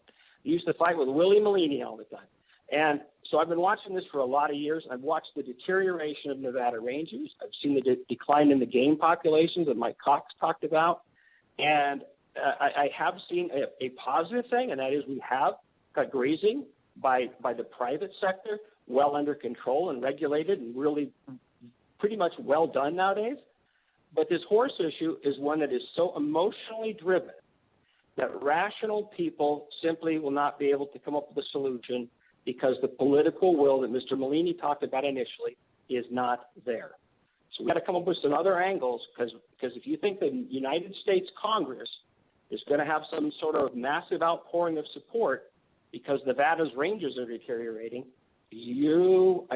I'm sorry, it's just not going to happen. These ranges have been deteriorating for at least 20 years of my life, and we've talked about this till I'm blue in the face about it. So I salute you. I salute the coalition. Maybe I'm just getting old and grumpy, but I'm frustrated. And I do salute also the Pyramid Lake Paiute tribe for having the political will to round up the horses that were ruining the Pyramid Lake Reservation and do what had to be done. They put them on trucks. 2 days later, they were in Mexico. Problem solved. Thanks, Mr. Chair. Thank you, Senator Hansen. And nobody would ever call you grumpy. Mr. Chair. Oh, yes. Please identify yourself. Sherm Swanson has a thought for Ira and for the committee. My sense is that we may be at a point of crisis-tunity with the exponential growth that we've been seeing, and with the public now understanding the concept of exponential growth due to our COVID times. And from the numbers that I've run through a spreadsheet, it would be our cheapest alternative to gather horses very, very quickly, and our best form of birth control to separate the mares and the stallions. And my preference would be to get them, the excess horses, out of Nevada, but someplace where they could be happy, because frankly, the cost of that on pasture in the Great Plains is far less than the cost that we in Nevada are suffering because of the destruction they're doing. I believe people would come to Nevada far more readily to see happy horses in healthy habitat along with the rest of the wildlife than the alternative that we're facing if we cannot find a political compromise that allows a win-win solution to keep this issue from continuing to be so ballistically divisive. I believe our resolution addresses that.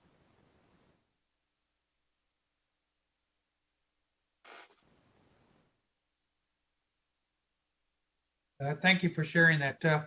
Further comments or questions? Committee members? Mr. Chair, I guess I better engage. Although I'm as frustrated as Ira and anyone else, and probably I'm a little older than Ira and have dealt with it probably a little longer than Ira has in all facets of it. You know, we held the Nevada 400 coming out of the 99 fire year. So I've seen probably all ends of it. And also prior to the passage of the Wild Horse and Burro Act, we did our part to help control those numbers. The bottom line is, I believe at this point where the coalition is headed, I believe there is some support in Congress to put some funding into it. Ms. Stetson, I heard you say that, or someone say that they couldn't be spayed. You know, technically you can spay and neuter any animal. So I don't know if you're saying that's cost prohibitive, but I do believe there is some money. I know there is a program there, a lot of people working. Yeah, it's not ideal, but it at least is the middle ground that maybe is politically acceptable. I definitely support it because we've got to do something. I don't think Nevada will ever have the ability to gather those horses and call every wild and free roaming horse in the state of Nevada a state horse. And besides, we've got our own issues on the Virginia range here, or not the Virginia range, but right here around Carson City, we've got a number of state horses we're struggling to deal with as well. So bottom line, I definitely support it. We've got to do something. I'm as frustrated as anybody else. And but I do believe that the ultimate answer, as fast as we can, is going to be spay and neuter. And we will outlive them if we can treat enough horses. Thank you. Thank you, Senator Gokachia. Further comments or questions? Thank you, Chairman Parks. Chairman Gokachia, or I'm sorry, Assemblyman Gokachia, I appreciate that, or Senator Gokachia. I'm done for today. So spaying is something that I feel is an option. I had a full-fledged organic farm for 10 years that was largely doing pigs and goats and things like that. And I'm not a veterinarian, but I've castrated a few things. And I think that there is an opportunity to spay horses, whether it's on the range, it seems like the most practical. And I think where we've gotten in to the weeds on that is that there's such heavy funding behind birth control. And there's so much will from large horse advocacy groups behind that funding and that methodology of birth control. And so it's not something that our group has dismissed. Like we said, we feel like there's many different modalities that need to be used because there's many different herd management areas. The horses in the Virginia range are nowhere near what we need to do to manage in the same way as herds that are out in the far reaches of Nevada that most people will never see. But I do appreciate you bringing that up. And it seems to me, I mean, I haven't run hard figures. I don't know how much it costs to spay a horse, but it seems much more humane to me to round up a mare once and spay them than to bring them in year over year over year to administer birth control. That seems like torture. Thank you. And not to mention the fact that we've all, those of us that have dealt with true wild horses, it's a little hard to capture them that second time. And then third time, it gets real tough. And, you know, we can spend a fortune in helicopters, but again, humane treatment, we spay and neuter almost a lot of domestic animals. So I don't think the horse is any different. It needs to be managed. So thank you, I appreciate it. And we look forward to our work session. Thank you, Senator Gokachia. Any other comments or questions? Okay, Ms. Stetson and fellow presenters. Thank you very much for bringing forward agenda item number 9. And we'll take it under further consideration as we proceed forward. Thanks again. Have a great day. Okay, that'll take us now to agenda item number 10. And 10 is a review of mining activities, regulations, and policies affecting public lands and natural resources in Nevada. And I believe we have Mr. Michael Vischer to make a presentation. Thank you, Chairman Parks, and thank you to the committee for allowing me to present you with an update. Let's see. Oops.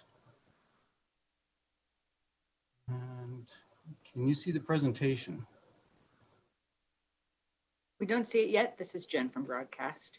Okay. You may need to click share screen and then choose your application.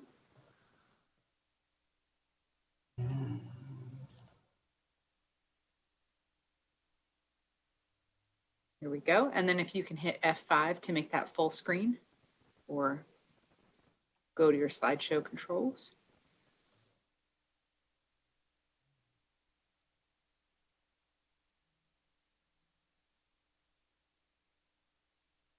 Do you see it now? It's not full screen yet. Looks like you have a window there in your upper left that says resume slideshow. By clicking that.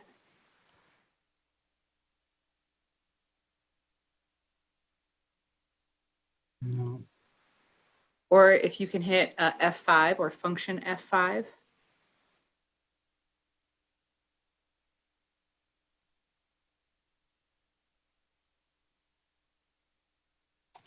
Looks like you might be in your drawing tools menu, so you might need to click off the slide in order to get the controls.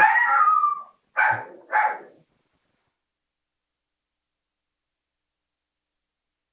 want to do that.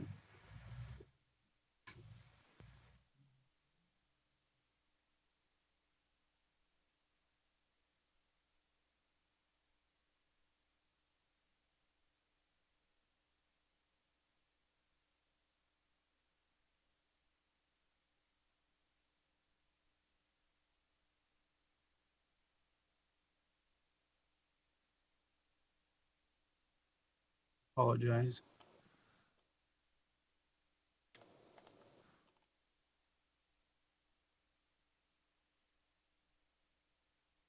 Huh.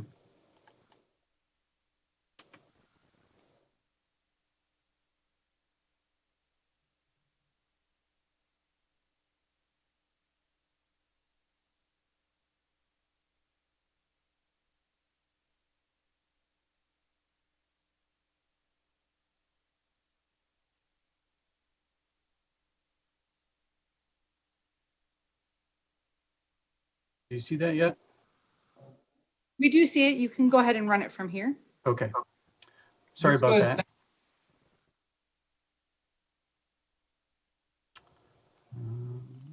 Still doesn't want to let me advance.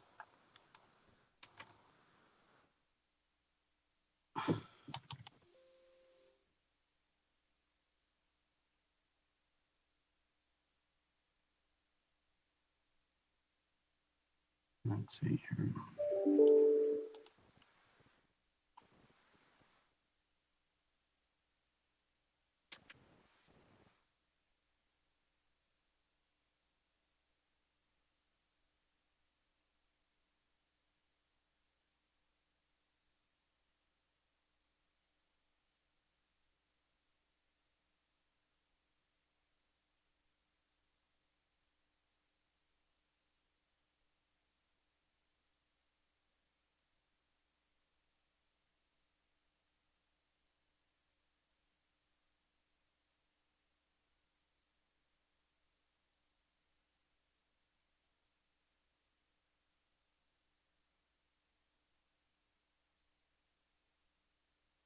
Okay, is that better?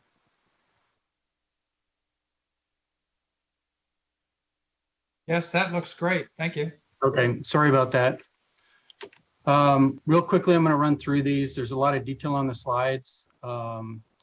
May be of interest to some to go back and review the information because there's a lot here.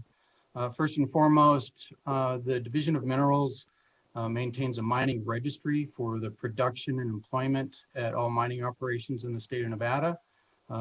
And usually the question we get asked is how much gold do we produce? So in 2019, we had a 13% reduction over the prior year at 4.87 million ounces. 51% of that comes from private lands, and that's important to note with regards to public lands in the committee. 31 operations were the #1 producer in the US. We would be 5th in the world as a country. And then the breakdown by the operators, Nevada Gold Mines is far in the lead. Then Kinross. We do have some very small producers as well, some of the small ones like Takema, but we do keep track of all the production in the state. This is the breakdown. We have a few new operations for 2019. McEwen Mining's Gold Bar mine in Eureka County. Kind of exciting for this. It's nice to see new ones come online.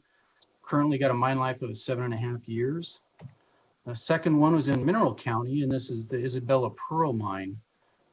First gold pour was in April, and it's got a current mine life of 5 years. Silver production for the Silver State, 6.28 million ounces. That's a significant decline over 2018, 22%. Copper, a large producer of copper, second behind Arizona. And we've got 3 operations, although the newest mine, Pumpkin Hollow, didn't actually sell any copper in 2019, though they did produce some. And here's some information on the Pumpkin Hollow mine. This would be the first new copper producer in 20 years. Very important. And this is going to be at first an underground mine with the opportunity for open pit as well, with a significant long mine life, and it's going to employ over 300 people. Barite production is important because we are the largest producer of barite in the US. Barite is used primarily as a weighting agent in drilling fluids, drilling muds. So it is very much tied to the price of oil and the interest in oil exploration. But as a weighting agent, it's also used in things like bowling balls, in paper, and even in some medicinal products. Limestone is also one of those things that's tied to another activity. Limestone production is mostly tied to construction and concrete. So you can see the dip in the recession in 2008 and 9, and then rapidly coming back up. Limestone is one of those commodities that is used in all sorts of products, not just concrete, but in other applications as well, including food and medicinal uses. Some of the other minerals that are produced in Nevada, we're the only producer of lithium carbonate. That's the Silver Peak mine in Esmeralda County. 1.9 million tons of gypsum. Again, that one's tied to sheetrock. So largely home construction drives the production and the sale of gypsum. Silica sand from Overton. Magnesite, that's the premier magnesium mine in Gabbs. That's also the only producer in the US of magnesite. Diatomite, salt, and perlite are also significant minerals that are produced in Nevada. And then with regards to the values, this is kind of where we stack up year over year. Again, it's driven largely by the price of gold. So mining has a start with exploration, and it takes a long time to get from exploration to actual mining. We have the largest number of active mining claims of any state in the US, 207,000 as of June this year, which is about the same amount as it was a year ago. And there's a distribution of those claims by density on a map there on the right-hand side of the screen. It is not free, these mining claims. There is a holding cost associated with them. At the federal level, you pay $165 per 20-acre claim. And in federal fiscal year 2019, that amounted to $34 million paid by Nevada claimants. The counties also collect fees on claim filings. To hold a claim for another year, it costs $12 per claim, $10 of which comes to the Division of Minerals, and that represents 77% of all of our funding. So we follow the number of claims very closely because that's where we need to budget. Here is a distribution of number of claims and the price of gold. It very much mimics the price of gold. And then I'd like to call your attention to the year 1992, right here, where that was the last year where there was not a fee involved in holding on to a claim. So there, after that, it was $100 per 20 acres. It's then since risen to $165 now. Every 5 years they get to readjust that. But a significant reduction because now you actually have to pay money to hold on to those claims. Prior to that, you had to submit an affidavit that you did $100 worth of work. So exploration expenditures, you start with a claim, then you're going to explore, spend money on the ground to try to determine whether or not you have a mineral deposit. And so the Bureau of Mines and Geology conducts a survey every other year to determine how much is actually spent in Nevada. And it's a significant amount. So the last time we did the survey was in 2018. Of the 172 companies that provided the information, it was $461 million spent in exploration. So that's a significant amount. It's obviously tied to a lot of drilling expenditures, but it includes costs for assay, the holding costs, and this is all how you bring things forward. Now, here's an interesting study that we did to try to get to a sense of how many mines can you expect to actually have over a length of time. And so we took a 10-year time period from 2006 to 15 to look at the average number of annual plans, claims, projects, notices of intent or initial projects, those are 5 acres or less. Then exploration plans are much more involved, mining plans.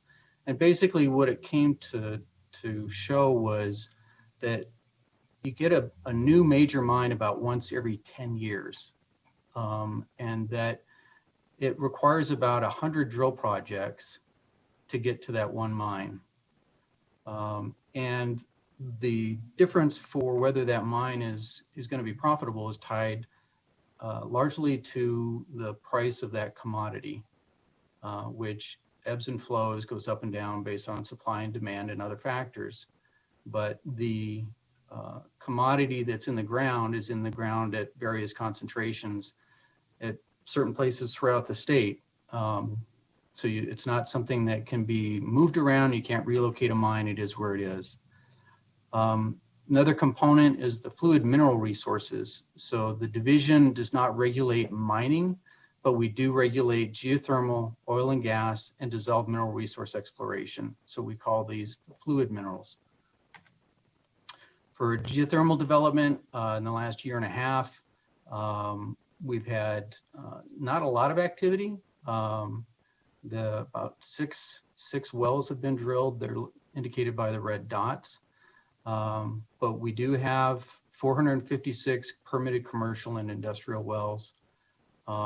The acreage represented by all of those leases on public lands represents 562,000 acres as of August.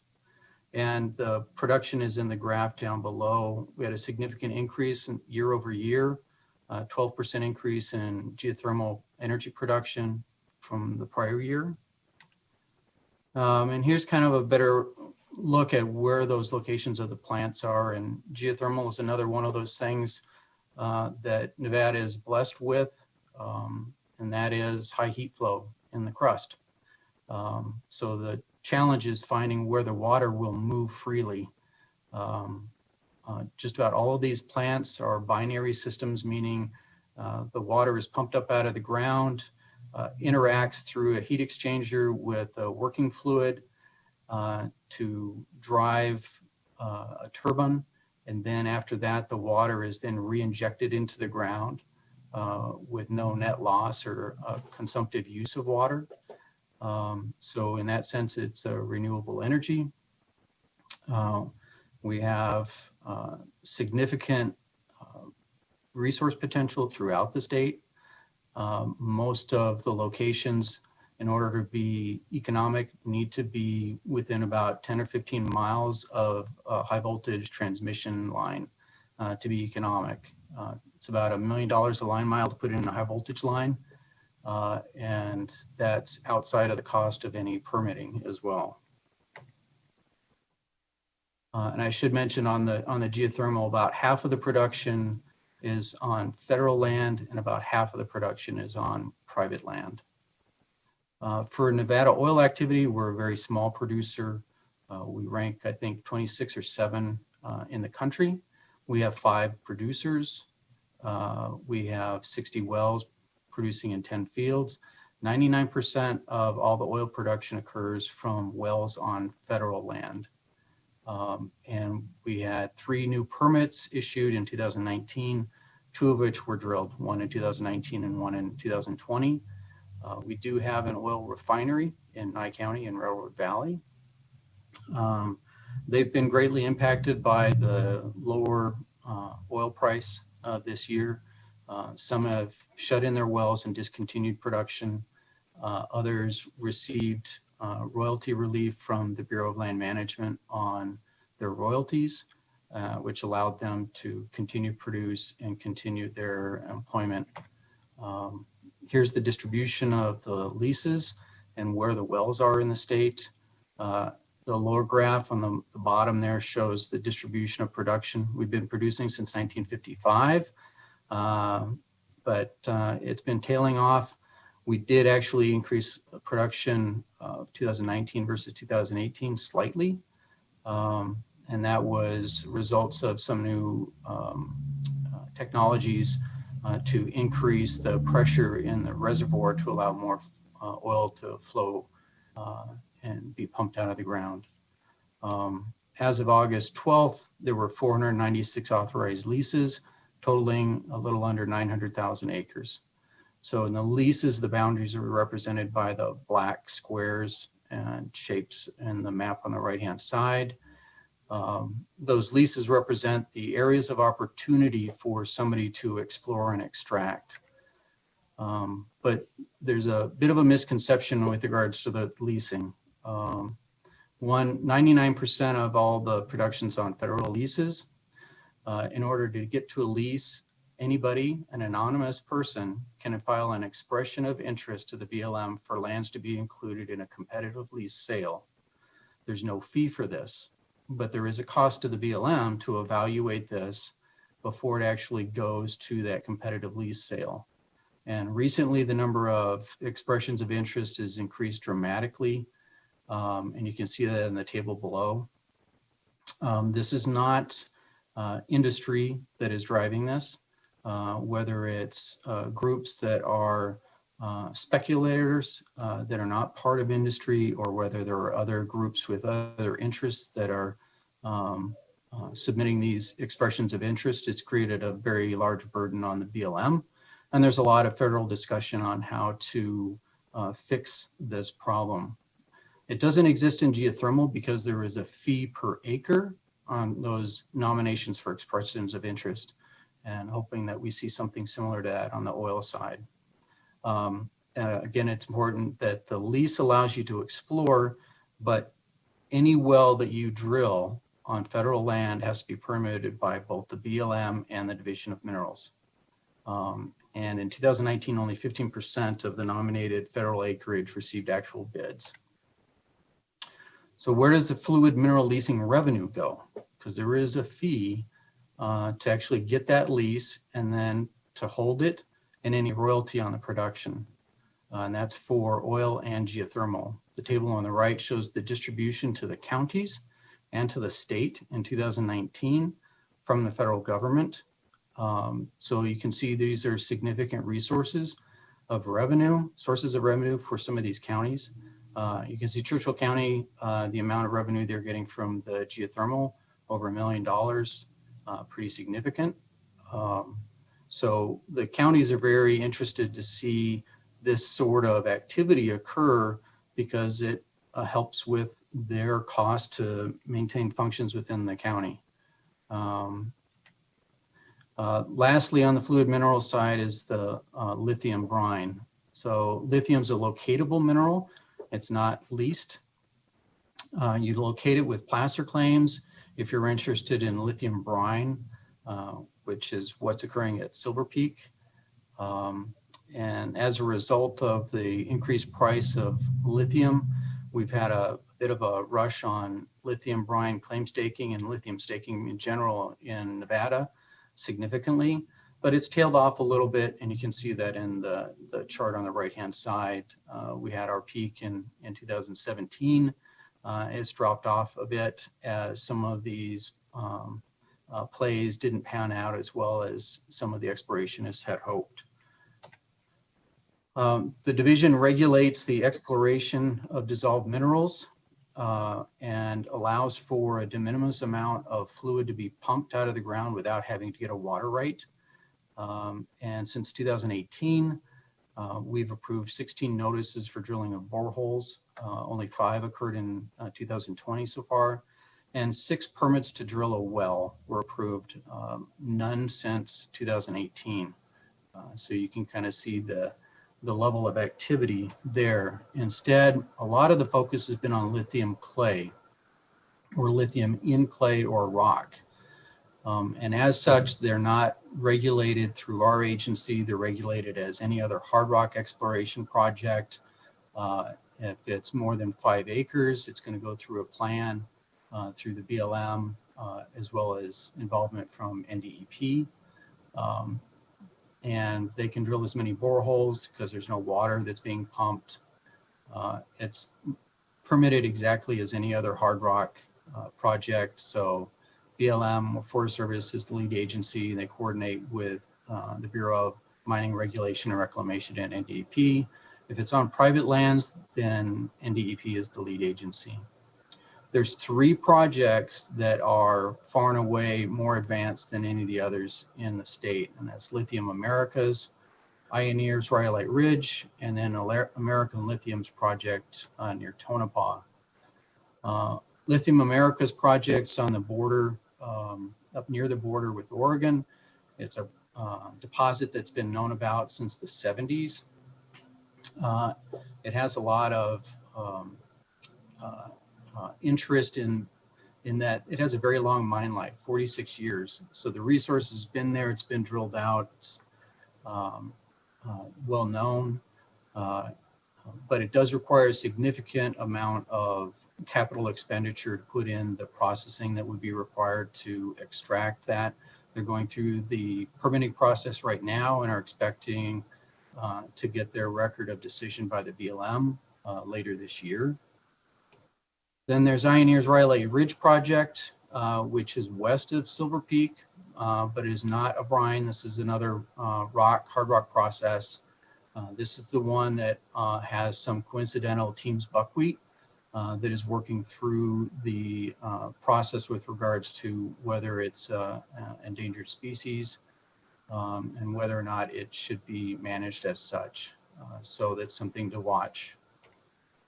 American Lithium's TLC project, just north of Tonopah, very similar in that it's another near surface clay project that wouldn't require a lot of transport. It does require some chemical leaching, so it would require some processing, but it's another very large one.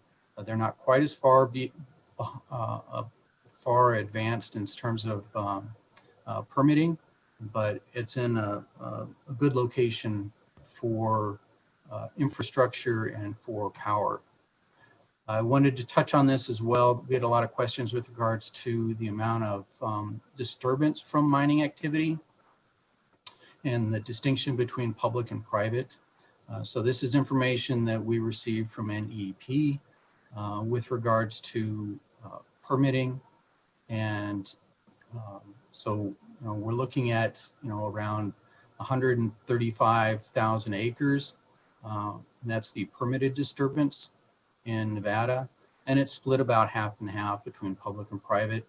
But there's a big difference between mining and actual exploration. So the exploration disturbance, when I looked at it, 2018 represented about 2.7% of the total disturbance, but the number of permits represented about 42% of the total number of permits.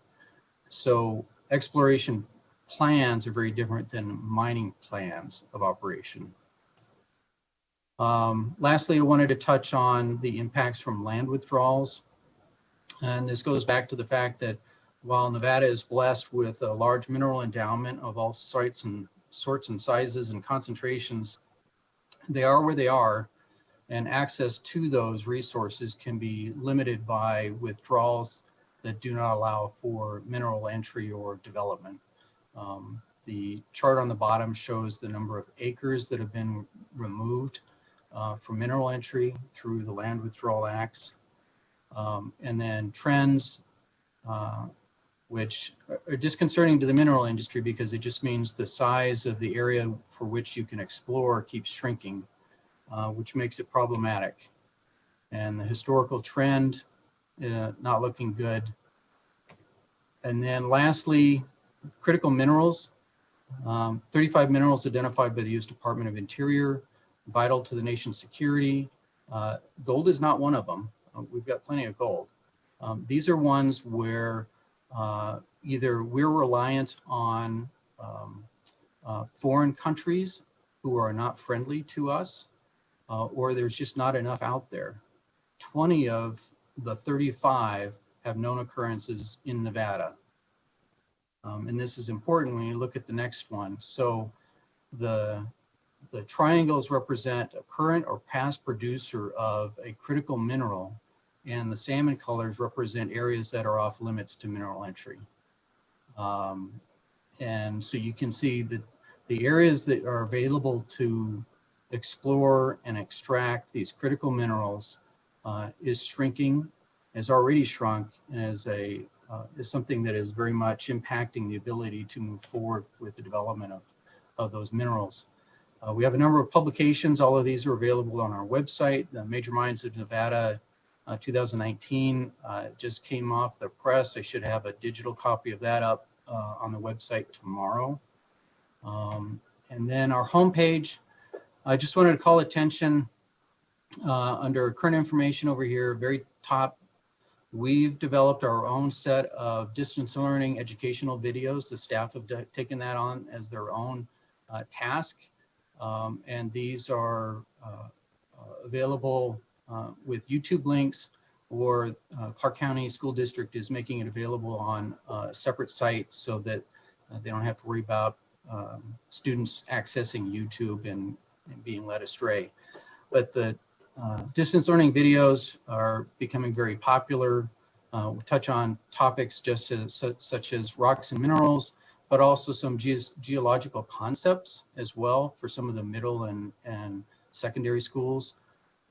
So if you have kids, I encourage you to take a look at those. And then lastly, under our important links down here, our open data site on GIS files, we've spent an awful lot of time making this information available, and that includes all of the historic production from any mine in the state going back as far as our records allow, including all the past mineral resource exploration activities, the public lands issues going back in time. And then we've developed, in conjunction with the Bureau of Mines and Geology, the new Nevada Mineral Explorer to assist exploration companies in understanding, one, where they can explore, or who's already exploring in an area, where has there been some past production, where can you find certain minerals within the state. You just type in the mineral and it'll show you the district where it's contained. If you want to learn more about that district, we have links to the Bureau's website where you can learn a whole lot more about those districts. And with that, that concludes my presentation.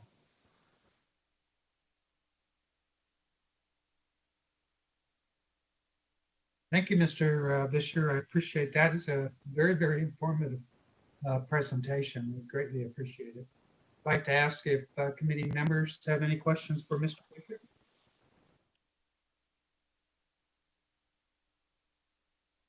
Okay. Mr. Chair? Yes, Senator Hansen, please. Well, thanks. I just wanted to compliment the Department of Minerals. They really, honestly, just do some phenomenal work. The books that they listed there, their publications and stuff, they're exceptionally responsive to any needs that I've had. They've been very, very helpful in my district. As you know, mining is huge. Going through these lists of these mines, about most of the ones that are non-gold are actually in my district. So I just want to reach out and thank that agency for doing a first-class job and being really a great resource for Nevada citizens. Thanks, Mr. Chair. Thank you, Senator. Thank you, Senator Hansen. Any questions? Okay, Mr. Vischer, I do have one question. We have a refinery in Railroad Valley that obviously produces petroleum. How is that petroleum transported out of Railroad Valley, and to where is it transported? I'm presuming it must be by truck. Yes, that's correct. That's a good question, Chairman Parks. Most of the oil that is refined there is sent off either to Utah by truck and is incorporated with some other oils. It's largely used for asphalts. Some of that is sold throughout the state as just a regular asphalt mix for asphalting of roads. The type of oil that's produced in Nevada does not lend itself to the production of gasoline, but does produce some diesel and other petroleum products. But it's a little bit too thick and not as refined or able to be refined enough to be refined into something like gasoline. Thank you, Mr. Vischer. It was been a curiosity question I've had for a long time. Anyway, thank you. Committee members, any further questions? Okay, I'm not seeing any. So with that, once again, Mr. Vischer, thank you for a fantastic presentation. And thank you, Chairman. Okay, and so that'll conclude agenda item number 10. And we will now go on to agenda item number 11. And in order to do this is for public comment. What we're going to do is take a short 3-minute break to allow persons who wish to call in under public comment time to dial in and get lined up. So with that, it is now 2:44 or 2:45. So at 2:48, we will commence anybody who wishes to provide public comment. So we stand at ease. Thank you.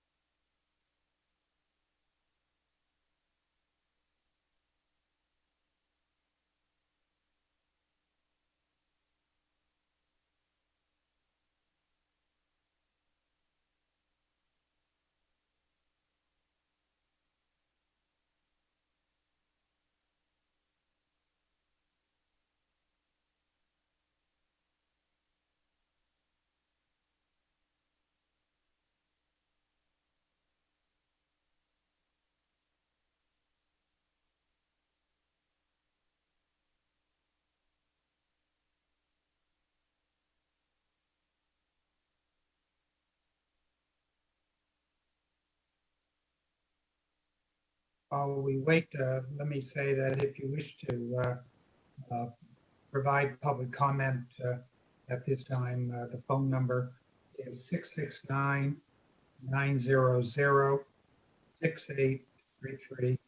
and the meeting ID number is 958-1603-1941.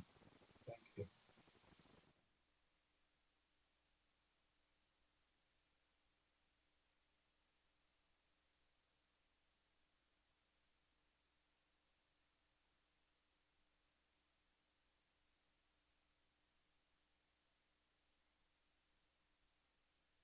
Okay, it is now 2:48 p.m.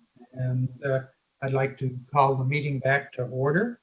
And I'd like to ask our BPS staff if there are any persons in the queue wishing to provide public comment. Yes, we have one caller with the last three digits, 986. If you can slowly spell your name, your first and last name for the record. You have 3 minutes. You may begin.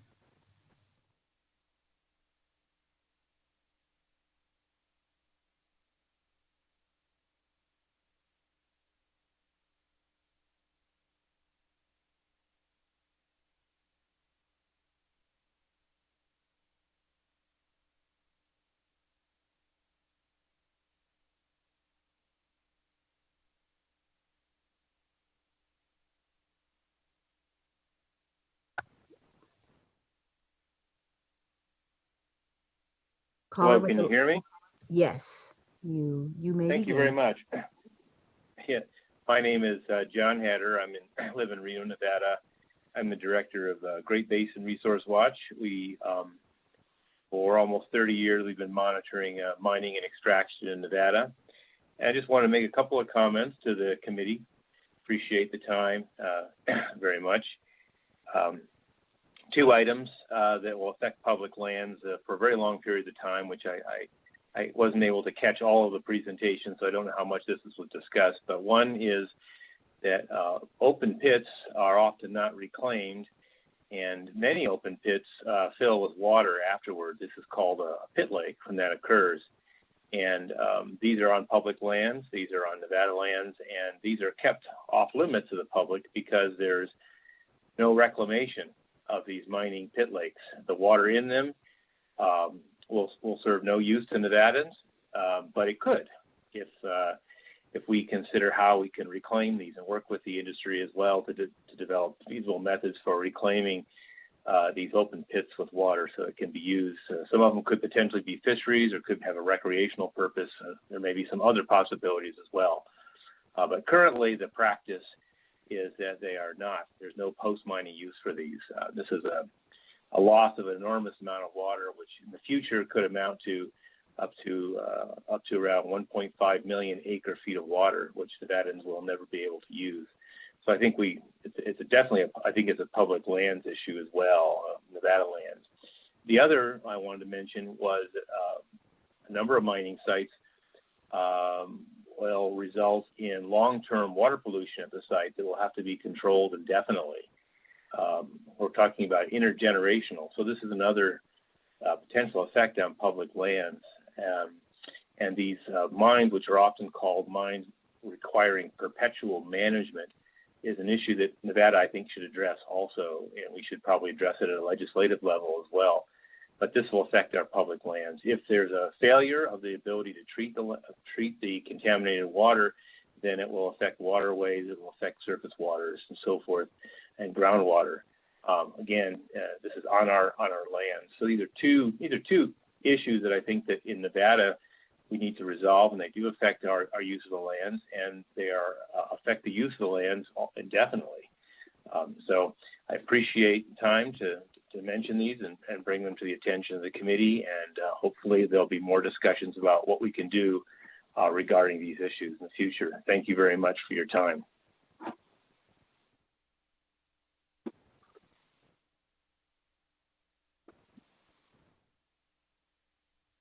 Thank you, Chair. There are no more callers at this time. Thank you, Jen. Okay, with that, I'd like to open it up for any discussion by committee members. Any comments they wish to express? Okay. I guess nobody's rushing to talk since it is getting fairly late in our schedule. We'll move on. I'd like to, before we adjourn, I'd like to note that our next and final meeting will be in a few days on September 22nd. Meeting will include a work session and will also be a virtual meeting. And that concludes our business for today. So with that, I'd like to thank everyone for their attendance and participation. We are adjourned. Thank you all very much.